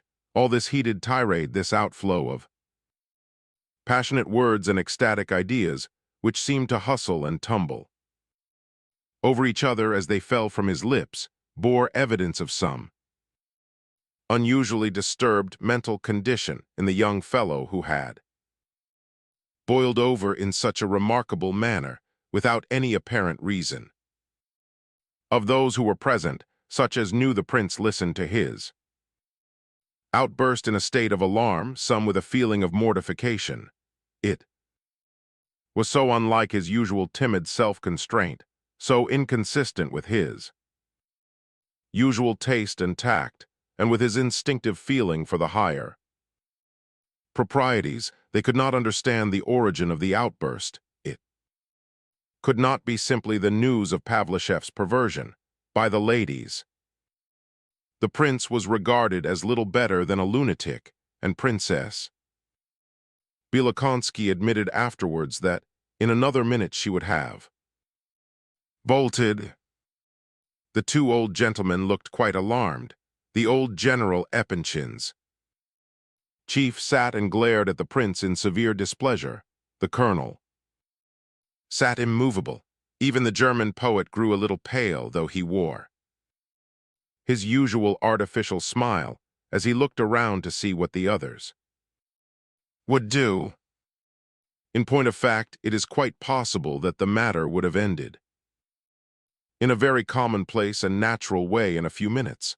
The undoubtedly astonished, but now more collected, General Epanchin had several times endeavored to interrupt the prince, and not having succeeded, he was now preparing to take firmer and more vigorous measures to attain his end. In another minute or two he would probably have made up his mind to lead the prince quietly out of the room on the plea of his being ill, and it was more than likely that the general was right in his belief that the prince was actually ill, but it so happened that destiny had something different in store. At the beginning of the evening, when the prince first came into the room, he had sat down as far as possible from the Chinese vase which Aglaya had spoken of the day before. Will it be believed that, after Aglaya's alarming words, an ineradicable conviction had taken possession of his mind that, however he might try to avoid this vase next day, he must certainly break it. But so it was. During the evening, other impressions began to awaken in his mind, as we have seen, and he forgot his presentiment. But when Pavlishev was mentioned and the general introduced him to Ivan Petrovich, he had changed his place and went over nearer to the table. When it so happened, he took the chair nearest to the beautiful vase, which stood on a pedestal behind him, just about on a level with his elbow. As he spoke his last words, he had risen suddenly from his seat with a wave of his arm, and there was a general cry of horror. The huge vase swayed backwards and forwards. It seemed to be uncertain whether or no to topple over onto the head of one of the old men, but eventually determined to go the other way, and came crashing over towards the German poet, who darted out of the way in terror. The crash, the cry, the sight of the fragments of valuable china covering the carpet, the alarm of the company, what all this meant to the poor prince, it would be difficult to convey to the mind of the reader or for him to imagine. But one very curious fact was that all the shame and vexation and mortification which he felt over the accident were less powerful than the deep impression of the almost supernatural truth of his premonition. He stood still in alarm, in almost superstitious alarm, for a moment, then all mist seemed to clear away from his eyes. He was conscious of nothing but light and joy and ecstasy. His breath came and went, but the moment passed. Thank God it was not that. He drew a long breath and looked around. For some minutes, he did not seem to comprehend the excitement around him. That is, he comprehended it and saw everything, but he stood aside, as it were, like someone invisible in a fairy tale, as though he had nothing to do with what was going on, though it pleased him to take an interest in it. He saw them gather up the broken bits of china. He heard the loud talking of the guests and observed how pale Aglaya looked and how very strangely she was gazing at him. There was no hatred in her expression. and no anger whatever.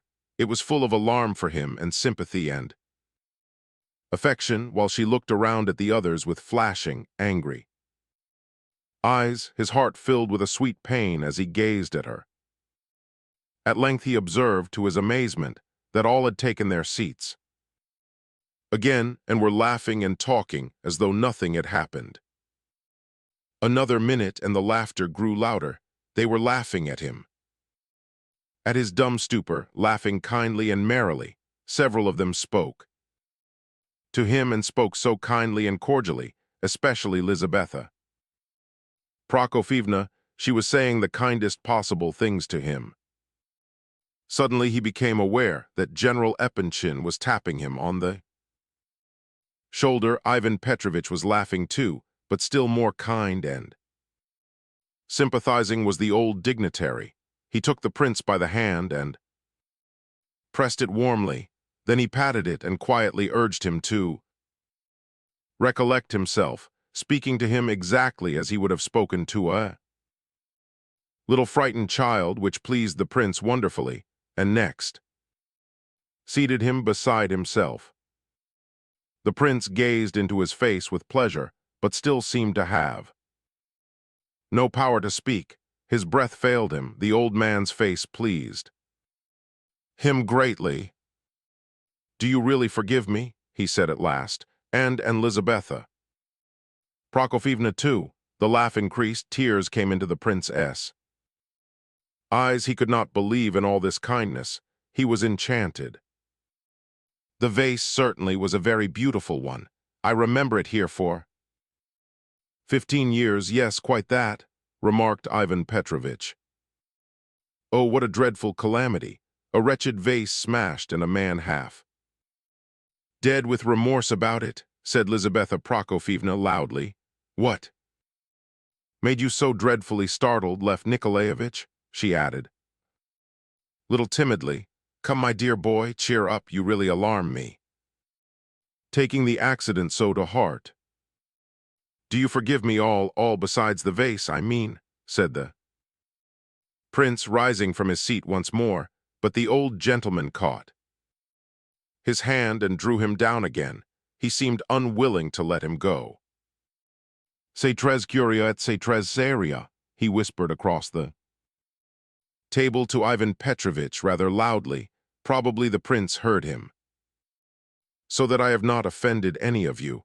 You will not believe how happy I am to be able to think so. It is as it should be, as if I could offend anyone here. I should offend you again by even suggesting such a thing." "Calm yourself, my dear fellow. You are exaggerating again. You really have no occasion to be so grateful to us.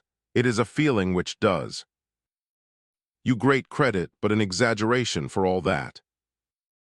I am not exactly thanking you. I am only feeling a growing admiration for you. It makes me happy to look at you. I dare say I am speaking very foolishly, but I must speak. I must explain, if it be out of nothing better than self-respect." All he said and did was abrupt, confused, feverish. Very likely the words he spoke, as often as not, were not those he wished to say. He seemed to inquire whether he might speak. His eyes lighted on Princess Bilakonski. "All right, my friend, talk away," she remarked. "Only do lose your breath. You were in such a hurry when you began, and look what you've come to now. Don't be afraid of speaking. All these ladies and gentlemen have seen far stranger people than yourself. You do astonish them. You are nothing out of the way remarkable, you know. You've done nothing but break a vase and give us all a fright." The prince listened, smiling. "Wasn't it you," he said, suddenly turning to the old gentleman, "who saved the student Porkinoff and a clerk called Shoabrin from being sent to Siberia 2 or 3 months since?" The old dignitary blushed a little and murmured that the prince had better not excite himself further. "And I have heard of you," continued the prince, addressing Ivan Petrovich, that when some of your villagers were burned out, you gave them wood to build up their houses again, though they were no longer your serfs and had behaved badly towards you. Oh, come, come, you are exaggerating, said Ivan Petrovich, beaming. With satisfaction all the same. He was right, however, in this instance, for the report had reached the prince's ears in an incorrect form. And you, princess, he went on, addressing Princess Bielokonsky, was it not you who received me in Moscow 6 months since as kindly as though I had been your own son, in response to a letter from Lizabetha Prokofievna, and gave me one piece of advice, again as to your own son, which I shall never forget. Do you remember? What are you making such a fuss about? Said the old lady with annoyance. You are a good fellow, but very silly. One gives you a halfpenny, and you are as grateful as though one had saved your life. You think this is praiseworthy on your part, but it is not. It is not. Indeed. She seemed to be very angry, but suddenly burst out laughing quite good-humoredly. Lizabetha Prokofievna's face brightened up too, so did that of General Epanchin. I told you Lev Nikolaevich was a man, if only he would not be in such a hurry as the princess remarked, said the latter with delight. Aglaya alone seemed sad and depressed. Her face was flushed, perhaps, with indignation. He really is very charming, whispered the old dignitary to Ivan Petrovich. I came into this room with anguish in my heart, continued the prince, with ever-growing agitation, speaking quicker and quicker and with increasing strangeness. I was afraid of you all and afraid of myself. I was most afraid of myself. When I returned to Petersburg, I promised myself to make a point of seeing our greatest men and members of our oldest families, the old families like my own. I am now among princes like myself, am I not? I wished to know you, and it was necessary, very, very necessary. I had always heard so much that was evil said of you all, more evil than good, as to how small and petty were your interests, how absurd your habits, how shallow your education, and so on. There is so much written and said about you. I came here today with anxious curiosity. I wished to see for myself and form my own convictions as to whether it were true that the whole of this upper stratum of Russian society is worthless, has outlived its time, has existed too long, and is only fit to die, and yet is dying, with petty, spiteful warring against that which is destined to supersede it and take its place, hindering the coming men and knowing not that itself is in a dying condition. I did not fully believe in this view even before, for there never was such a class among us, excepting perhaps at court by accident or by uniform, but now there is not even that, is there? It has vanished, has it not? No, not a bit of it, said Ivan Petrovich with a sarcastic laugh.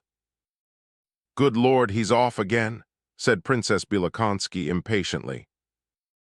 Laces Ladire, he is trembling all over, said the old man in a warning whisper. The prince certainly was beside himself. Well, what have I seen? He continued. I have seen men of graceful simplicity of intellect. I have seen an old man who is not above speaking kindly and even listening to a boy like myself. I see before me persons who can understand, who can forgive, kind, good Russian hearts almost as kind and cordial as I met abroad. Imagine how delighted I must have been and how surprised. Oh, let me express this feeling I have so often heard, and I have even believed that in society there was nothing but empty forms, and that reality had vanished, but I now see for myself that this can never be the case. Here among us, it may be the order elsewhere, but not in Russia. Surely you are not all Jesuits and deceivers. I heard Prince N.'s story. Just now, was it not simple-minded, spontaneous humor? Could such words come from the lips of a man who is dead, a man whose heart and talents are dried up? Could dead men and women have treated me so kindly as you have all been treating me today? Is there not material for the future in all this, for hope? Can such people fail to understand? Can such men fall away from reality? Once more, let us beg you to be calm, my dear boy. We'll talk of all this another time. I shall do so with the greatest pleasure, for one, said the old dignitary with a smile. Ivan Petrovich grunted and twisted round in his chair. General Epanchin moved nervously. The latter's chief had started a conversation with the wife of the dignitary and took no notice whatever of the prince, but the old lady very often glanced at him and listened to what he was saying. No, I had better speak, continued the prince with a new outburst of feverish emotion, and turning towards the old man with an air of confidential trustfulness. Yesterday, Aglaya Ivanovna forbade me to talk and even specified the particular subjects I must not touch upon. She knows well enough that I am odd when I get upon these matters. I am nearly 27 years old, and yet I know I am little better than a child. I have no right to express my ideas, and said so long ago. Only in Moscow with Rogojin did I ever speak absolutely freely. He and I read Pushkin together, all his works. Rogojin knew nothing of Pushkin, had not even heard his name. I am always afraid of spoiling a great thought or idea by my absurd manner. I have no eloquence, I know. I always make the wrong gestures, inappropriate gestures, and therefore I degrade the thought and raise a laugh instead of doing my subject justice. I have no sense of proportion either, and that is the chief thing. I know it would be much better if I were always to sit still and say nothing. When I do so, I appear to be quite a sensible sort of a person, and what's more, I think about things. But now I must speak. It is better that I should. I began to speak because you looked so kindly at me. You have such a beautiful face. I promised Aglaya Ivanovna yesterday that I would not speak all the evening. Really, said the old man, smiling. But at times, I can't help thinking that I am wrong in feeling so about it, you know. Sincerity is more important than elocution is. It. Sometimes I want to explain all to you, everything. I know you think me utopian, don't you, an idealist? Oh no, I'm not indeed. My ideas are all so simple you don't believe me. You are smiling. Do you know I am sometimes very wicked, for I lose my faith. This evening as I came here, I thought to myself, what shall I talk about? How am I to begin so that they may be able to understand partially at all events? How afraid I was, dreadfully afraid. And yet how could I be afraid? Was it not shameful of me? Was I afraid of finding a bottomless abyss of empty selfishness? Ah, that's why I am so happy at this moment, because I find there is no bottomless abyss at all, but good, healthy material, full of life. It is not such a very dreadful circumstance that we are odd people, is it? For we really are odd, you know, careless, reckless, easily wearied of anything. We don't look thoroughly into matters, don't care to understand things. We are all like this, you and I and all of them. Why, here are you now. You are not a bit angry with me for calling you odd, are you? And if so, surely there is good material in you. Do you know, I sometimes think it is a good thing to be odd. We can forgive one another more easily and be more humble. No one can begin by being perfect. There is much one cannot understand in life at first. In order to attain to perfection, one must begin by failing to understand much, and if we take in knowledge too quickly, we very likely are not taking it in at all. I say all this to you, you who by this time understand so much, and doubtless have failed to understand so much also. I am not afraid of you any longer. You are not angry that mere boy should say such words to you, are you? Of course not, you know how to forget and to forgive. You are laughing, Ivan Petrovitch. You think I am a champion of other classes of people, that I am their advocate, a democrat, and an orator of equality. The prince laughed. Hysterically, he had several times burst into these little, short, nervous laughs. Oh no, it is for you, for myself, and for all of us together that I am alarmed. I'm a prince of an old family myself, and I am sitting among my peers, and I am talking like this in the hope of saving us all, in the hope that our class will not disappear altogether into the darkness, unguessing its danger, blaming everything around it and losing ground every day. Why should we disappear and give place to others when we may still, if we choose, remain in the front rank and lead the battle?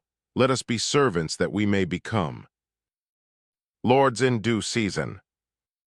He tried to get upon his feet again, but the old man still restrained him, gazing at him with increasing perturbation as he went on. Listen, I know it is best not to speak. It is best simply to give a good example, simply to begin the work. I have done this, I have begun.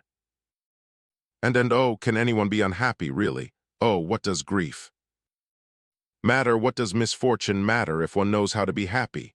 Do you know, I cannot understand how anyone can pass by a green tree and not feel happy only to look at it, how anyone can talk to a man and not feel happy in loving him. Oh, it is my own fault that I cannot express myself well enough, but there are lovely things at every step I take, things which even the most miserable man must recognize as beautiful. Look at a little child, look at God's day dawn, look at the grass growing, look at the eyes that love you as they gaze back into your eyes. He had risen and was speaking, standing up. The old gentleman was looking at him now in unconcealed alarm. Lizaveta Prokofyevna wrung her hands. Oh my God, she cried. She had guessed the state of the case before anyone else. Aglaya rushed quickly up to him and was just in time to receive him in her arms and to hear with dread and horror that awful wild cry as he fell writhing to the ground.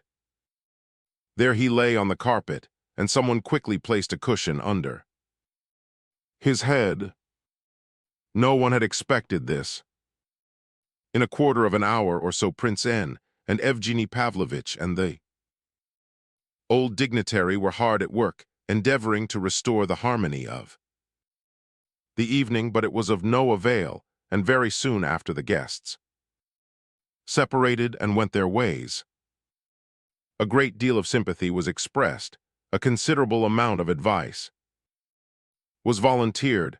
Ivan Petrovitch expressed his opinion that the young man was a Slavophile or something of that sort, but that it was not a dangerous development.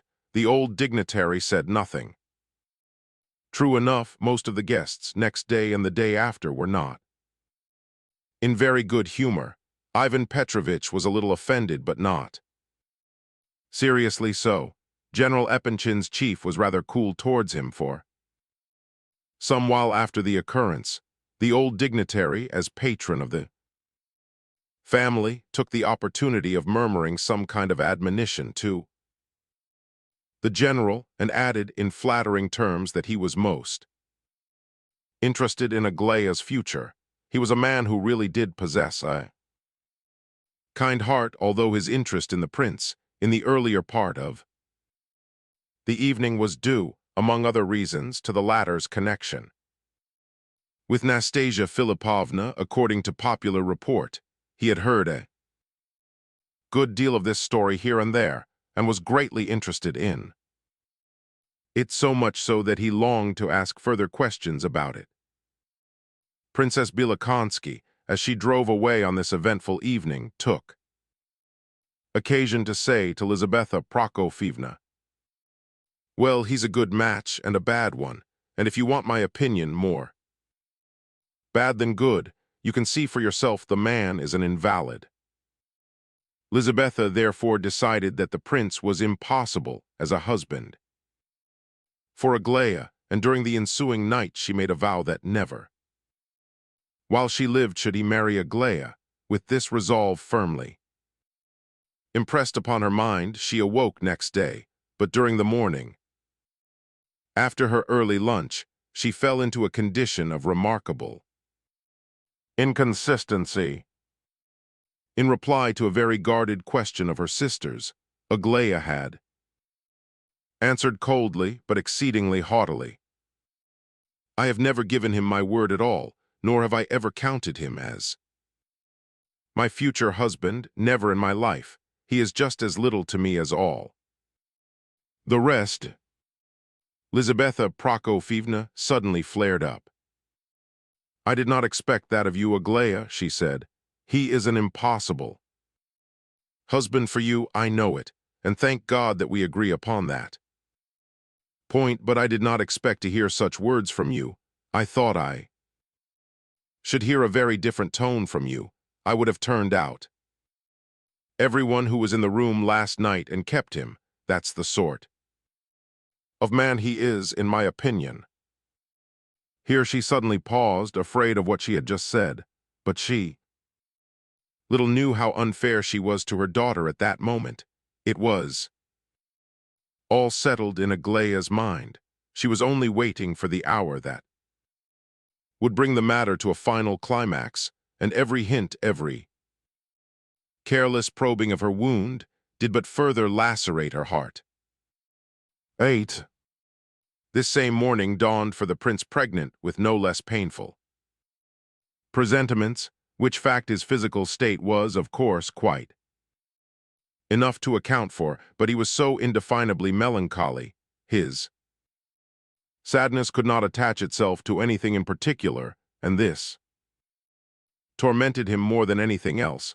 Of course, certain facts stood before him clear and painful, but his sadness went beyond all that he could remember or imagine.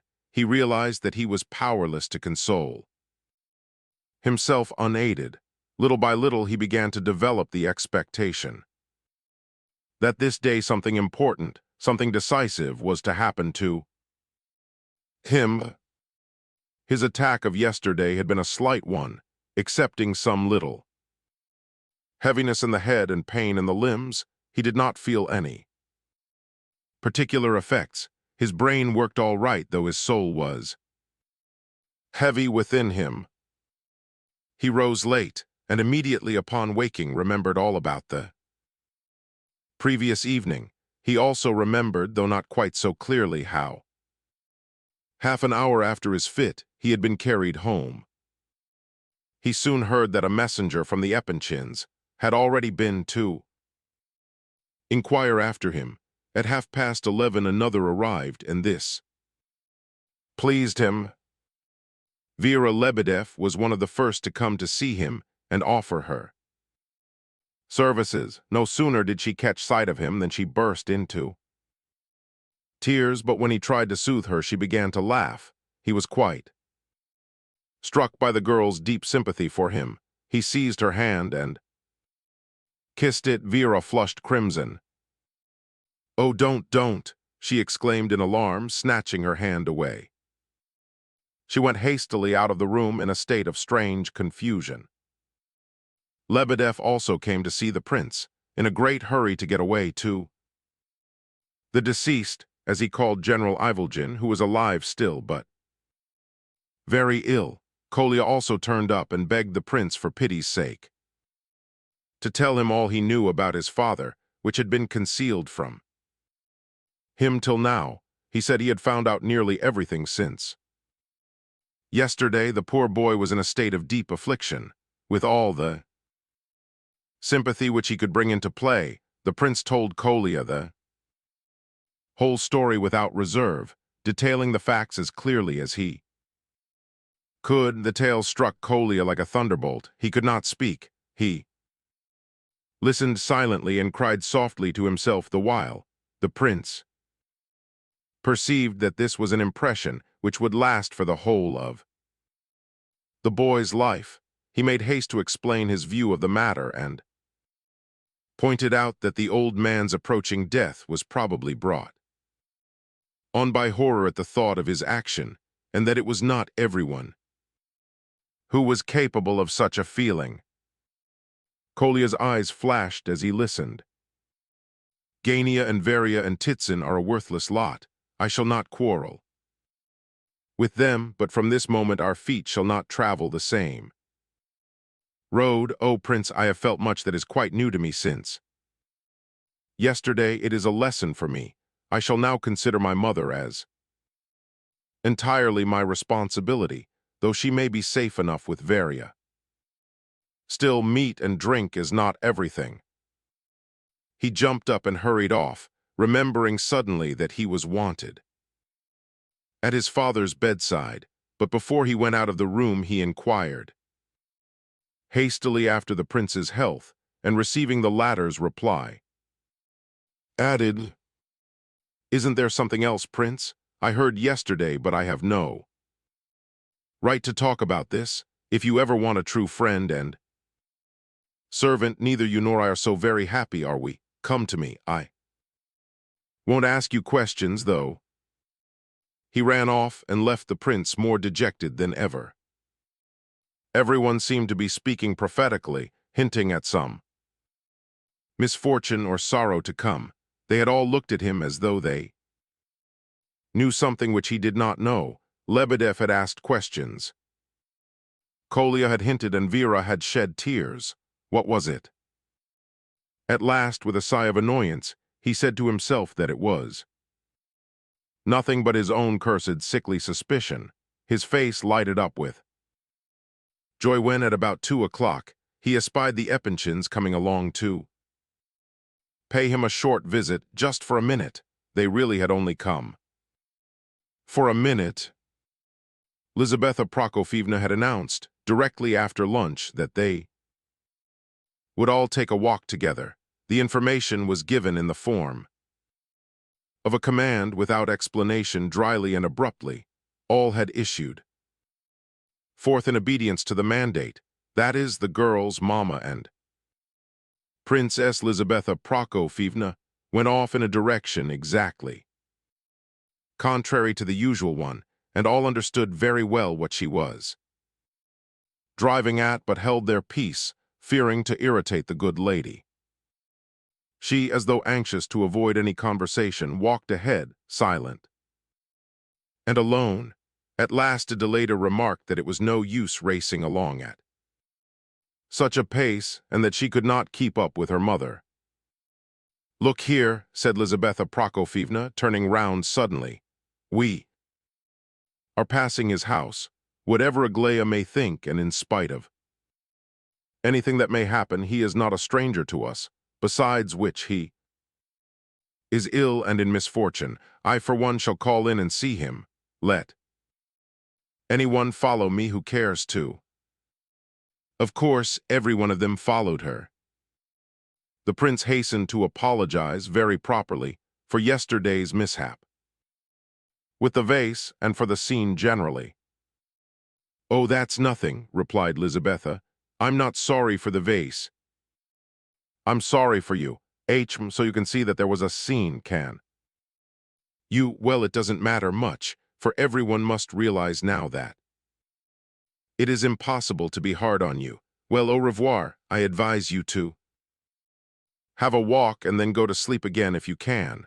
Come in as usual if you feel inclined, and be assured once for all, whatever happens, and whatever may have happened, you shall always remain the friend of the family. Mine, at all events. I can answer for myself. In response to this challenge, all the others chimed in and re-echoed Mama's sentiments. And so they took their departure, but in this hasty and kindly designed visit there was hidden a fund of cruelty which Lizabetha Prokofyevna never dreamed of, in the words as usual, and again in her added mine at all events, there seemed an ominous knell of some evil too. Come. The prince began to think of Aglaya. She had certainly given him a wonderful smile both at coming and again at leave-taking, but had not said a word, not even when the others all professed their friendship. For him, she had looked very intently at him, but that was all. Her face had been paler than usual. She looked as though she had slept badly. The prince made up his mind that he would make a point of going there, as usual, tonight, and looked feverishly at his watch. Vera came in 3 minutes after the Epinchins had left. Lev Nikolaevich, she said, Aglaya Ivanovna has just given me a message. For you. The prince trembled. Is it a note? No, a verbal message. She had hardly time even for that. She begs you earnestly not to go out of the house for a single moment all today. Until 7 o'clock in the evening. It may have been 9, I did.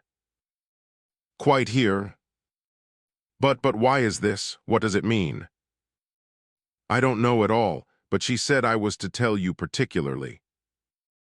Did she say that? Not those very words. She only just had time to whisper as she went. But by the way she looked at me, I knew it was important. She looked at me in a way that made my heart stop beating.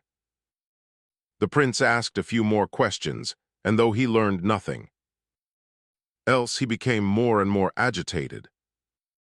Left alone, he lay down on the sofa and began to think. Perhaps, he thought, someone is to be with them until 9 tonight.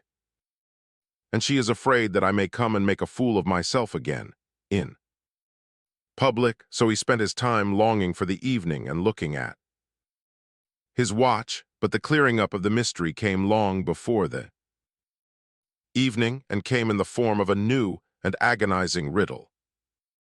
Half an hour after the Epinchins had gone, Hippolyte arrived, so tired that almost unconscious, he sank into a chair and broke into such a fit of coughing that he could not stop. He coughed till the blood came. His eyes glittered, and 2 red spots on his cheeks grew brighter and brighter. The prince murmured something to him, but Hippolyte only signed that he must be left alone for a while and sat silent. At last, he came to himself. I am off, he said hoarsely and with difficulty. Shall I see you home? Asked the prince, rising from his seat, but suddenly stopping short as he remembered Aglaya's prohibition against leaving the house. Hippolyte laughed. I don't mean that I am going to leave your house, he continued, still gasping and coughing. On the contrary, I thought it absolutely necessary to come and see you, otherwise I should not have troubled you. I'm off there, you know, and this time I believe seriously that I am off. It's all over. I did not come here for sympathy, believe me. I lay down this morning at 10 o'clock with the intention of not rising again before that time, but I thought it over and rose just once more in order to come here, from which you may deduce that I had some reason for wishing to come. It grieves me to see you so, Hippolyte. Why didn't you send me a message? I would have come up and saved you this trouble. Well, enough. You've pitied me, and that's all that good manners. Exact, I forgot. How are you? I'm all right. Yesterday I was a little. I know, I heard the china vase caught it. I'm sorry I wasn't there. I've come about something important. In the first place, I had the pleasure of seeing Gavrila Ardalionovich and Aglaya Ivanovna enjoying a rendezvous on the green bench in the park. I was astonished to see What a fool a man can look. I remarked upon the fact to Aglaya Ivanovna. When he had gone, I don't think anything ever surprises you, Prince, added Hippolyte, gazing incredulously at the prince's calm demeanor. To be astonished by nothing is a sign, they say, of a great intellect. In my opinion, it would serve equally well as a sign of great foolishness. I am not hinting about you, pardon me. I am very unfortunate today in my expressions.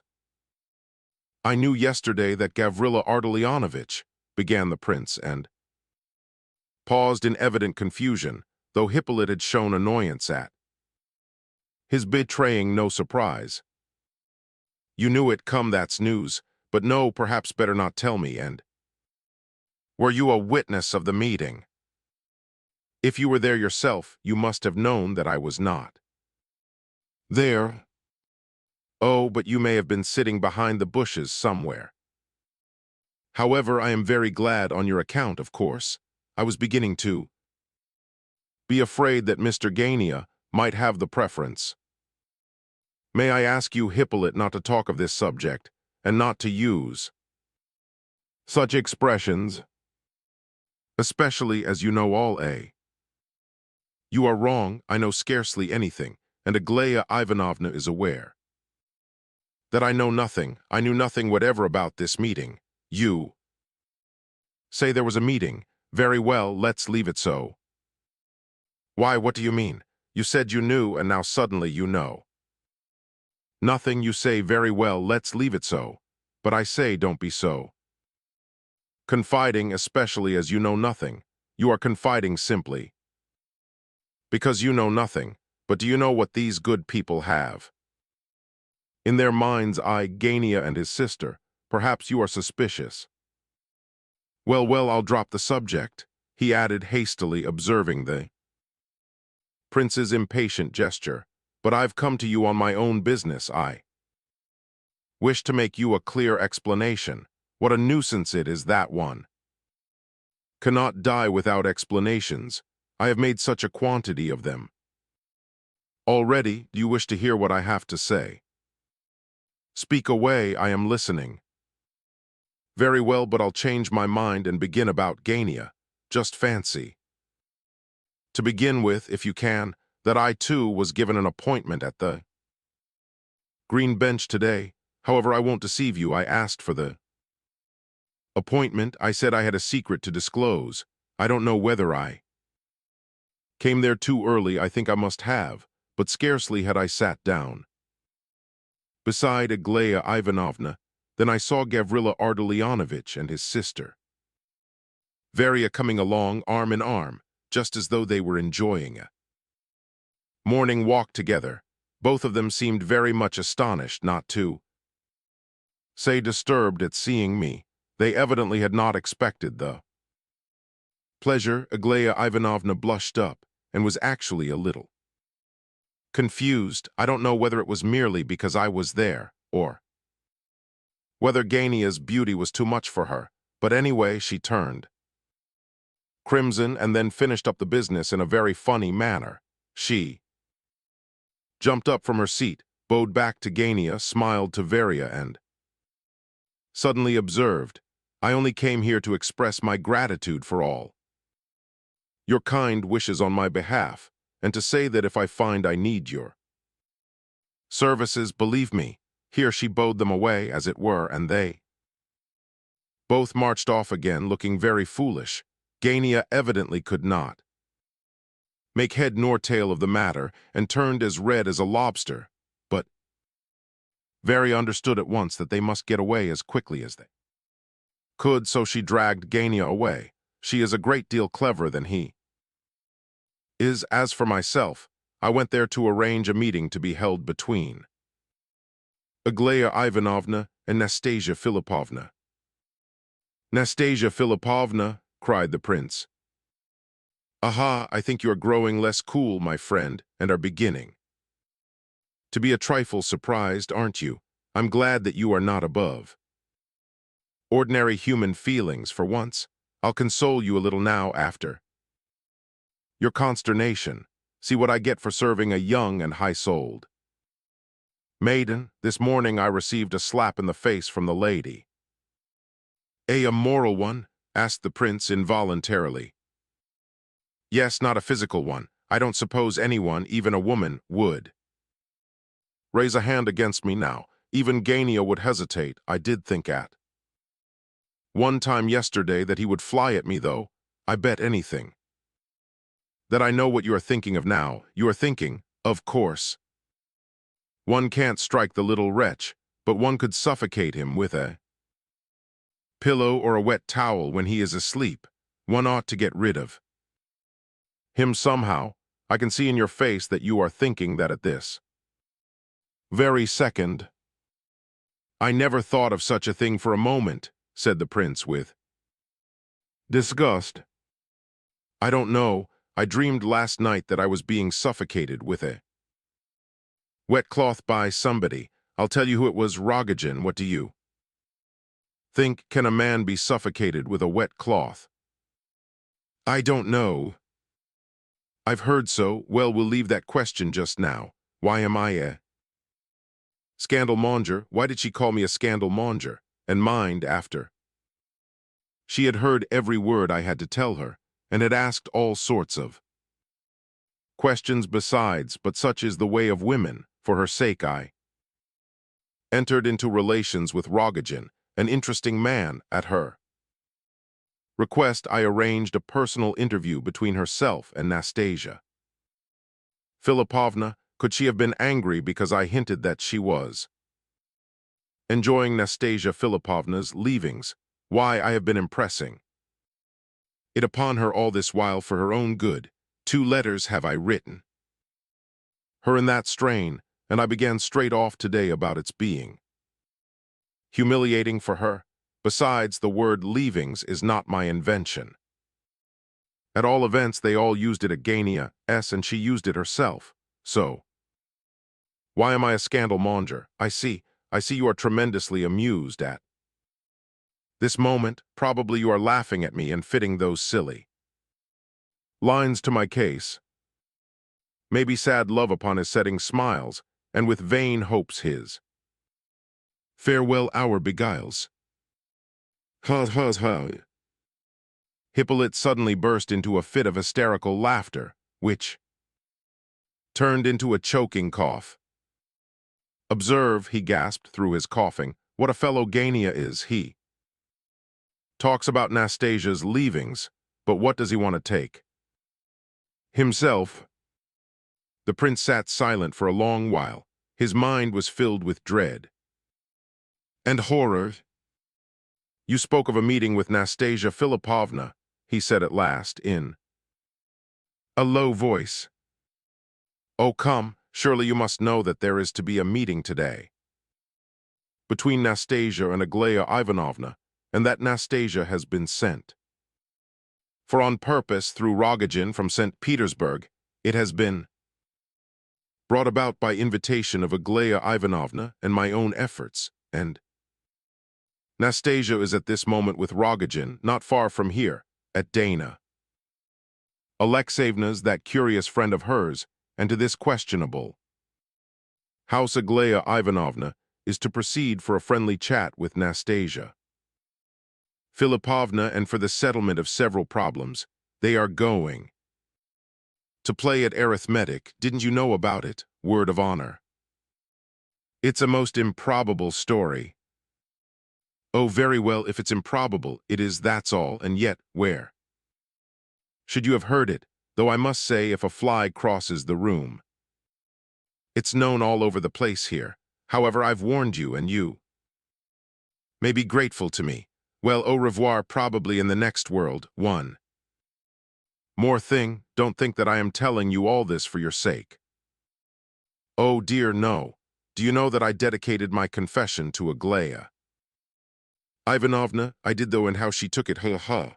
Oh no, I am not acting from any high, exalted motives, but though I may have behaved like a cad to you, I have not done her any harm.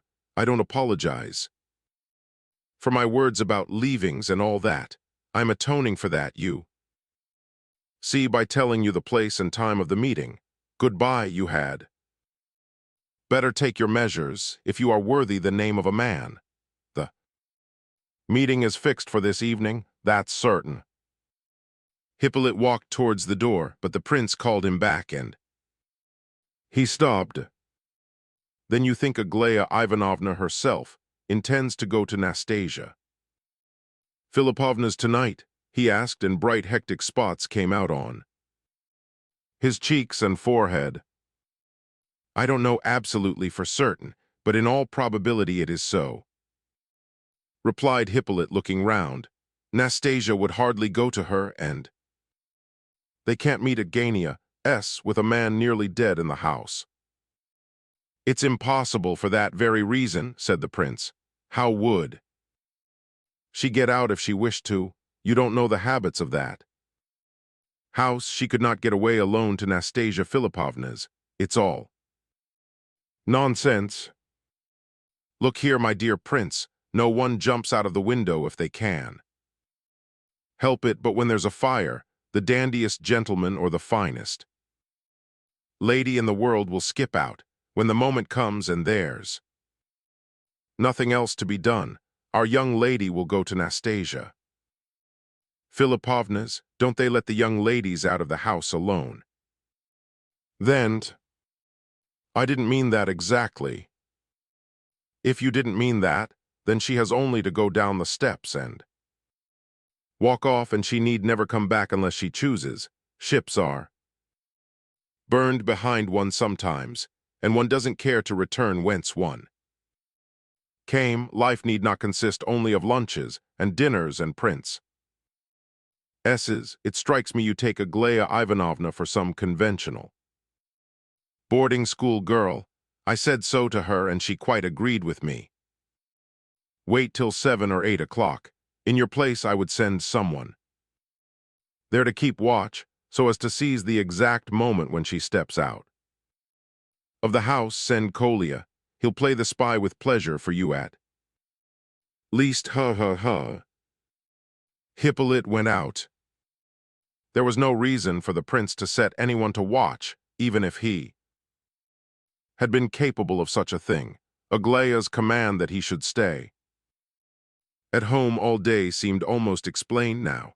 Perhaps she meant to call for him herself, or it might be, of course, that she was anxious to make sure of his not coming there, and therefore bade him remain at home. His head whirled. The whole room seemed to be turning round. He lay down on the sofa and closed his eyes. One way or the other the question was to be decided at last, finally. Oh no, he did not think of Aglaya as a boarding school miss, or a young lady of the conventional type.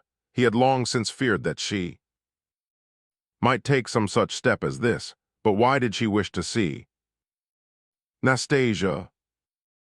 He shivered all over as he lay. He was in high fever again. No, he did not account her a child. Certain of her looks, certain of her words of late had filled him with apprehension. At times it had struck him that she was putting too great a restraint upon herself, and he remembered that he had been alarmed to observe this. He had tried all these days to drive away the heavy thoughts that oppressed him. But what was the hidden mystery of that soul? The question had long tormented him, although he implicitly trusted that soul, and now it was all to be cleared up. It was a dreadful thought, and that woman. Again, why did he always feel as though that woman were fated to appear at each critical moment of his life and tear the thread of his destiny like a bit of rotten string? That he always had felt this, he was ready to swear, although he was half delirious at the moment.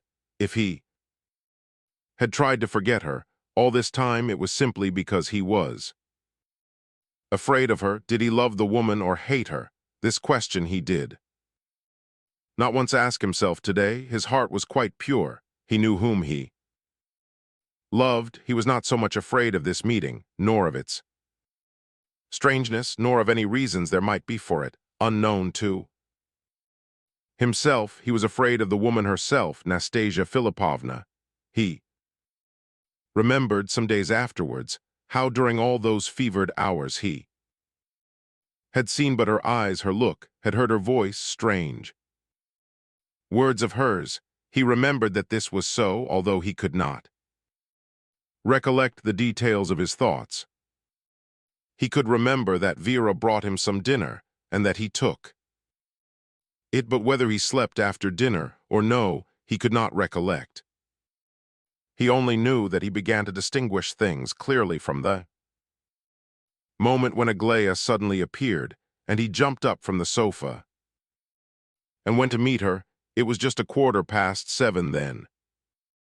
Aglaya was quite alone, and dressed apparently hastily in a light mantle. Her face was pale as it had been in the morning, and her eyes were ablaze with bright but subdued fire.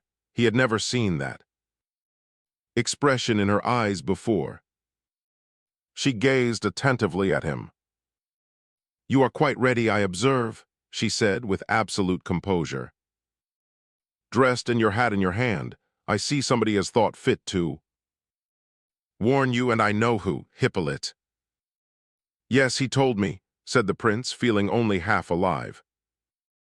"Come then, you know, I suppose, that you must escort me there. You are well enough to go out, aren't you?" "I am well enough, but is it really possible?" He broke off abruptly and could not add another word. This was his one attempt to stop the mad child, and after he had made it, he followed her as though he had no will of his own, confused as his thoughts were.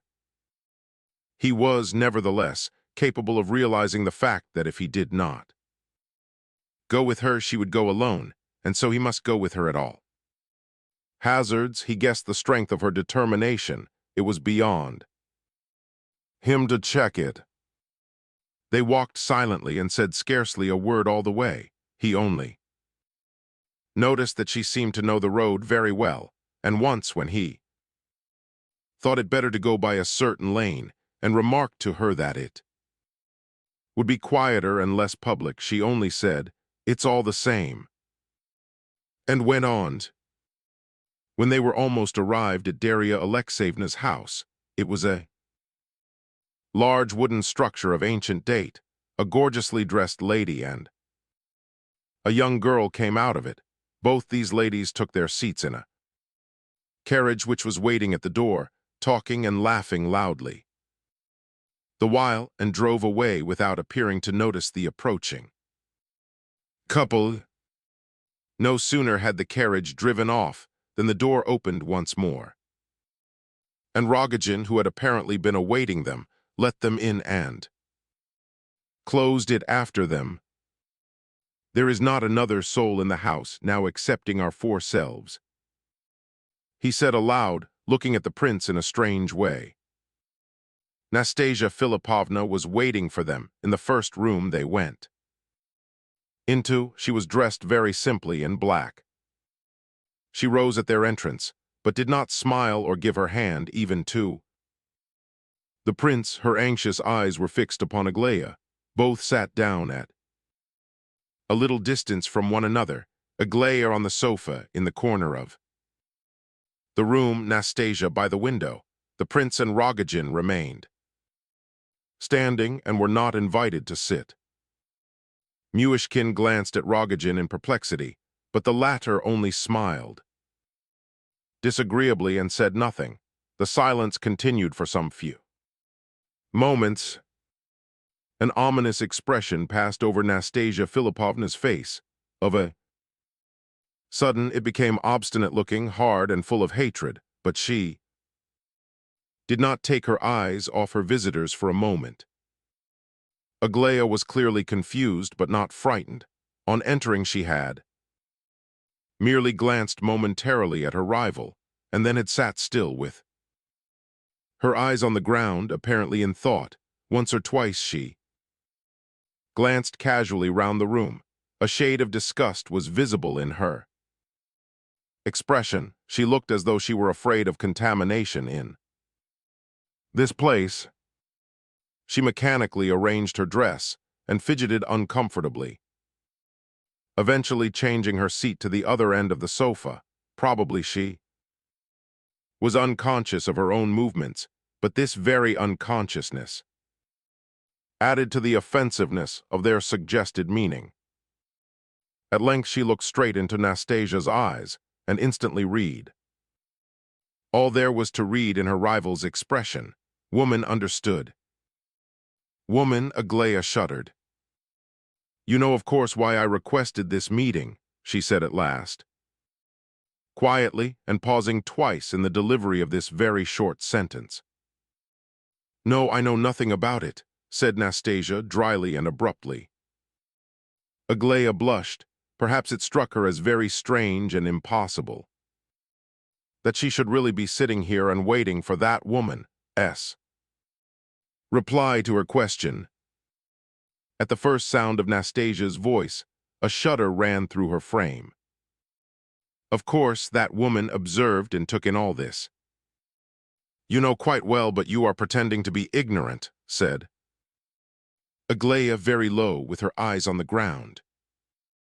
Why should I? Asked Nastasia Philippovna, smiling slightly. You want to take advantage of my position, now that I am in your house, continued Aglaia awkwardly.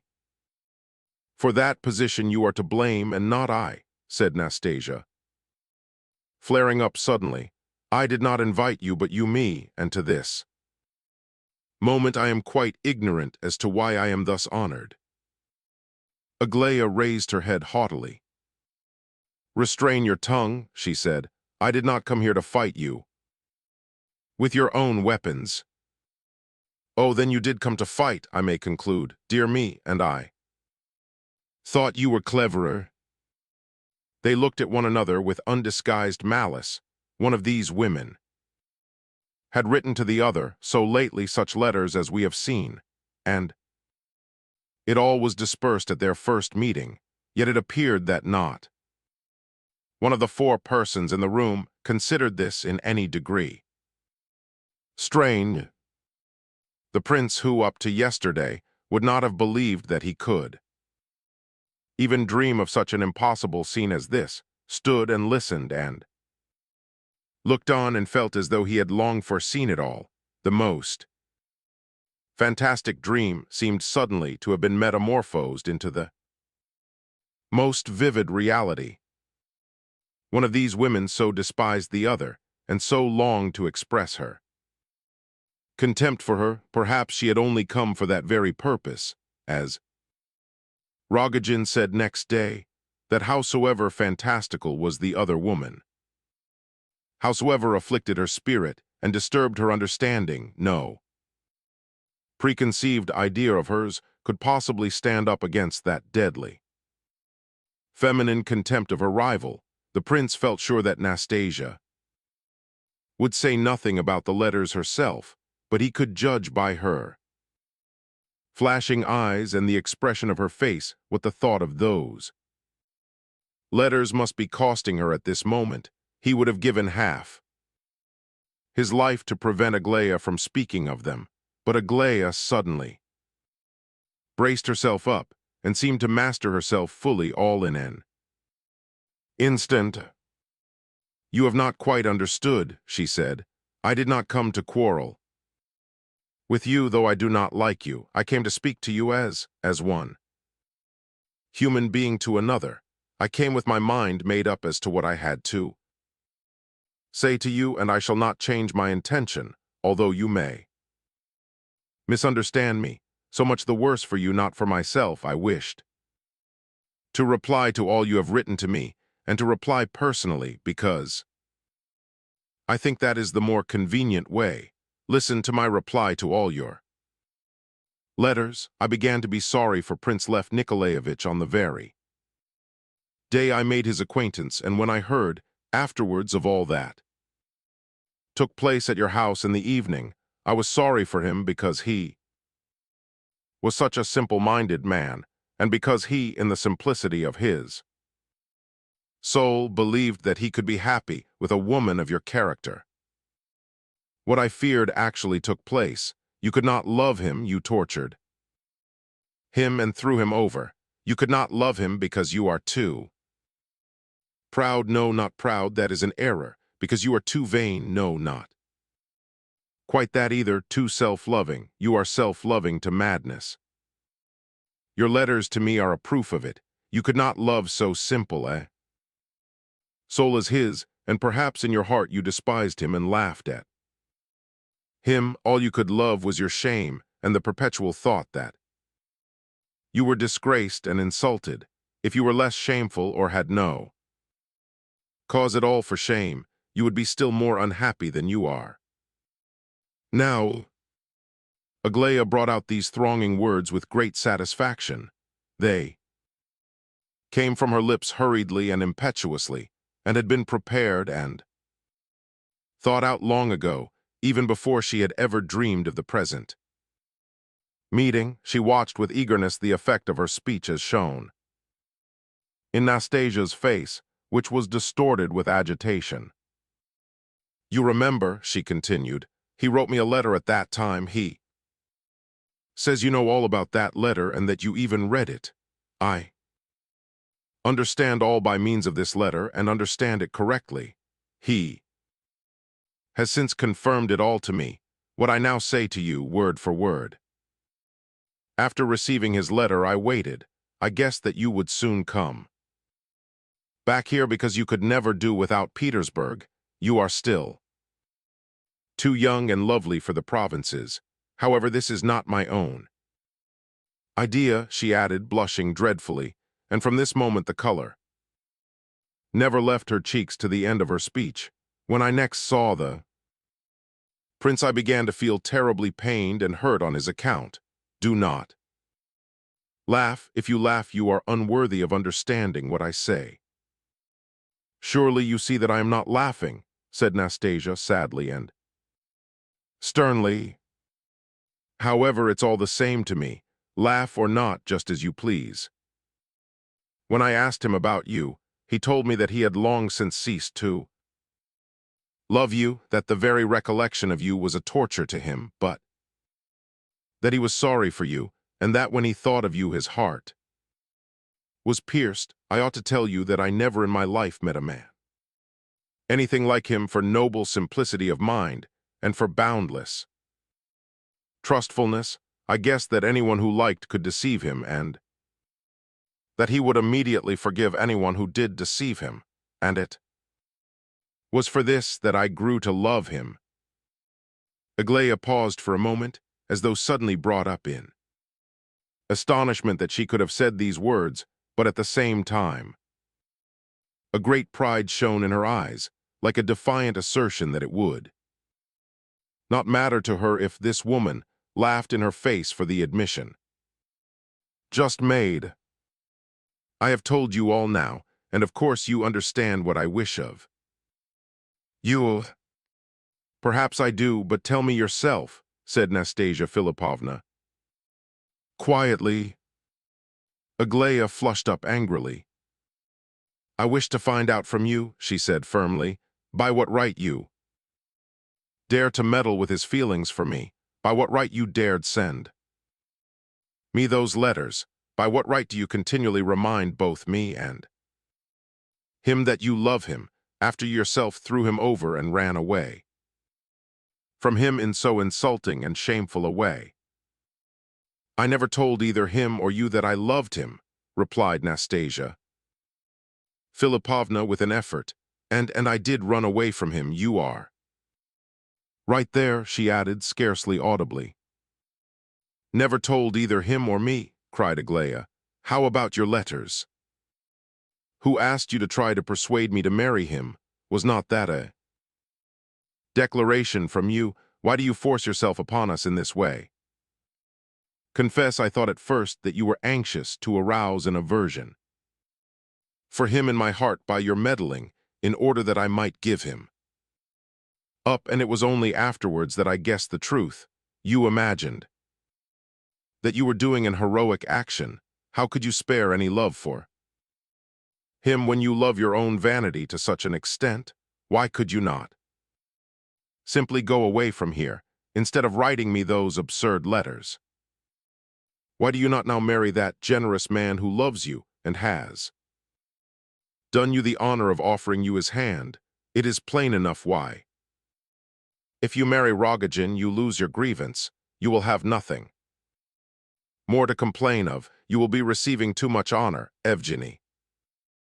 Pavlovich was saying the other day that you had read too many poems and are too well educated for your position, and that you live in idleness. Add to this your vanity, and there you have reason enough. And do you not live in idleness?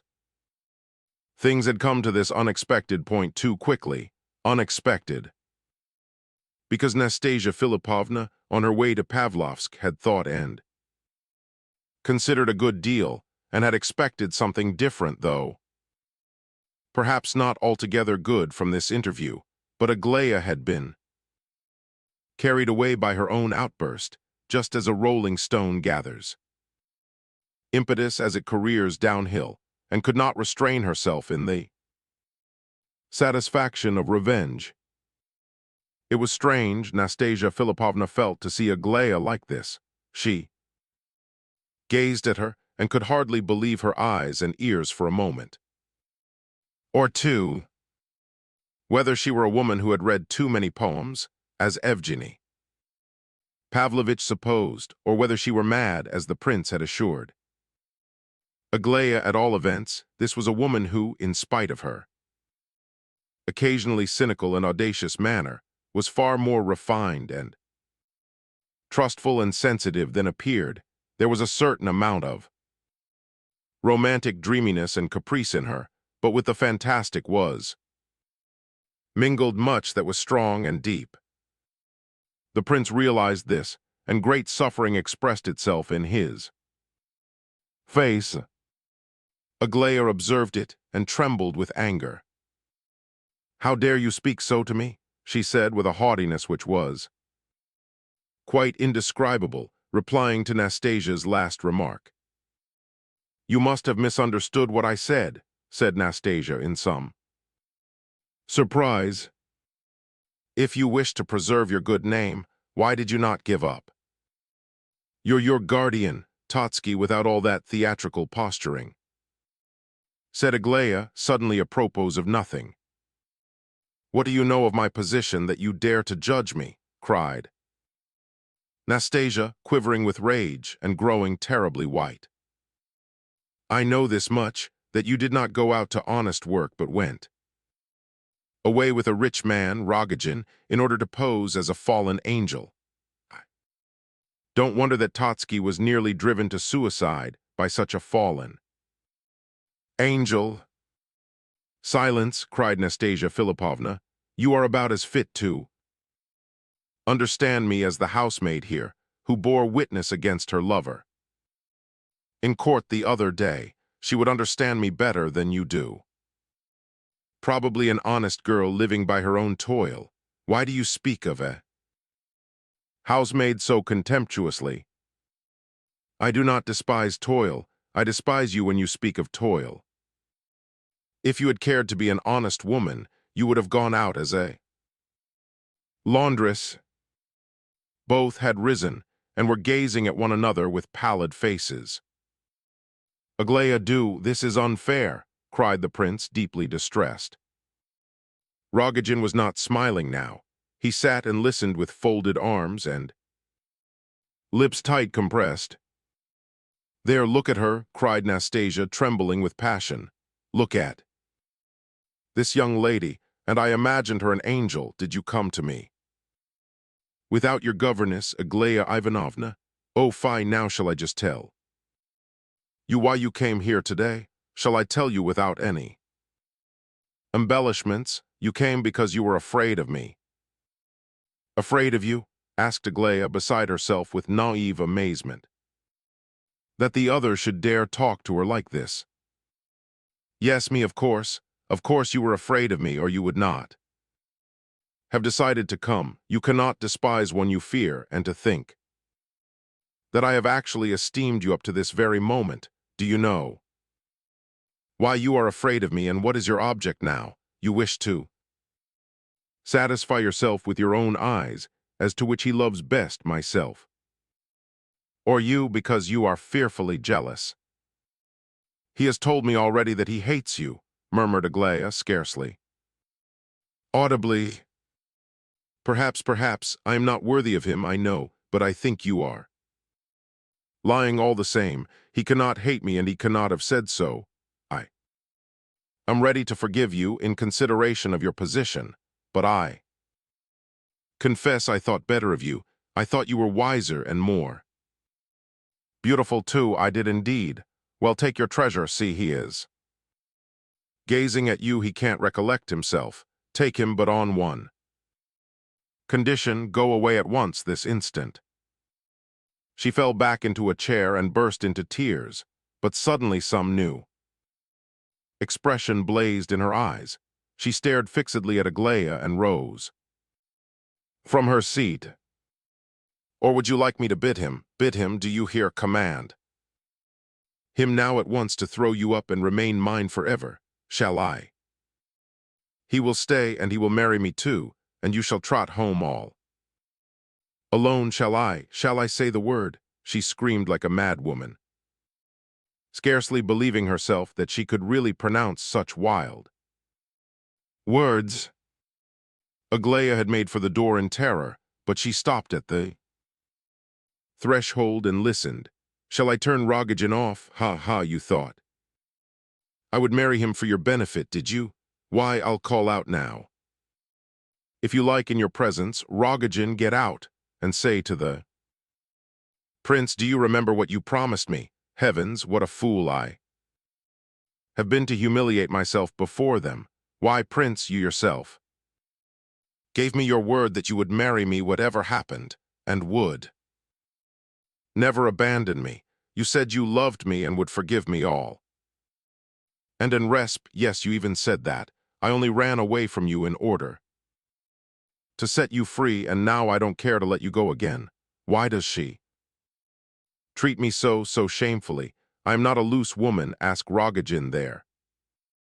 He'll tell you.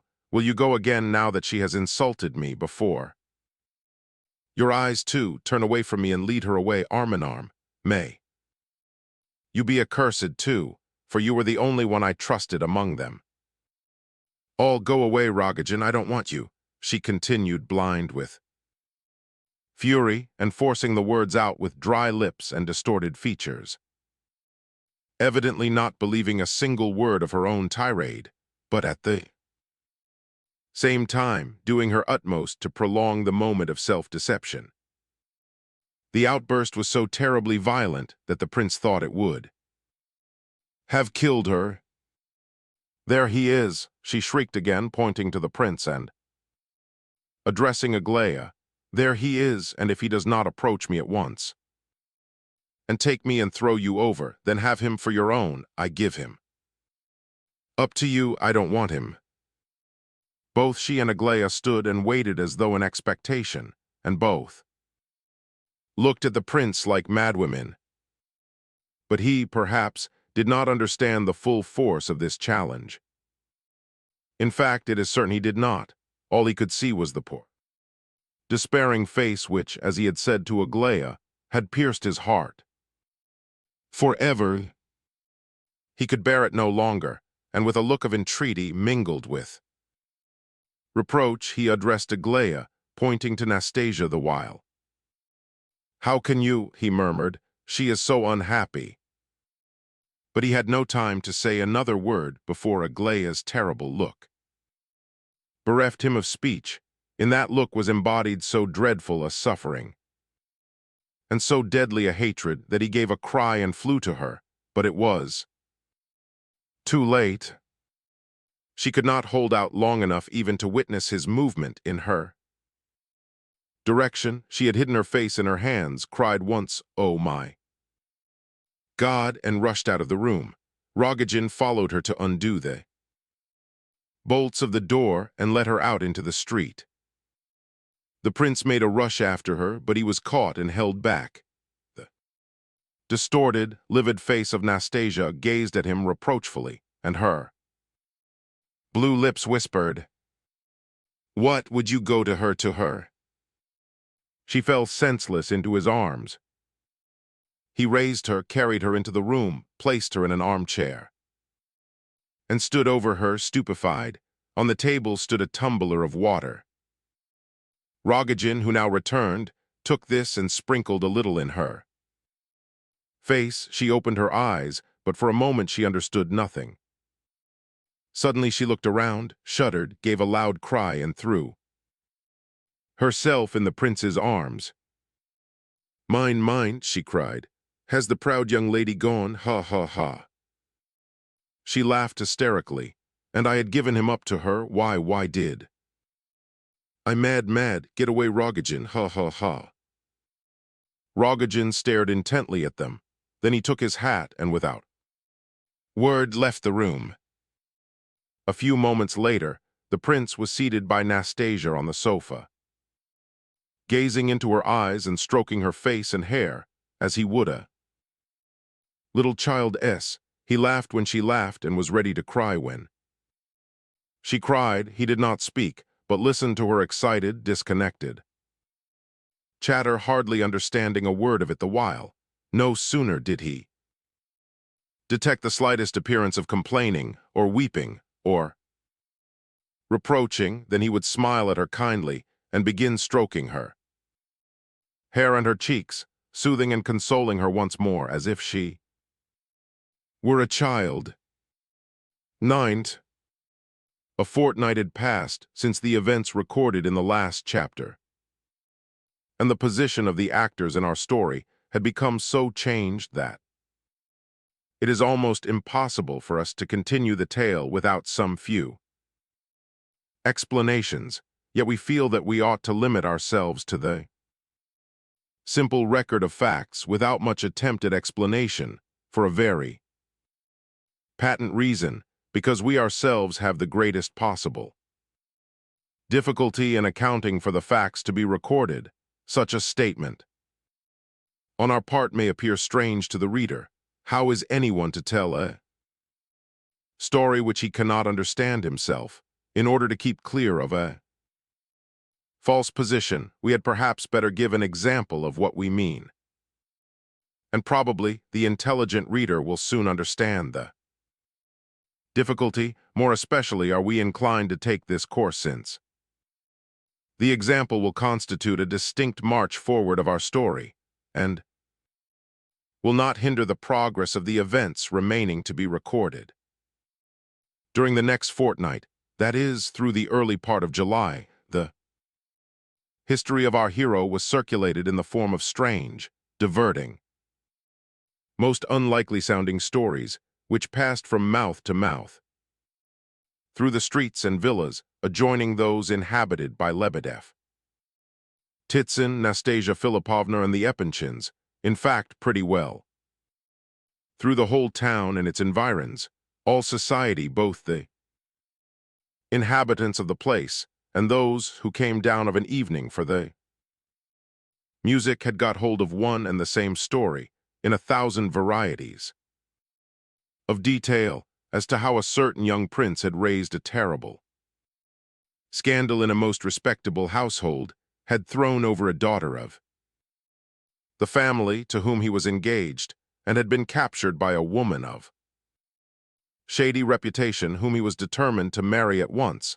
breaking off all old ties for the satisfaction of his insane idea, and in spite of the public indignation roused by his action, the marriage was to take place in Pavlovsk openly and publicly, and the prince had announced his intention of going through with it with head erect and looking the whole world in the face.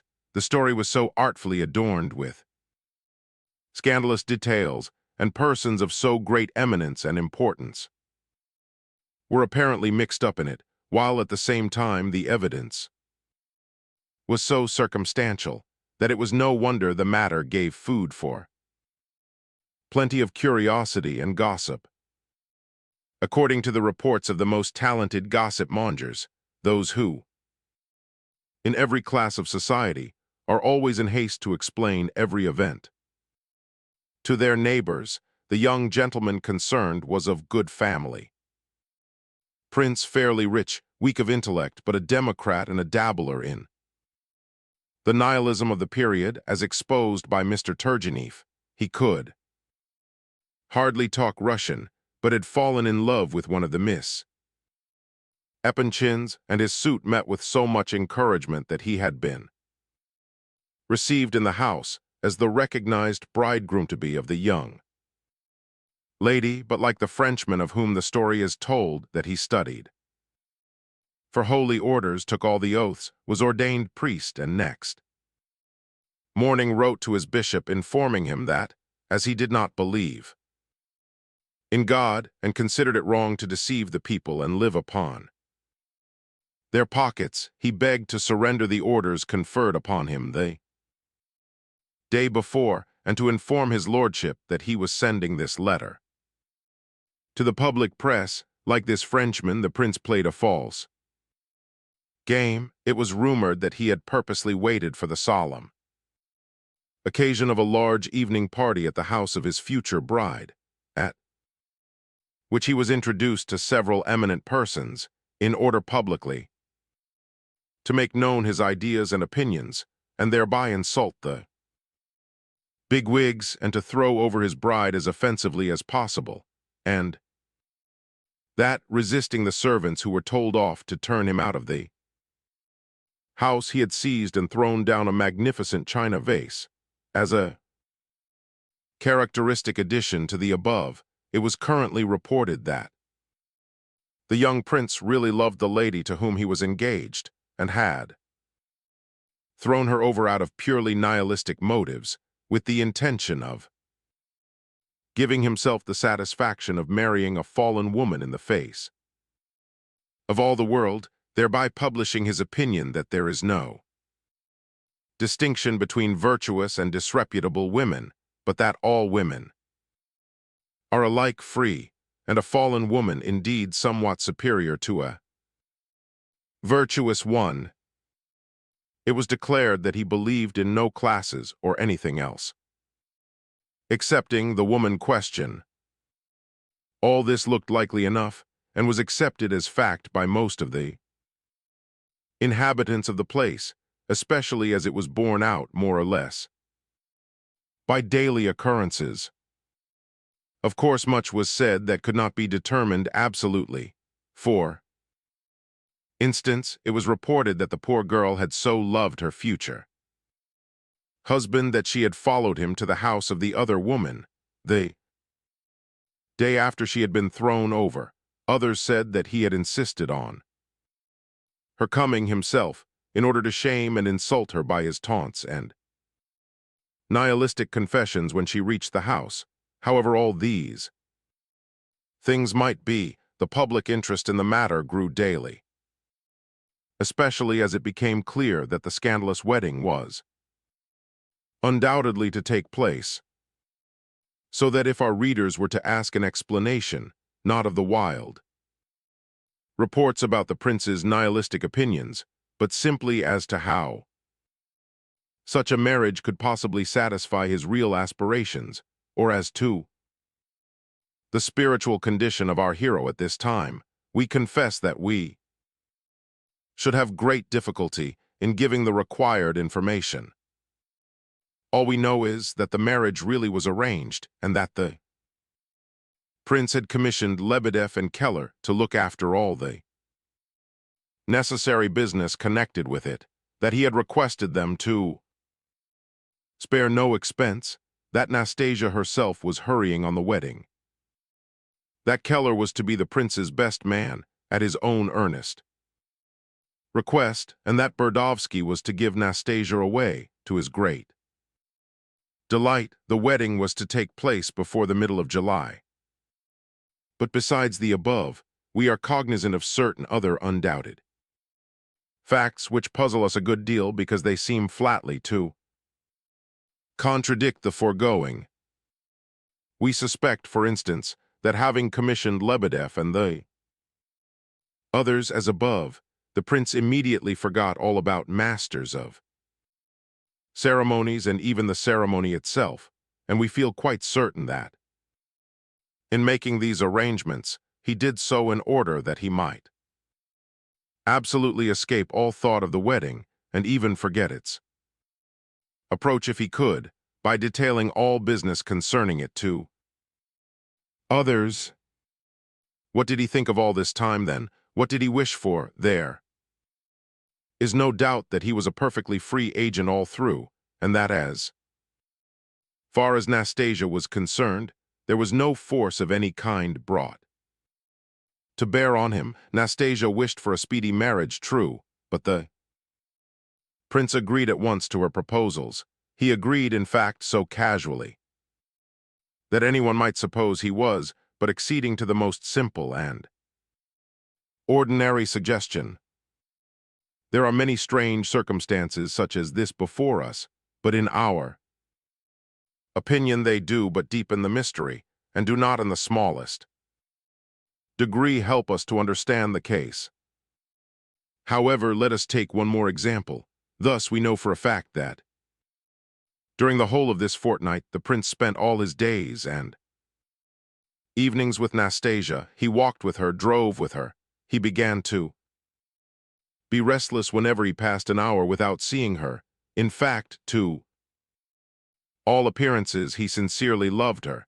He would listen to her for hours at a time with a quiet smile on his face, scarcely saying a word himself, and yet we know equally certainly that during this period he several times set off suddenly to the Epinchins, not concealing the fact from Nastasia Philippovna, and driving the latter to absolute despair. We know also that he was not received at the Epinchins so long as they remained at Pavlovsk, and that he was not allowed an interview with Aglaya, but next day he would set off once more on the same errand, apparently quite oblivious of the fact of yesterday's visit having been a failure, and of course meeting with another refusal. We know, too, that exactly an hour after Aglaya had fled from Nastasia Philippovna's house on that fateful evening, the prince was at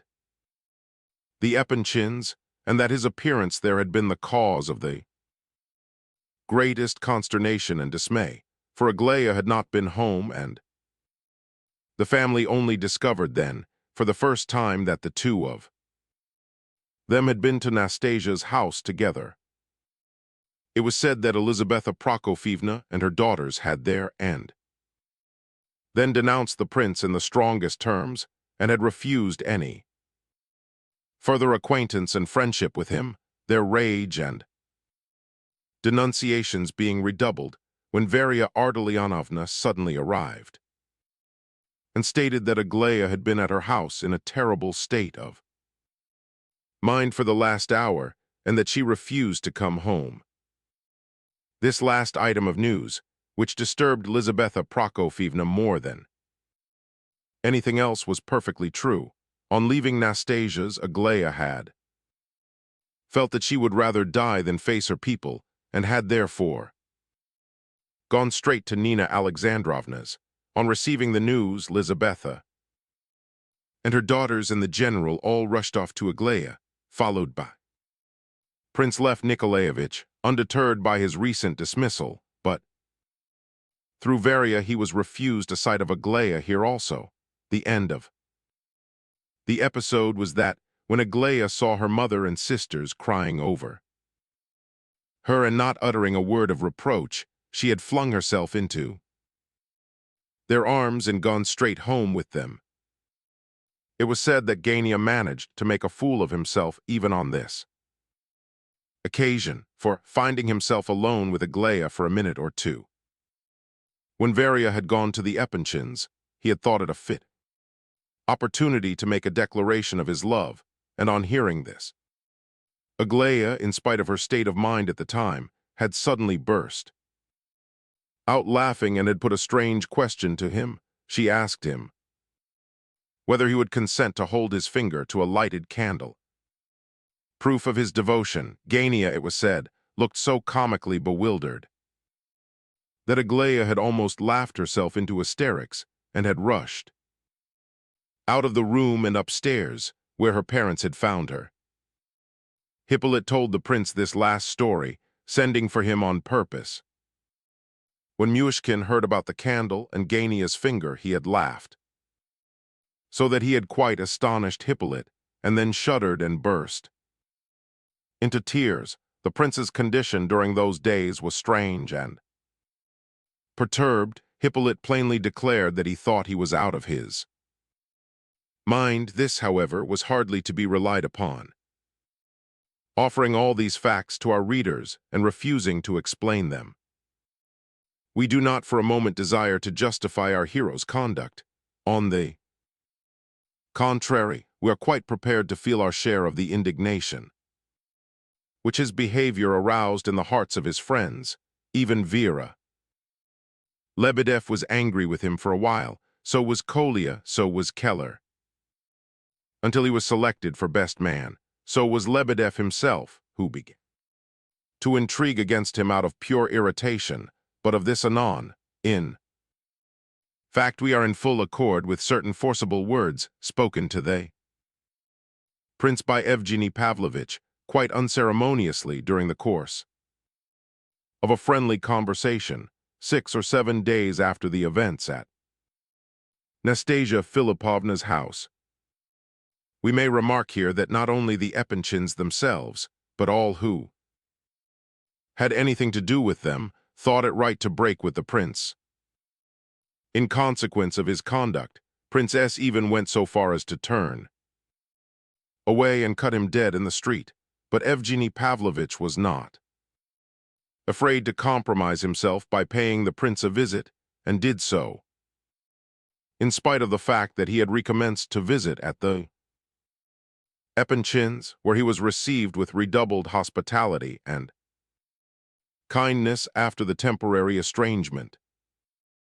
Evgeny called upon the prince the day after that on which the Epanchins left Pavlovsk. He knew of all the current rumors. In fact, he had probably contributed to them himself. The prince was delighted to see him and immediately began to speak of the Epanchins, which simple and straightforward opening quite took Evgeny's fancy, so that he melted at once and plunged in medias res without ceremony. The prince did not know up to this that the Epanchins had left the place. He grew very pale on hearing the news, but a moment later he nodded his head and said thoughtfully, "I knew it was bound to be so." Then he added quickly, "Where have they gone to?" Evgeny meanwhile observed him attentively, and the rapidity of the questions, their simplicity, the prince's candor, and at the same time his evident perplexity and mental agitation surprised him considerably. However, he told Myshkin all he could, kindly and in detail. The prince hardly knew anything, for this was the first informant from the household whom he had met since the estrangement. Evgeny reported that Aglaya had been really ill, and that for 2 nights she had not slept at all, owing to high fever, that now she was better and out of serious danger, but still in a nervous, hysterical state. "It's a good thing that there is peace in the house, at all events," he continued. "They never utter a hint about the past, not only Aglaya's presence, but even among themselves. The old people are talking of a trip abroad in the autumn, immediately after Adelaida's wedding." Aglaya received the news in silence. Evgeny himself was very likely going abroad also, so were Prince S. and his wife, if affairs allowed of it. The general was to stay at home. They were all at their estate of Kalmina now, about 20 miles or so from St. Petersburg. Princess Bielokonsky had not returned to Moscow yet, and was apparently staying on for reasons of her own. Lizaveta Prokofievna had insisted that it was quite impossible to remain in Pavlovsk after what had happened. Evgeny had told her of all the rumors current in town about the affair, so that there could be no talk of their going to their house on the Yelagin as yet. And in point of fact, Prince added Evgeny Pavlovitch, you must allow that they could hardly have stayed here, considering that they knew of all that went on at your place, and in the face of your daily visits to their house, visits which you insisted upon making in spite of their refusal to see you. Yes, yes, quite so, you are quite right. I wish to see Aglaya Ivanovna, you know, said the prince, nodding his head. Oh, my dear fellow, cried Evgeny warmly with real sorrow in his voice, how could you permit all that to come about as it has? Of course, I know it was all so unexpected. I admit that you only naturally lost your head and could not stop the foolish girl. That was not in your power, I quite see so much, but you really should have understood how seriously she cared for you. She could not bear to share you with another, and you could bring yourself to throw away and shatter such a treasure. Oh, prince. Yes, yes, you are quite right again, said the poor prince in anguish of mind. I was wrong, I know, but it was only Aglaya who looked on. Nastasia Philipovna, so, no one else did, you know. But that's just the worst of it all, don't you see, that there was absolutely nothing serious about the matter in reality, cried Evgeny. Beside himself, excuse me, prince, but I have thought over all this. Have thought a great deal over it. I know all that had happened before. I know all that took place 6 months since, and I know there was nothing serious about the matter. It was but fancy, smoke, fantasy, distorted by agitation, and only the alarmed jealousy of an absolutely inexperienced girl could possibly have mistaken it for serious reality. Here Evgeny Pavlovitch quite let himself go, and gave the reins to his indignation. Clearly and reasonably, and with great psychological insight, he drew a picture of the prince's past relations with Nastasia Philipovna. Evgeny Pavlovitch always had a ready tongue, but on this occasion his eloquence surprised himself. From the very beginning, he said, you began with a lie. What began with a lie was bound to end with a lie. Such is the law of nature. I do not agree, in fact, I am angry when I hear you called an idiot. You are far too intelligent to deserve such an epithet, but you are so far strange as to be unlike others, that you must allow yourself. Now I have come to the conclusion that the basis of all that has happened has been first of all your innate inexperience. Remark the expression innate, prince. Then follows your unheard of simplicity of heart. Then comes your absolute want of sense of proportion. To this want you have several times confessed. And lastly, a mass, an accumulation of intellectual convictions which you, in your unexampled honesty of soul, accept unquestionably as also innate and natural and true. Admit, prince, that in your relations with Nastasia Philipovna there has existed, from the very first, something democratic, and the fascination, so to speak, of the woman question. I know all about that scandalous scene at Nastasia Philipovna's house. When Rogojin brought the money 6 months ago, I'll show you yourself. As in a looking-glass, if you like. I know exactly all that went on in every detail and why things have turned out as they have. You thirsted while in Switzerland for your home country, for Russia. You read, doubtless, many books about Russia, excellent books, I dare say, but hurtful to you, and you arrived here, as it were, on fire. The longing to be of service. Then, on the very day of your arrival, they tell you a sad story of an ill-used woman. They tell you, night pure and without reproach, this tale of a poor woman, the same day you actually see her. You are attracted by her beauty, her fantastic, almost demoniacal beauty. I admit her beauty, of course. Add to all this your nervous nature, your epilepsy, and your sudden Arrival in a strange town. The day of meetings and of exciting scenes. The day of unexpected acquaintanceships. The day of sudden actions. The day of meeting with the three lovely Epanchin girls, and among them. Aglaia, add your fatigue, your excitement. Add Nastasia's evening. Party and the tone of that party, and what were you to expect of yourself at such a moment as that?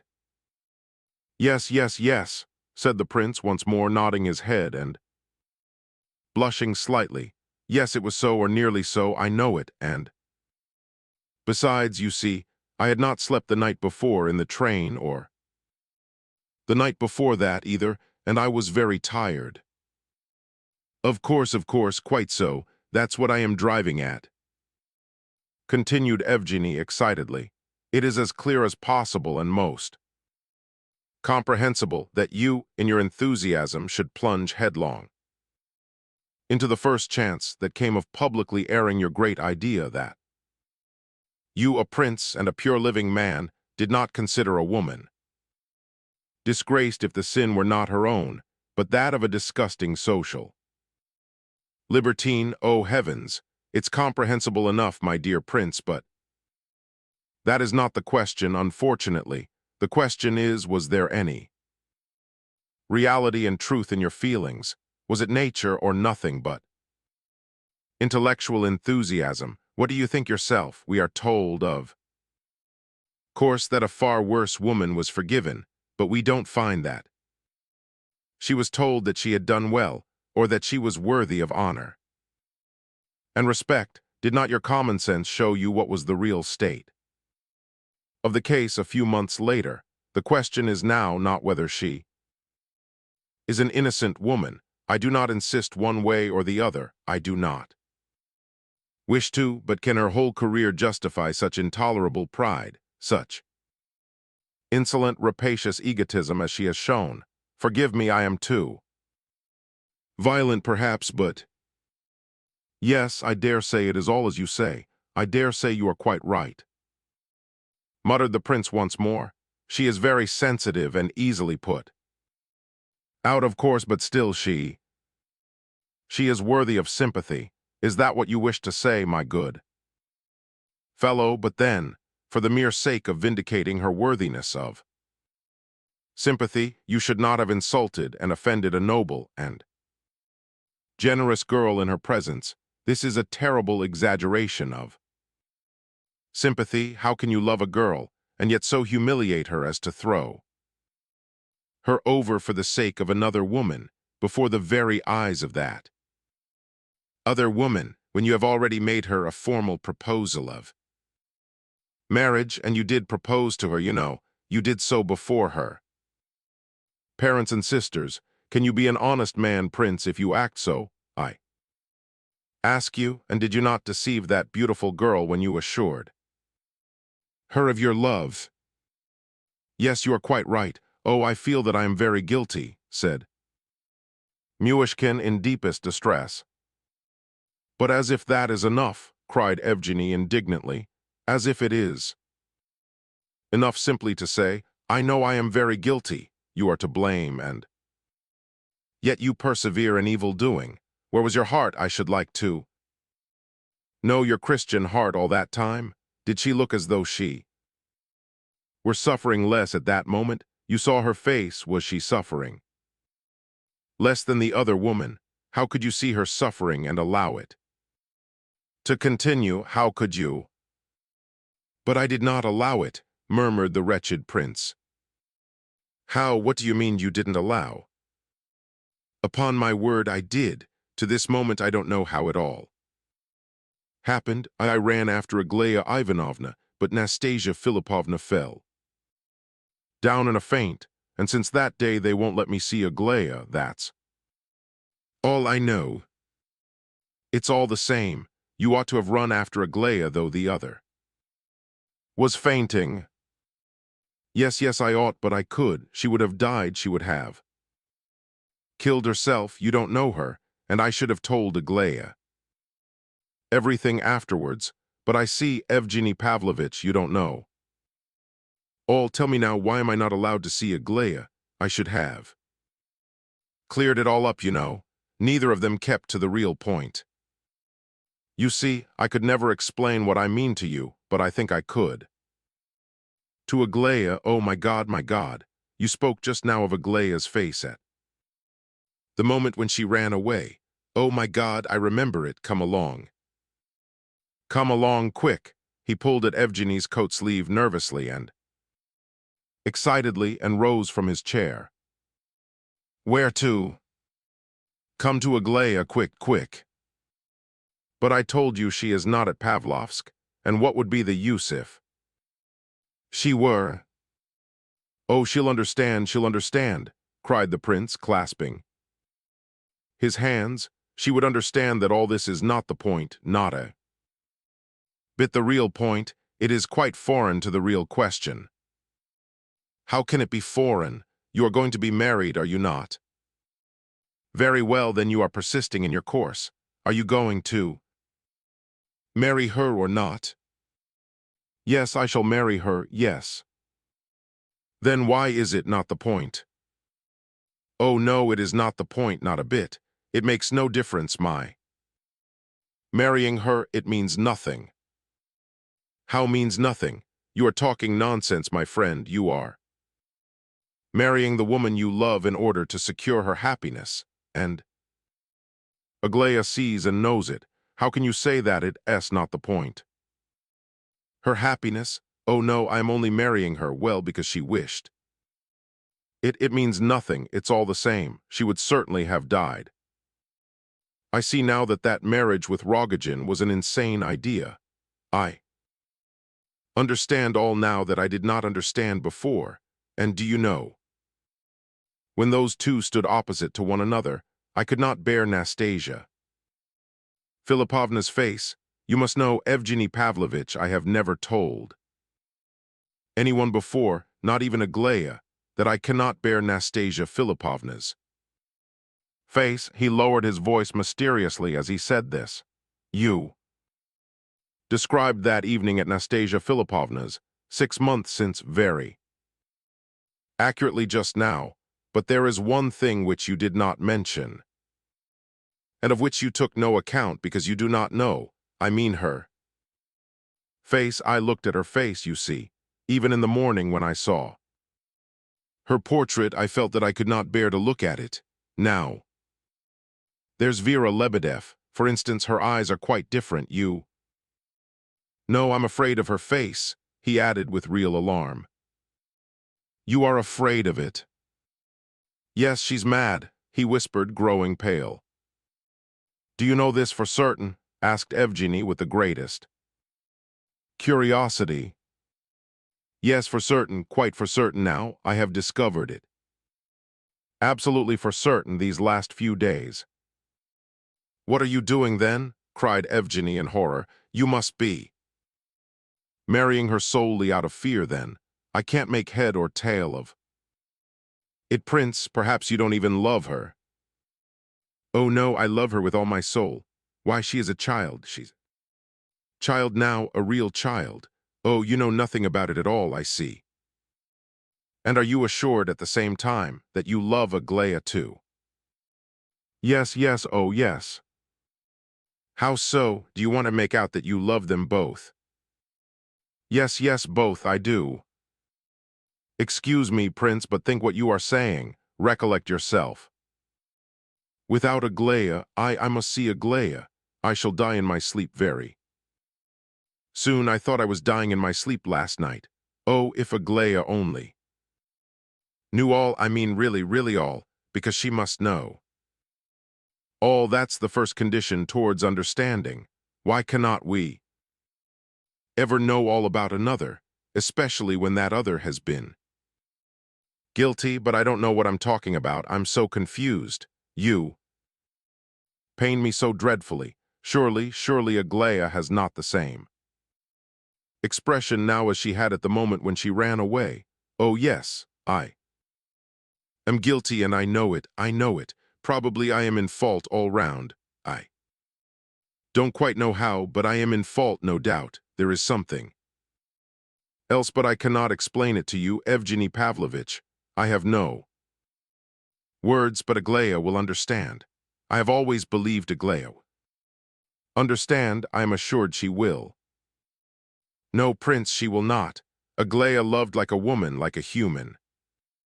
Being not like an abstract spirit. Do you know what, my poor Prince? The most probable explanation of the matter is that you never loved. Either the one or the other in reality. I don't know, perhaps you are right in much that you have said, Evgeny. Pavlovitch, you are very wise, Evgeny Pavlovitch. Oh, how my head is beginning to ache again. Come to her quick, for God's sake, come. But I tell you, she is not in Pavlovsk, she's in Kalmina. Oh, come to Kalmina, then. Come, let us go at once. No, no, impossible, said Evgeny, rising. Look here, I'll write a letter. Take a letter for me. No, no, Prince. You must forgive me, but I can't undertake any such commissions. I really can't. And so they parted. Evgeny Pavlovitch left the house with strange convictions. He, too, felt that the prince must be out of his mind. And what did he mean by that face? A face which he so fears and yet so loves, and meanwhile he really may die, as he says, without seeing Aglaia, and she will never know how devotedly he loves her. Ha, ha, ha. How does the fellow manage to love two of them? Two different kinds of love, I suppose. This is very interesting. Poor idiot, what on earth will become of him now? 10. The prince did not die before his wedding, either by day or night, as he had foretold that he might. Very probably he passed disturbed nights and was afflicted with bad dreams, but during the daytime among his fellow men he seemed as kind as ever and even contented, only a little thoughtful when alone. The wedding was hurried on. The day was fixed for exactly a week after Evgeny's visit to the prince. In the face of such haste as this, even the prince's best friends, if he had had any, would have felt the hopelessness of any attempt to save the poor madman. Rumor said that in the visit of Evgeny Pavlovitch was to be discerned the influence of Lizaveta Prokofyevna and her husband, but if those good souls, in the boundless kindness of their hearts, were desirous of saving the eccentric young fellow from ruin, they were unable to take any stronger measures to attain that end. Neither their position nor their private inclination, perhaps, and only naturally, would allow them to use any more pronounced means. We have observed before that even some of the prince's nearest neighbors had begun to oppose him. Vera Lebedev's passive disagreement was limited to the shedding of a few solitary tears, to more frequent sitting alone at home, and to a diminished frequency in her visits to the prince's apartments. Kolya was occupied with his father at this time. The old man died during a second stroke, which took place just 8 days after the first. The prince showed great sympathy in the grief of the family, and during the first days of their mourning, he was at the house a great deal with Nina Alexandrovna. He went to the funeral, and it was observable that the public assembled in church greeted his arrival and departure with whisperings and watched him closely. The same thing happened in the park and in the street. Wherever he went, he was pointed out when he drove by, and he often overheard the name of Nastasia Philippovna coupled with his own as he passed. People looked out for her at the funeral too, but she was not there, and another conspicuous absentee was the captain's widow, whom Lebedev had prevented from coming. The funeral service produced a great effect on the prince. He whispered to Lebedev that this was the first time he had ever heard a Russian funeral service since he was a little boy. Observing that he was looking about him uneasily, Lebedev asked him whom he was seeking. Nothing, I only thought I. Is it Rogojin? Why is he here? Yes, he's in church. I thought I caught sight of his eyes, muttered the prince in confusion. But what of it? Why is he here, was he asked. Oh dear no, why they don't even know him. Anyone can come in, you. No, why do you look so amazed? I often meet him, I've seen him at least 4 times here at Pavlovsk within the last week. I haven't seen him once since that day, the prince murmured, as Nastasia Philippovna had not said a word about having met Rogojin. Since that day, the prince concluded that the latter had his own reasons for wishing to keep out of sight all the day of the funeral.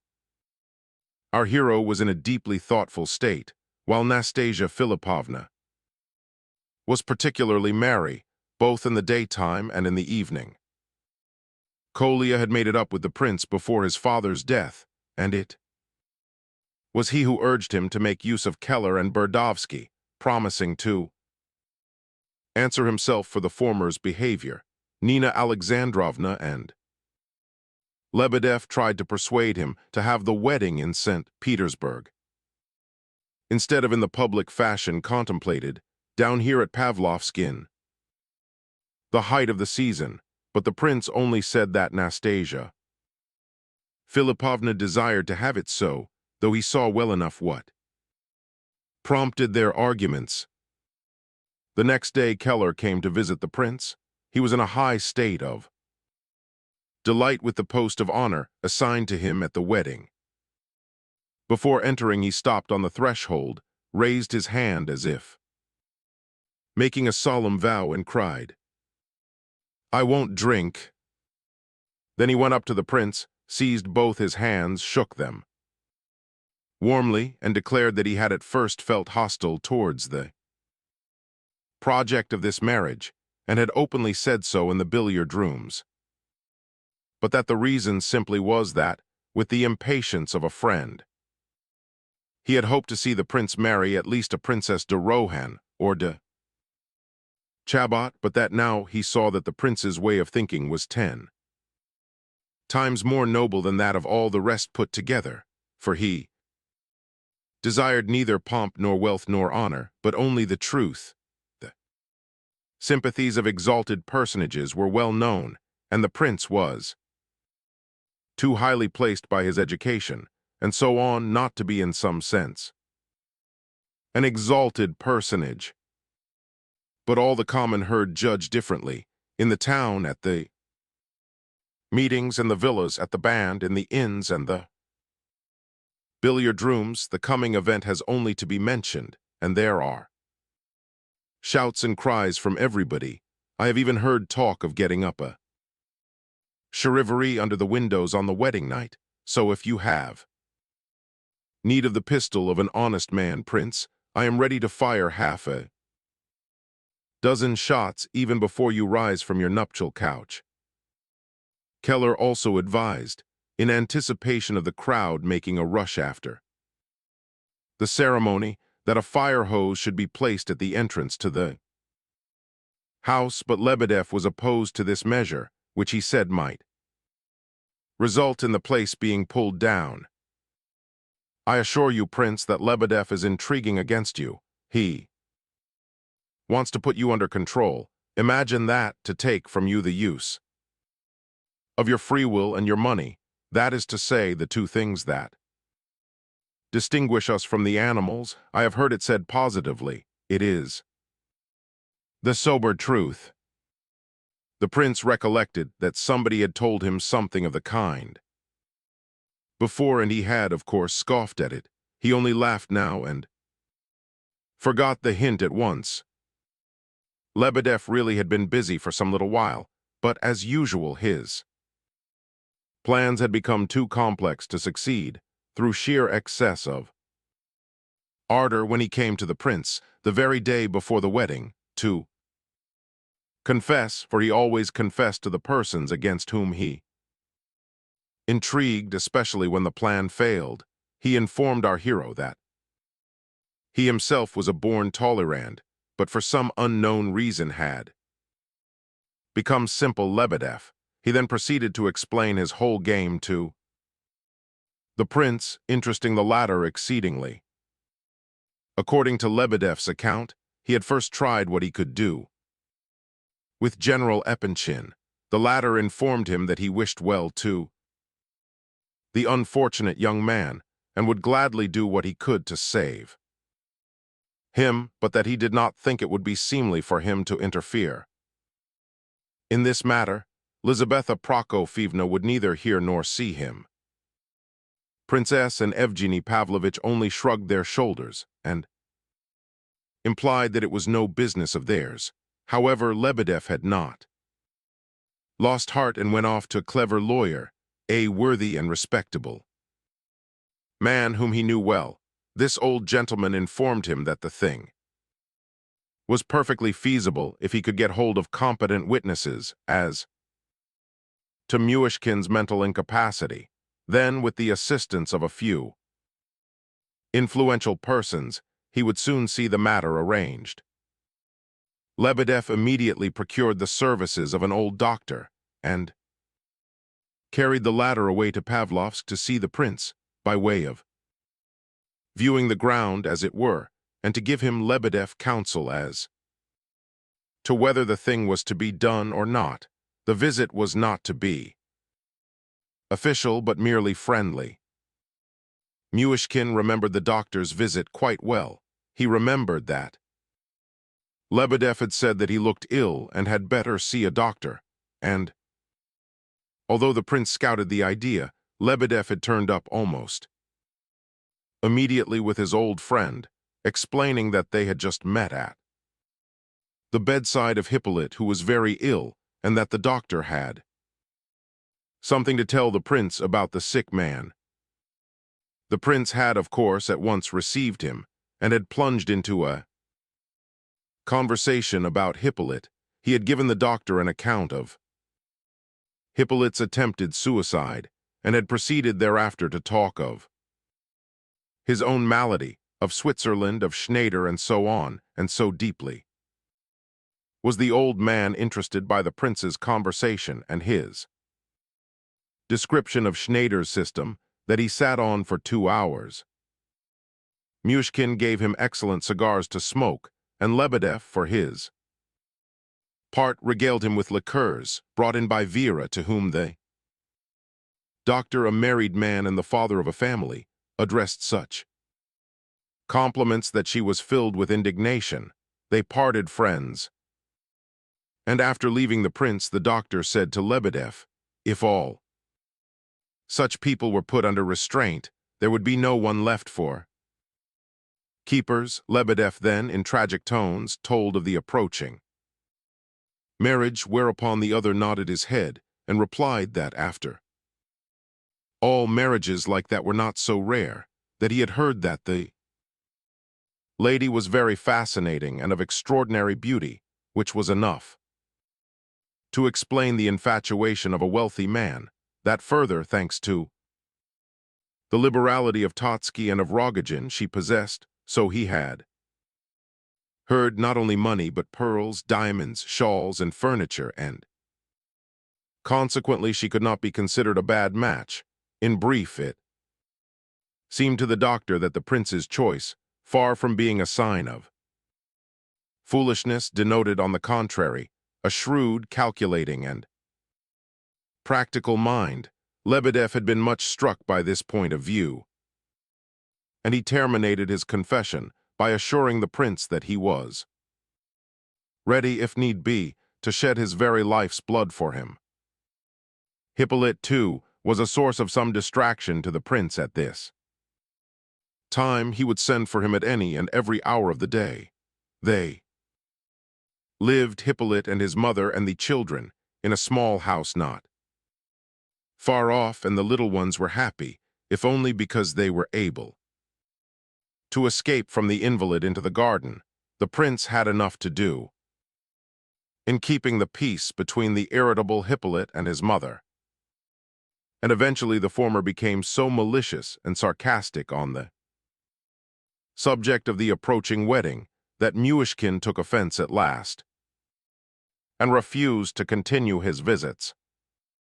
A couple of days later, however, Hippolyte's mother came with tears in her eyes and begged the prince to come back, or he would eat her up.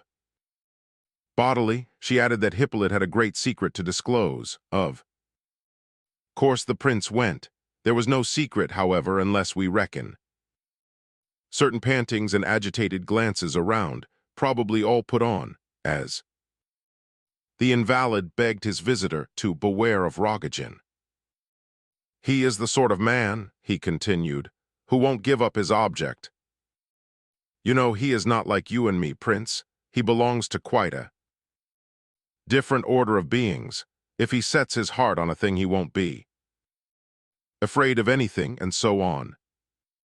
Hippolyte was very ill, and looked as though he could not long survive. He was tearful at first, but grew more and more sarcastic and malicious. As the interview proceeded, the prince questioned him in detail as to his hints about Rogojin. He was anxious to seize upon some facts which might confirm Hippolyte's vague warnings, but there were none, only Hippolyte's own private impressions and feelings. However, the invalid, to his immense satisfaction, ended by seriously alarming the prince. At first, Myshkin had not cared to make any reply to his sundry questions, and only smiled in response to Hippolyte's advice to run for his life abroad if necessary. There are Russian priests everywhere, and one can get married all over the world. But it was Hippolyte's last idea which upset him. What I am really alarmed about, though, he said, is Aglaya Ivanovna. Rogojin knows how you love her. Love for love, you took Nastasia Filipovna from him. He will murder Aglaya Ivanovna, for though she is not yours, of course, now, still such an act would pain you, wouldn't it? He had attained his end. The prince left the house beside himself with terror. These warnings about Rogojin were expressed on the day before the wedding. That evening the prince saw Nastasia Filipovna for the last time before they were to meet at the altar, but Nastasia was not in a position to give him any comfort or consolation. On the contrary, she only added to his mental perturbation as the evening went on. Up to this time she had invariably done her best to cheer him. She was afraid of his looking melancholy. She would try singing to him and telling him every sort of funny story or reminiscence that she could recall. The prince nearly always pretended to be amused, whether he were so actually or no, but often enough he laughed sincerely, delighted by the brilliancy of her wit when she was carried away by her narrative, as she very often was. Nastasia would be wild with joy to see the impression she had made and to hear his laugh of real amusement, and she would remain the whole evening in a state of pride and happiness.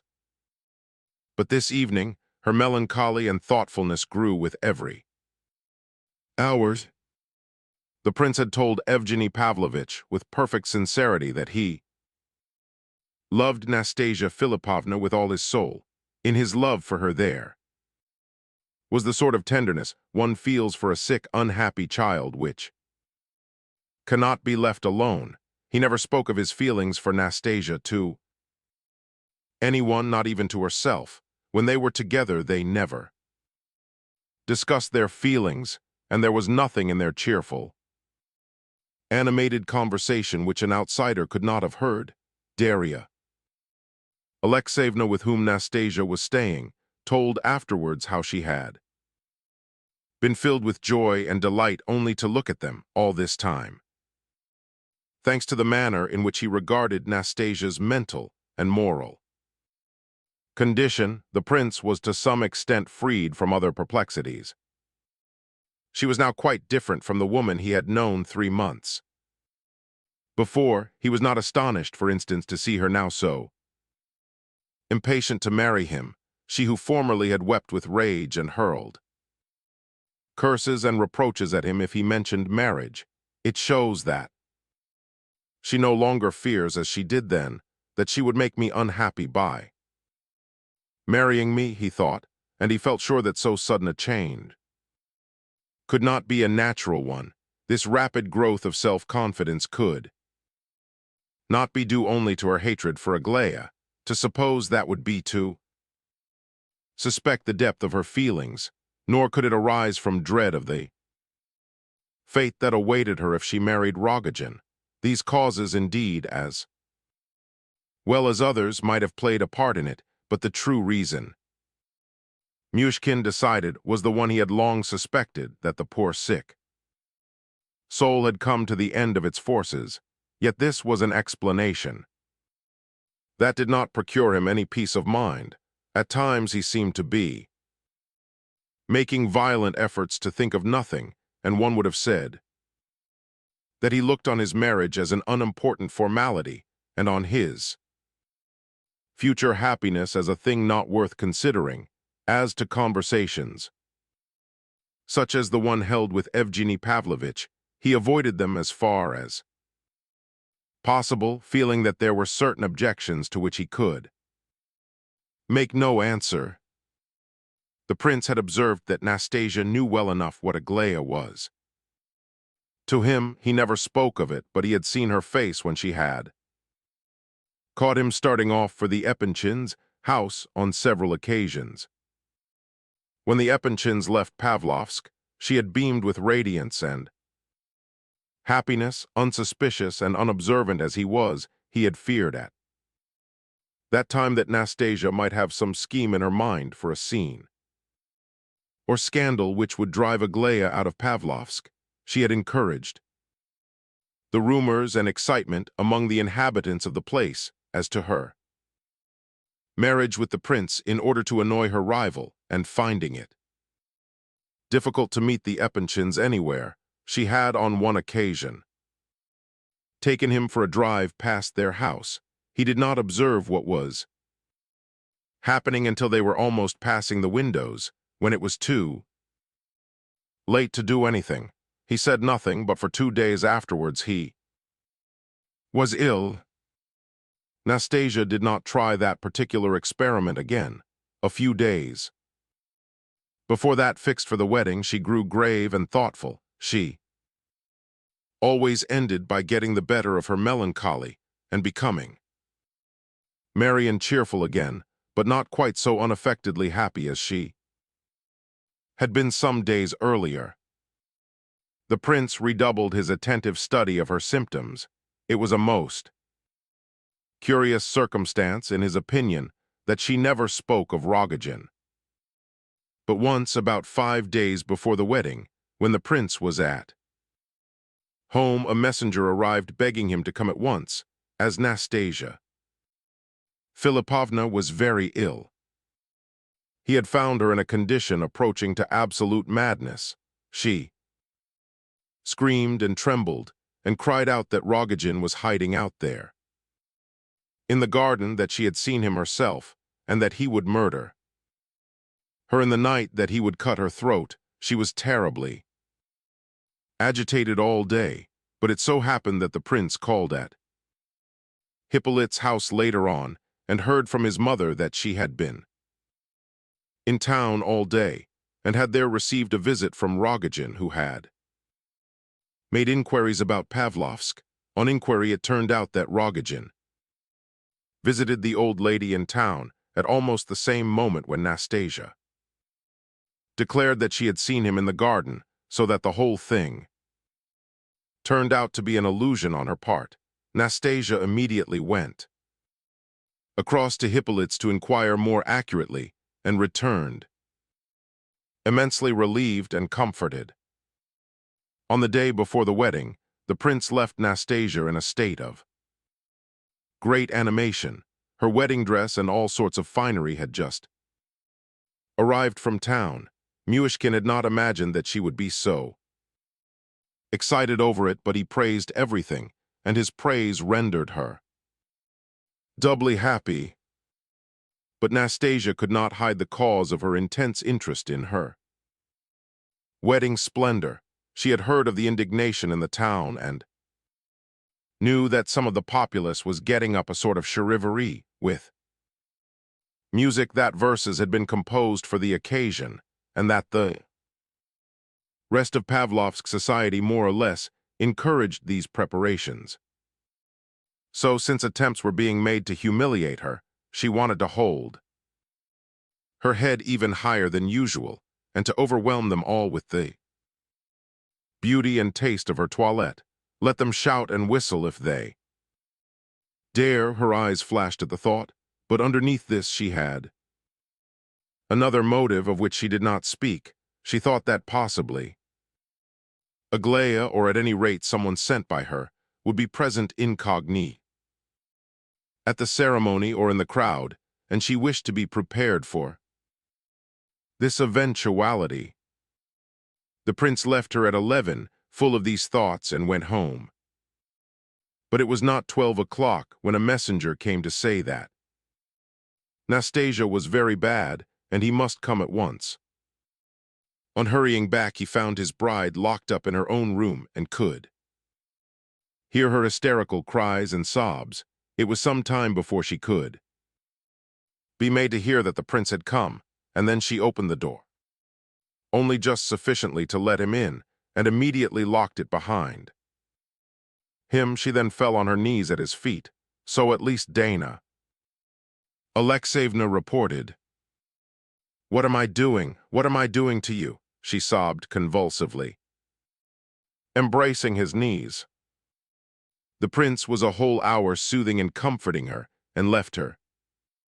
At length, pacified and composed, he sent another messenger during the night to inquire after her, and two more next morning.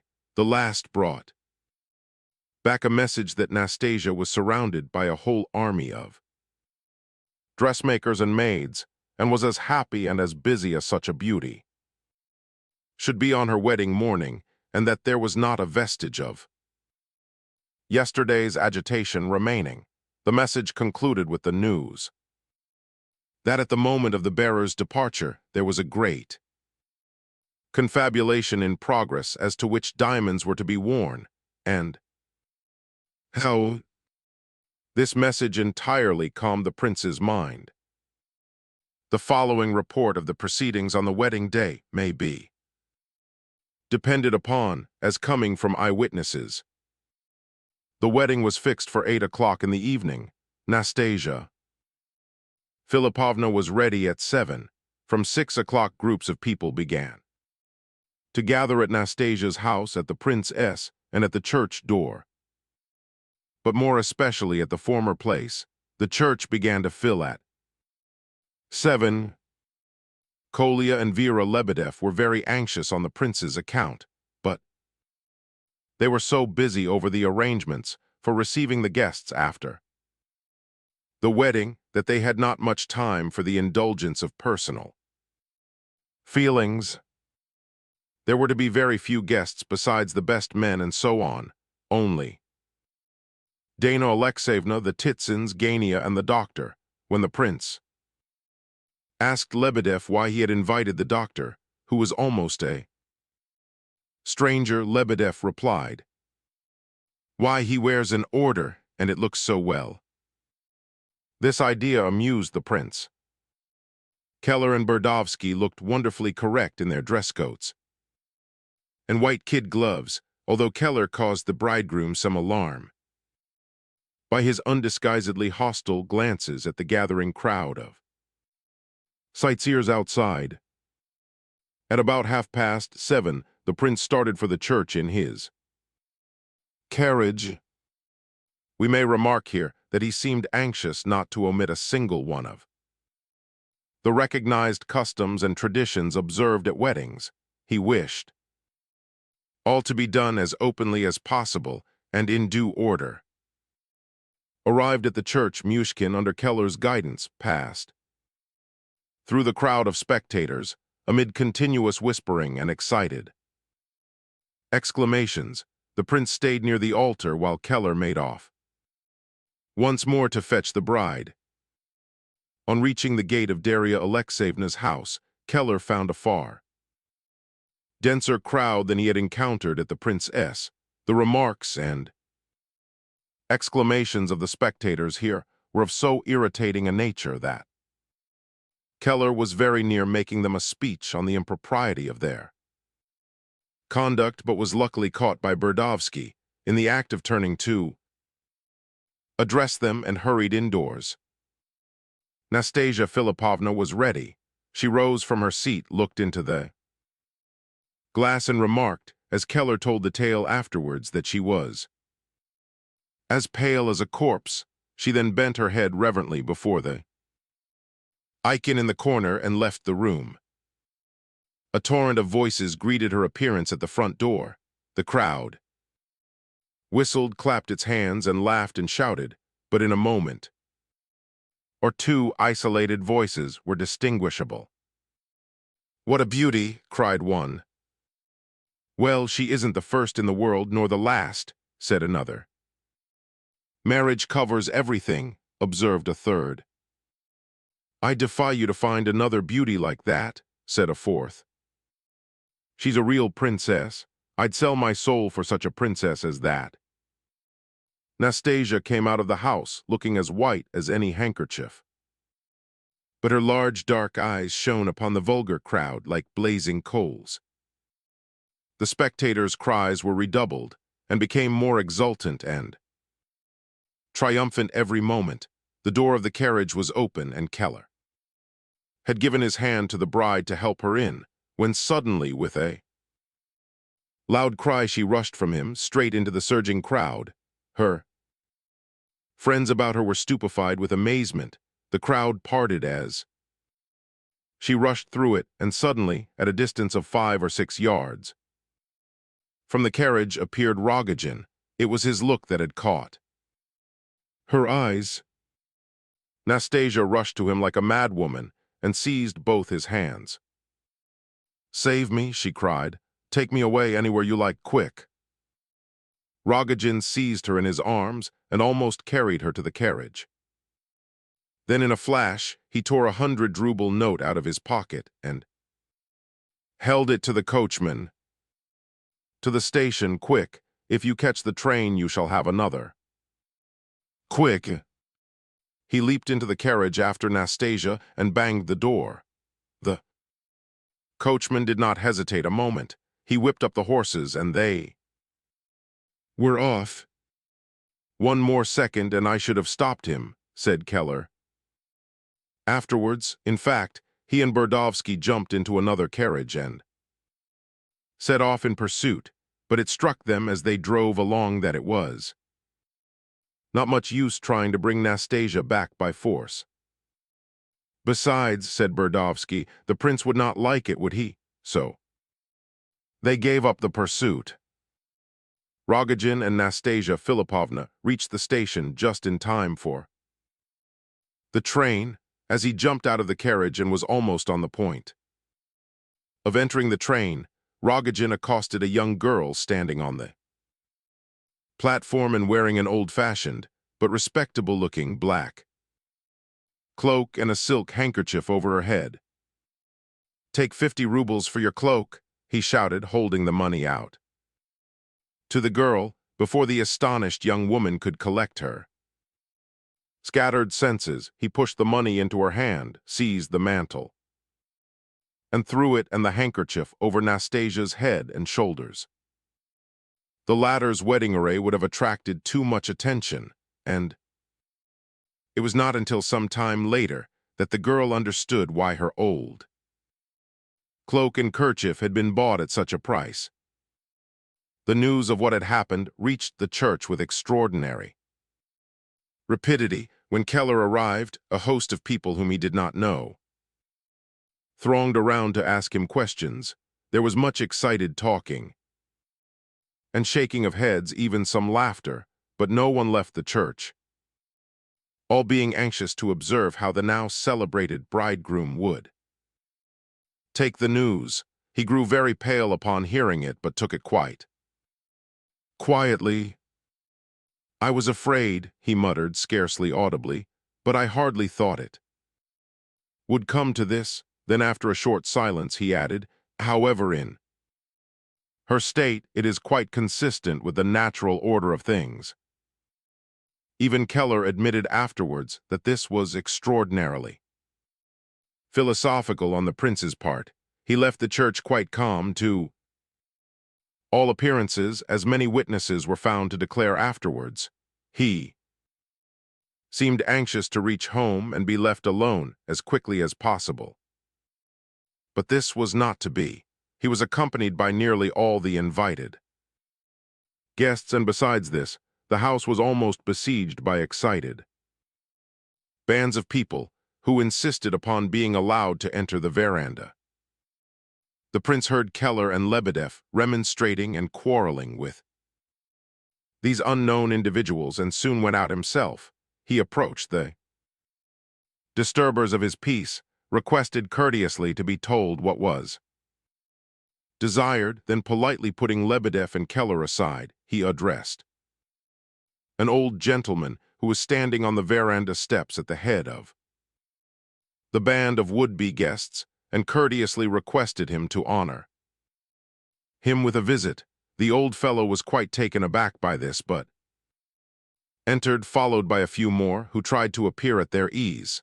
The rest remained outside, and presently the whole crowd was censuring those who had accepted the invitation. The prince offered seats to his strange visitors, tea was served, and a general conversation sprang up. Everything was done most decorously, to the considerable surprise of the intruders. A few tentative attempts were made to turn the conversation to the events of the day, and a few indiscreet questions were asked, but Myshkin replied to everybody with such simplicity and good humor, and at the same time with so much dignity, and showed such confidence in the good breeding of his guests, that the indiscreet talkers were quickly silenced.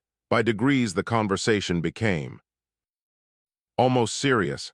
One gentleman suddenly exclaimed with great vehemence, "Whatever happens, I shall not sell my property, I shall wait. Enterprise is better than money, and there, sir, you have my whole system of economy if you wish." He addressed the prince, who warmly commended his sentiments, though Lebedev whispered in his ear that this gentleman who talked so much of his property had never had either house or home. Nearly an hour passed thus, and when tea was over the visitors seemed to think that it was time to go. As they went out, the doctor and the old gentleman bade Myshkin a warm farewell, and all the rest took their leave with hearty protestations of goodwill, dropping remarks to the effect that it was no use worrying, and that perhaps all would turn out for the best, and so on. Some of the younger intruders would have asked for champagne, but they were checked by the older ones. When all had departed, Keller leaned over to Lebedev and said, "With you and me there would have been a scene. We should have shouted and fought and called in the police, but he has simply made some new friends, and such friends too, I know them." Lebedev, who was slightly intoxicated, answered with a sigh, "Things are hidden from the wise and prudent, and revealed unto babes." I have applied those words to him before, but now I add that God has preserved the babe himself from the abyss, he and all his saints. At last, about 10:30, the prince was left alone. His head ached. Kolya was the last to go. After having helped him to change his wedding clothes, they parted on affectionate terms and without speaking of what had happened. Kolya promised to come very early the next day. He said later that the prince had given no hint of his intentions when they said goodbye, but had hidden them even from him. Soon there was hardly anyone left in the house. Burdovsky had gone to see Hippolyte. Keller and Lebedev had wandered off together somewhere. Only Vera Lebedev remained, hurriedly rearranging the furniture in the rooms. As she left the veranda, she glanced at the prince. He was seated at the table with both elbows upon it, and his head resting on his hands. She approached him and touched his shoulder gently. The prince started and looked at her in perplexity. He seemed to be collecting his senses for a minute or so before he could remember where he was. As recollection dawned upon him, he became violently agitated. All he did, however, was to ask Vera very earnestly to knock at his door and awake him in time for the first train to Petersburg. Next morning, Vera promised, and the prince entreated her not to tell anyone of his intention. She promised this too, and at last, when she had half closed the door, he called her back a third time, took her hands in his, kissed them, then kissed her forehead, and in a rather peculiar manner said to her, "Until tomorrow." Such was Vera's story afterwards. She went away in great anxiety about him, but when she saw him in the morning, he seemed to be quite himself again, greeted her with a smile, and told her that he would very likely be back by the evening. It appears that he did not consider it necessary to inform anyone, excepting Vera, of his departure for town. 11. An hour later he was in St. Petersburg, and by 10 o'clock he had rung the bell at Rogagin's. He had gone to the front door, and was kept waiting a long while before anyone came. At last the door of old Mrs. Rogagin's flat was opened, and an aged servant appeared. "Parfen Semyonovitch is not at home," she announced from the doorway. "Whom do you want?" "Parfen Semyonovitch. He is not in." The old woman examined the prince from head to foot with great curiosity. "At all events, tell me whether he slept at home last night, and whether he came alone." The old woman continued to stare at him, but said nothing. "Was not Nastasia Philipovna here with him yesterday evening?" "And pray, who are you yourself?" "Prince Lev Nikolaevich Myshkin. He knows me well." "He is not at home." The woman lowered her eyes. "And Nastasia Philipovna?" "I know nothing about it." "Stop a minute, when will he come back?" "I don't know that either." The door was shut with these words, and the old woman disappeared. The prince decided to come back within an hour, passing out of the house. He met the porter. "Is Parfen Semyonovitch at home?" he asked. "Yes." "Why did they tell me he was not at home, then?" "Where did they tell you so? At his door?" "No, at his mother's flat. I rang at Parfen Semyonovitch's door, and nobody came." "Well, he may have gone out, I can't tell. Sometimes he takes the keys with him and leaves the rooms empty for 2 or 3 days." "Do you know for certain that he was at home last night?" "Yes, he was." "Was Nastasia Philipovna with him?" "I don't know, she doesn't come often. I think I should have known if she had come." The prince went out deep in thought and walked up and down the pavement for some time. The windows of all the rooms occupied by Rogojin were closed, those of his mother's apartments were open. It was a hot, bright day. The prince crossed the road in order to have a good look at the windows again. Not only were Rogojin's closed, but the white blinds were all down as well. He stood there for a minute, and then, suddenly and strangely enough, it seemed to him that a little corner of one of the blinds was lifted, and Rogojin's face appeared for an instant and then vanished. He waited another minute and decided to go and ring the bell once more. However, he thought better of it again and put it off for an hour. The chief object in his mind at this moment was to get as quickly as he could to Nastasia Philippovna's lodging. He remembered that not long since when she had left Pavlovsk at his request, he had begged her to put up in town at the house of a respectable widow who had well-furnished rooms to let near the Ismailovsky barracks, probably. Nastasia had kept the rooms when she came down to Pavlovsk this last time, and most likely she would have spent the night in them, Rogojin having taken her straight there from the station. The prince took a droshky. It struck him as he drove on that he ought to have begun by coming here, since it was most improbable that Rogojin should have taken Nastasia to his own house last night. He remembered that the porter said she very rarely came at all, so that it was still less likely that she would have gone there so late at night. Vainly trying to comfort himself with these reflections, the prince reached the Ismailovsky barracks more dead than alive. To his consternation, the good people at the lodgings had not only heard nothing of Nastasia, but all came out to look at him as if he were a marvel of some sort. The whole family of all ages surrounded him, and he was begged to enter. He guessed at once that they knew perfectly well who he was, and that yesterday ought to have been his wedding day.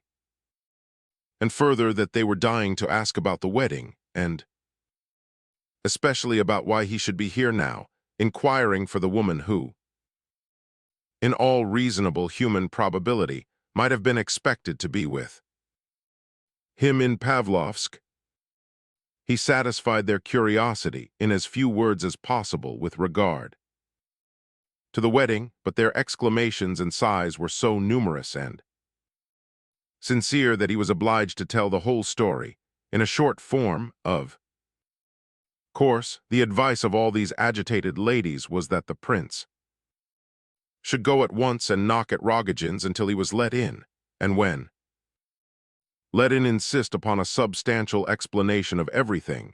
If Rogojin was really not at home, the prince was advised to go to a certain house, the address of which was given, where lived a German lady, a friend of Nastasia Philippovna's. It was possible that she might have spent the night there in her anxiety to conceal herself. The prince rose from his seat in a condition of mental collapse. The good ladies reported afterwards that his pallor was terrible to see, and his legs seemed to give way underneath him. With difficulty he was made to understand that his new friends would be glad of his address, in order to act with him if possible. After a moment's thought he gave the address of the small hotel, on the stairs of which he had had a fit some 5 weeks since. He then set off once more for Rogojin's. This time they neither opened the door at Rogojin's flat nor at the one opposite. The prince found the porter with difficulty, but when found, the man would hardly look at him or answer his questions, pretending to be busy. Eventually, however, he was persuaded to reply so far as to state that Rogojin had left the house early in the morning and gone to Pavlovsk, and that he would not return today at all. "I shall wait. He may come back this evening. He may not be home for a week." Then, at all events, he did sleep here, did he? Well, he did sleep here, yes. All this was suspicious and unsatisfactory. Very likely the porter had received new instructions during the interval of the prince's absence. His manner was so different now. He had been obliging, now he was as obstinate and silent as a mule. However, the prince decided to call again in a couple of hours, and after that to watch the house in case of need. His hope was that he might yet find Nastasia at the address which he had just received. To that address he now set off at full speed. But alas, at the German lady's house they did not even appear to understand what he wanted. After a while, by means of certain hints, he was able to gather that Nastasia must have had a quarrel with her friend 2 or 3 weeks ago, since which date the latter had neither heard nor seen anything of her. He was given to understand that the subject of Nastasia's present whereabouts was not of the slightest interest to her, and that Nastasia might marry all the princes in the world for all she cared, so Myshkin took his leave hurriedly. It struck him now that she might have gone away to Moscow just as she had done the last time, and that Rogojin had perhaps gone after her, or even with her, if only he could find some trace. However, he must take his room at the hotel, and he started off in that direction. Having engaged his room, he was asked by the waiter whether he would take dinner. Replying mechanically in the affirmative, he sat down and waited, but it was not long before it struck him that dining would delay him. Enraged at this idea, he started up, crossed the dark passage, which filled him with horrible impressions and gloomy forebodings, and set out once more for Rogojin's. Rogojin had not returned, and no one came to the door. He rang at the old lady's door opposite and was informed that Parfen Semyonovitch would not return for 3 days. The curiosity with which the old servant stared at him again impressed the prince disagreeably. He could not find the porter this time at all. As before, he crossed the street and watched the windows from the other side, walking up and down in anguish of soul for half an hour or so in the stifling heat. Nothing stirred, the blinds were motionless indeed. The prince began to think that the apparition of Rogojin's face could have been nothing but fancy. Soothed by this thought, he drove off once more to his friends at the Ismailovsky barracks. He was expected there. The mother had already been to 3 or 4 places to look for Nastasia, but had not found a trace of any kind. The prince said nothing, but entered the room, sat down silently, and stared at them one after the other with the air of a man who cannot understand what is being said to him. It was strange. One moment he seemed to be so observant, the next so absent. His behavior struck all the family as most remarkable. At length he rose from his seat and begged to be shown Nastasia's rooms. The ladies reported afterwards how he had examined everything in the apartments. He observed an open book on the table, Madame Bovary, and requested the leave of the lady of the house to take it with him. He had turned down the leaf at the open page and pocketed it before they could explain that it was a library book. He had then seated himself by the open window, and seeing a card table, he asked who played cards. He was informed that Nastasia used to play with Rogojin every evening, either at preference or little fool or whist, that this had been their practice since her last return from Pavlovsk, that she had taken to this amusement because she did not like to see Rogojin sitting silent and dull for whole evenings at a time, that the day after Nastasia had made a remark to this effect, Rogojin had whipped a pack of cards out of his pocket. Nastasia had laughed, but soon they began playing. The prince asked where were the cards, but was told that Rogojin used to bring a new pack every day and always carried it away in his pocket.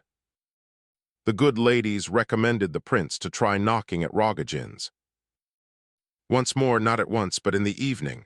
Meanwhile, the mother would go to Pavlovsk to inquire at Dana Alexeyevna's whether anything had been heard of Nastasia there. The prince was to come back at 10 o'clock and meet her, to hear her news and arrange plans for the morrow. In spite of the kindly meant consolations of his new friends, the prince walked to his hotel in inexpressible anguish of spirit, through the hot, dusty streets, aimlessly staring at the faces of those who Past him, arrived at his destination, he determined to rest a while in his room before he started for Rogogin's once more. He sat down, rested, his elbows on the table and his head on his hands, and fell to thinking. Heaven knows how long and upon what subjects he thought. He thought of many things, of Vera Lebedev and of her father, of Hippolyte, of Rogojin himself, first at the funeral, then as he had met him in the park, then suddenly, as they had met in this very passage outside, when Rogojin had watched in the darkness and awaited him with uplifted knife. The prince remembered his enemy's eyes as they had glared at him. In the darkness, he shuddered as a sudden idea struck him. This idea was that if Rogojin were in Petersburg, though he might hide for a time, yet he was quite sure to come to him, the prince, before long, with either good or evil intentions, but probably with the same intention as on that other occasion. At all events, if Rogojin were to come at all, he would be sure to seek the prince here. He had no other town address, perhaps in this same corridor. He might well seek him here. If he needed him, and perhaps he did need him, this idea seemed quite natural to the prince, though he could not have explained why he should so suddenly have become necessary to Rogojin. Rogojin would not come if all were well with him. That was part of the thought. He would come if all were not well, and certainly, undoubtedly, all would not be well with him. The prince could not bear this new idea. He took his hat and rushed out towards the street. It was almost dark in the passage. What if he were to come out of that corner as I go by and stop me, thought the prince as he approached the familiar spot, but no one came out. He passed under the gateway and into the street. The crowds of people walking about, as is always the case at sunset in Petersburg during the summer, surprised him, but he walked on in the direction of Rogojin's house, about 50 yards from the hotel, at the first crossroad. As he passed through the crowd of foot passengers sauntering along, someone touched his shoulder and said in a whisper into his ear, "Lev Nikolaevich, my friend, come along with me." It was Rogojin. The prince immediately began to tell him, eagerly and joyfully, how he had but the moment before expected to see him in the dark passage of the hotel. "I was there," said Rogojin unexpectedly. "Come along." The prince was surprised at this answer, but his astonishment increased a couple of minutes afterwards when he began to consider it. Having thought it over, he glanced at Rogojin in alarm. The latter was striding along a yard or so ahead, looking straight in front of him and mechanically making way for anyone he met. "Why did you not ask for me at my room if you were in the hotel?" asked the prince suddenly. Rogojin stopped and looked at him, then reflected and replied as though he had not heard the question. "Look here, Lev Nikolaevich, you go straight on to the house. I shall walk on the other side. See that we keep together." So saying, Rogojin crossed the road. Arrived on the opposite pavement, he looked back to see whether the prince were moving, waved his hand in the direction of the Gorohovia, and strode on, looking across every moment to see whether Myshkin understood his instructions. The prince supposed that Rogojin desired to look out for someone whom he was afraid to miss, but if so, why had he not told him whom to look out for? So the two proceeded for half a mile or so. Suddenly the prince began to tremble from some unknown cause. He could not bear it, and signaled to Rogojin across the road. The latter came at once. "Is Nastasia Philippovna at your house?" "Yes." "And was it you looked out of the window under the blind this morning?" "Yes." Then why did? But the prince could not finish his question. He did not know what to say. Besides this, his heart was beating so that he found it difficult to speak at all. Rogojin was silent also and looked at him as before, with an expression of deep thoughtfulness. "Well, I'm going," he said at last, preparing to recross the road. "You go along here as before. We will keep to different sides of the road. It's better so, you'll see." When they reached the Gorohovia and came near the house, the prince's legs were trembling so that he could hardly walk. It was about 10 o'clock. The old lady's windows were open as before. Rogojin's were all shut, and in the darkness the white blinds showed whiter than ever.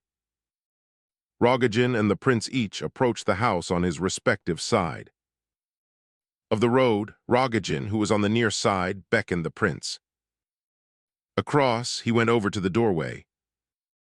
"Even the porter does not know that I have come home now," I told him, "and told them at my mother's too that I was off to Pavlovsk," said Rogojin with a cunning and almost satisfied smile. "We'll go in quietly and nobody will hear us." He had the key in his hand. Mounting the staircase, he turned and signaled to the prince to go more softly. He opened the door very quietly, let the prince in, followed him, locked the door behind him, and put the key in his pocket. "Come along," he whispered. He had spoken in a whisper all the way, in spite of his apparent outward composure. He was evidently in a state of great mental agitation. Arrived in a large salon next to the study, he went to the window and cautiously beckoned the prince up to him. "When you rang the bell this morning, I thought it must be you. I went to the door on tiptoe and heard you talking to the servant opposite. I had told her before that if anyone came and rang, especially you, and I gave her your name, she was not to tell about me. Then I thought, what if he goes and stands opposite and looks up, or waits about to watch the house? So I came to this very window, looked out, and there you were staring straight at me. That's how it came about." "Where is Nastasia Philippovna?" asked the prince breathlessly. "She's here," replied Rogojin slowly after a slight pause. "Where?" Rogojin raised his eyes and gazed intently at the prince. "Come," he said. He continued to speak in a whisper, very deliberately as before, and looked strangely thoughtful and dreamy, even while he told the story of how he had peeped through the blind. He gave the impression of wishing to say something else. They entered the study. In this room some changes had taken place since the prince last saw it. It was now divided into two equal parts by a heavy green silk curtain stretched across it, separating the alcove beyond, where stood Rogojin's bed, from the rest of the room. The heavy curtain was drawn now, and it was very dark. The bright Petersburg summer nights were already beginning to close in, and but for the full moon, it would have been difficult to distinguish anything. In Rogojin's dismal room with the drawn blinds, they could just see one another's faces, however, though not in detail. Rogojin's face was white as usual. His glittering eyes watched the prince with an intent stare. "Had you not better light a candle?" said Myshkin. "No, I needn't," replied Rogojin, and taking the other by the hand, he drew him down to a chair. He himself took a chair opposite and drew it up so close that he almost pressed against the prince's knees. At their side was a little round table. "Sit down," said Rogojin. "Let's rest a bit." There was silence. "Moment. I knew you would be at that hotel," he continued, just as men sometimes commence a serious conversation by discussing any outside subject before leading up to the main point. "As I entered the passage, It struck me that perhaps you were sitting and waiting for me, just as I was waiting for you. Have you been to the old lady at Ismailovsky barracks? Yes, said the prince, squeezing the word out with difficulty owing to the dreadful beating of his heart. I thought you would. They'll talk about it, I thought so. Determined to go and fetch you to spend the night here. We will be together, I thought, for this one night. Rogojin, where is Nastasia Philippovna? Said the prince suddenly. Rising from his seat, he was quaking in all his limbs, and his words came in a scarcely audible whisper. Rogojin rose also. There, he whispered, nodding his head towards the curtain. Asleep, whispered the prince. Rogojin looked intently at him again, as before. Let's go in, but you mustn't. Well, let's go in. He lifted the curtain, paused, and turned to the prince.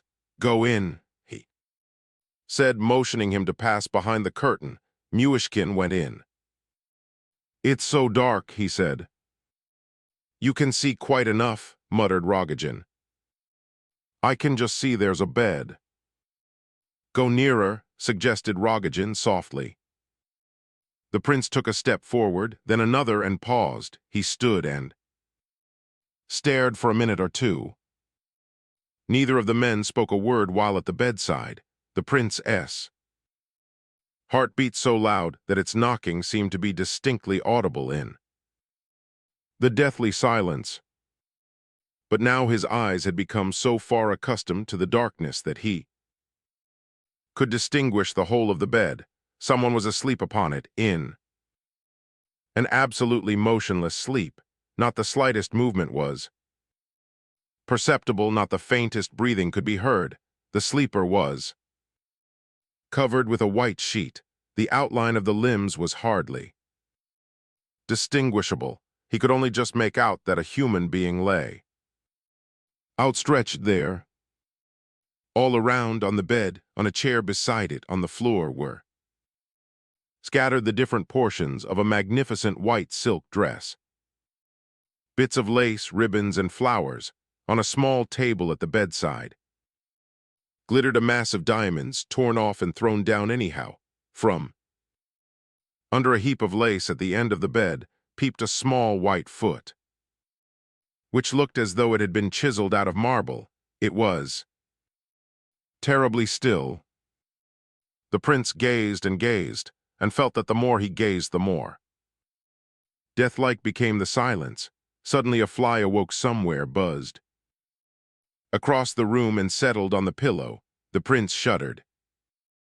Let's go, said Rogojin, touching his shoulder. They left the alcove and sat down in the two chairs they had occupied before, opposite to one another. The prince trembled more and more violently, and never took his questioning eyes off Rogojin's face. I see you are shuddering, Lev Nikolaevich, said the latter at length, almost as you did once in Moscow before your fit, don't you? Remember, I don't know what I shall do with you. The prince bent forward to listen, putting all the strain he could muster upon his understanding in order to take in what Rogojin said, and continuing to gaze at the latter's face. Was it you? He muttered at last, motioning with his head towards the curtain.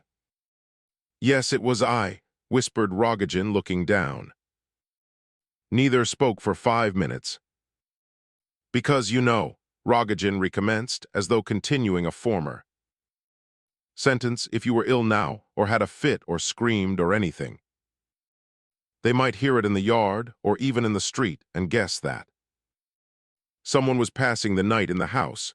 They would all come and knock and want to come in because they know I am not at home. I did light a candle for the same reason, when I am not here for 2 or 3 days at a time. Now and then, no one comes in to tidy the house or anything. Those are my orders, so that I want them to not know we are spending the night here. Wait, interrupted the prince. I asked both the porter and the woman whether Nastasia Philippovna had spent last night in the house, so they knew. I know you asked. I told them that she had called in for 10 minutes. And then gone straight back to Pavlovsk. No one knows she slept here. Last night we came in just as carefully as you and I did today. I thought as I came along with her that she would not like to creep in so secretly, but I was quite wrong. She whispered and walked on tiptoe. She carried her skirt over her arm so that it shouldn't rustle, and she held up her finger at me on the stairs so that I shouldn't make a noise. It was you she was afraid of. She was mad with terror in the train, and she begged me to bring her to this house. I thought of taking her to her rooms at the Ismailovsky barracks first, but she wouldn't hear of it. She said, "No, not there, he'll find me out at once. There, take me to your own house, where you can hide me, and tomorrow we'll set off for Moscow." Then she would go to Orel, she said. When she went to bed, she was still talking about going to Orel. Wait, what do you intend to do now, Parfen? Well, I'm afraid of you. You shudder and tremble so. We'll pass the night here together. There are no other beds besides that one, but I've thought how we'll manage. I'll take the cushions off all the sofas and lay them down on the floor up against the curtain here for you and me, so that we shall be together, for if they come in and look about now, you know, they'll find her and carry her away, and they'll be asking me questions, and I shall say I did it, and then they'll take me away too, don't you see? So let her lie close to us, close to you and me. Yes, yes, agreed the prince warmly. So we will not say anything about it, or let them take her away. Not for anything, cried the other. No, no, no. So I had decided, my friend, not to give her up to anyone, continued Rogojin. Will be very quiet. I have only been out of the house 1 hour all day. All the rest of the time I have been with her. I dare say the air is very bad here. It is so hot. Do you find it bad? I don't know, perhaps. By morning it will be. I've covered her with oilcloth, best American oilcloth, and put the sheet over that and 4 jars of disinfectant, on account of the smell, as they did at Moscow, you remember. And she's lying so still. You shall see in the morning when it's light. What, can't you get up? Asked Rogojin, seeing the other was trembling so that he could not rise from his seat. My legs won't move, said the prince. It's fear, I know. When my fear is over, I'll get up. Wait a bit, I'll make the bed and you can lie down. I'll lie down too, and we'll listen and watch, for I don't know yet what I shall do. I tell you beforehand, so that you may be ready in case I. Muttering these disconnected words, Rogojin began to make up the beds. It was clear that he had devised these beds long before. Last night he slept on the sofa, but there was no room for 2 on the sofa, and he seemed anxious that he and the prince should be close to one another. Therefore, he now dragged cushions of all sizes and shapes from the sofas and made a sort of bed of them close by the curtain. He then approached the prince and gently helped him to rise and led him towards the bed, but the prince could now walk by himself, so that his fear must have passed. For all that, however, he continued to shudder. It's hot weather, you see, continued Rogojin as he lay down on the cushions beside Myshkin, and naturally there will be a smell. I daren't open the window. My mother has some beautiful flowers in pots. They have a delicious scent. I thought of fetching them in, but that old servant will find out. She's very inquisitive. Yes, she is inquisitive, assented the prince. I thought of buying flowers and putting them all round her, but I was afraid it would make us sad to see her with flowers round her. Look here, said the prince. He was bewildered, and his brain Wandered, he seemed to be continually groping for the questions he wished to ask and then losing them. Listen, tell me, how did you with a knife? That same one. Yes, that same one. Wait a minute, I want to ask you something else, Parfin. All sorts of things, but tell me first, did you intend to kill her before my wedding at the church door with your knife? I don't know whether I did or not, said Rogojin dryly, seeming to be a little astonished at the question and not quite taking it in. Did you never take your knife to Pavlovsk with you? No, as to the knife, he added, this is all I can tell you about it. He was silent for a moment and then said, I took it out of the locked drawer this morning about 3, for it was in the early morning all. This happened, it has been inside the book ever since, and this is what is such a marvel to me. The knife only went in a couple of inches. At most just under her left breast, and there wasn't more than half a tablespoonful of blood altogether, not more. Yes, yes, yes, the prince jumped up in extraordinary agitation. No, I know, I've read of that sort of thing. It's internal. Hemorrhage, you know. Sometimes there isn't a drop if the blow goes straight to the heart. Wait, listen, cried Rogojin, suddenly starting up. Somebody's walking about, do you hear, in the hall? Both sat up to listen. I hear, said the prince in a whisper, his eyes fixed on Rogojin. Footsteps. Yes. Shall we shut the door and lock it or not? Yes, lock it. They locked the door and both lay down again. There was a long silence. Yes, by the by, whispered the prince, hurriedly and excitedly as before, as though he had just seized hold of an idea and was afraid of losing it again. I wanted those cards. They say you played cards with her. Yes, I played with her, said Rogojin after a short silence. Where are the cards? Here they are, said Rogojin after a still longer pause. He pulled out a pack of cards, wrapped in a bit of paper, from his pocket and handed them to the prince. The latter took them with a sort of perplexity. A new, sad, helpless feeling weighed on his heart. He had suddenly realized that not only at this moment, but for a long while he had not been saying what he wanted to say, had not been acting as he wanted to act, and that these cards which he held in his hand and which he had been so delighted to have at first, were now of no use, no use. He rose and wrung his hands. Rogojin lay motionless and seemed neither to hear nor see his movements, but his eyes blazed in the darkness and were fixed in a wild stare. The prince sat down on a chair and watched him in alarm. Half an hour went by. Suddenly Rogojin burst into a loud, abrupt laugh, as though he had quite forgotten that they must speak in whispers. That officer, that young officer, don't you remember that fellow at the band, ha ha ha, didn't she whip him smartly, The prince jumped up from his seat in renewed terror.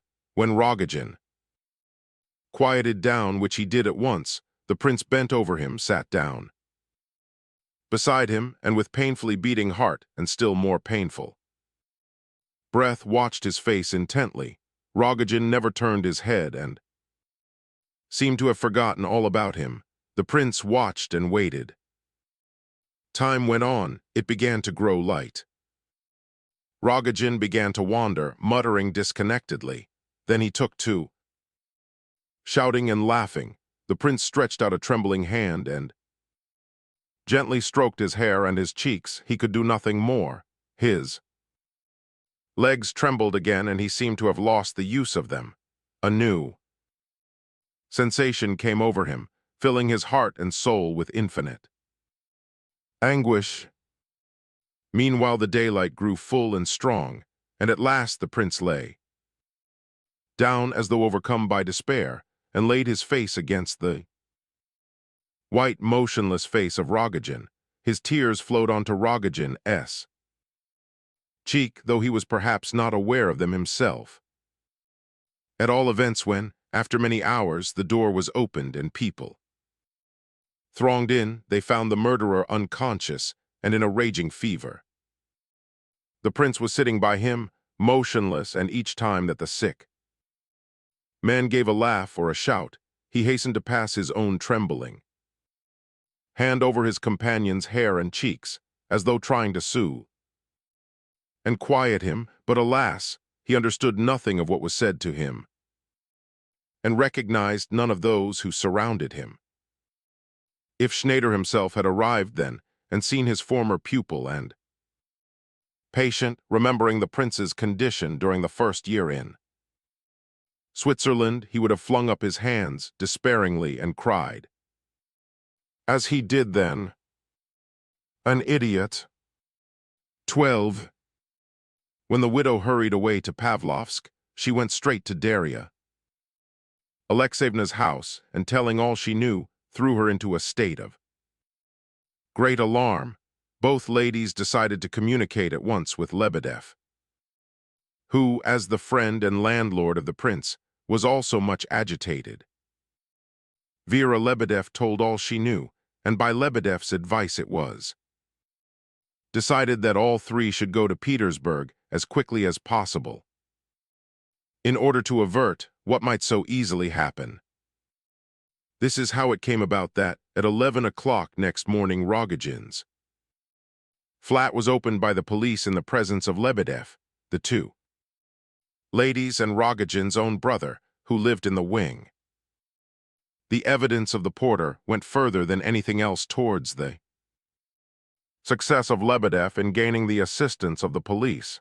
He declared that he had seen Rogojin return to the house last night, accompanied by a friend, and that both had gone upstairs very secretly and cautiously.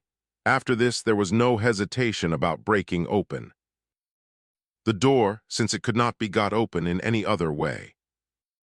Rogojin suffered from brain fever for 2 months. When he recovered from the attack, he was at once brought up on trial for murder. He gave full, satisfactory, and direct evidence on every point, and the prince's name was, thanks to this, not brought into the proceedings. Rogojin was very quiet during the progress of the trial. He did not contradict his clever and eloquent counsel, who argued that the brain fever or inflammation of the brain was the cause of the crime, clearly proving that this malady had existed long before the murder was perpetrated and had been brought on by the sufferings of the accused. But Rogojin added no words of his own in confirmation of this view, and, as before, he recounted with marvelous exactness the details of his crime. He was convicted, but with extenuating circumstances, and condemned to hard labor in Siberia for 15 years. He heard his sentence grimly, silently, and thoughtfully, his colossal fortune, with the exception of the comparatively small portion wasted in the first wanton period of his inheritance, went to his brother, to the great satisfaction of the latter. The old lady, Rogojin's mother, is still alive and remembers her favorite son Parfen sometimes, but not clearly. God spared her the knowledge of this dreadful calamity which had overtaken her house. Lebedev, Keller, Gania, Titsin, and many other friends of ours continue to live as before. There is scarcely any change in them, so that there is no need to tell of their subsequent doings. Hippolyte died in great agitation, and rather sooner than he expected. About a fortnight after Nastasia Philippovna's death, Kolya was much affected by these events and drew nearer to his mother in heart and sympathy. Nina Alexandrovna is anxious because he is thoughtful beyond his years, but he will, we think, make a useful and active man.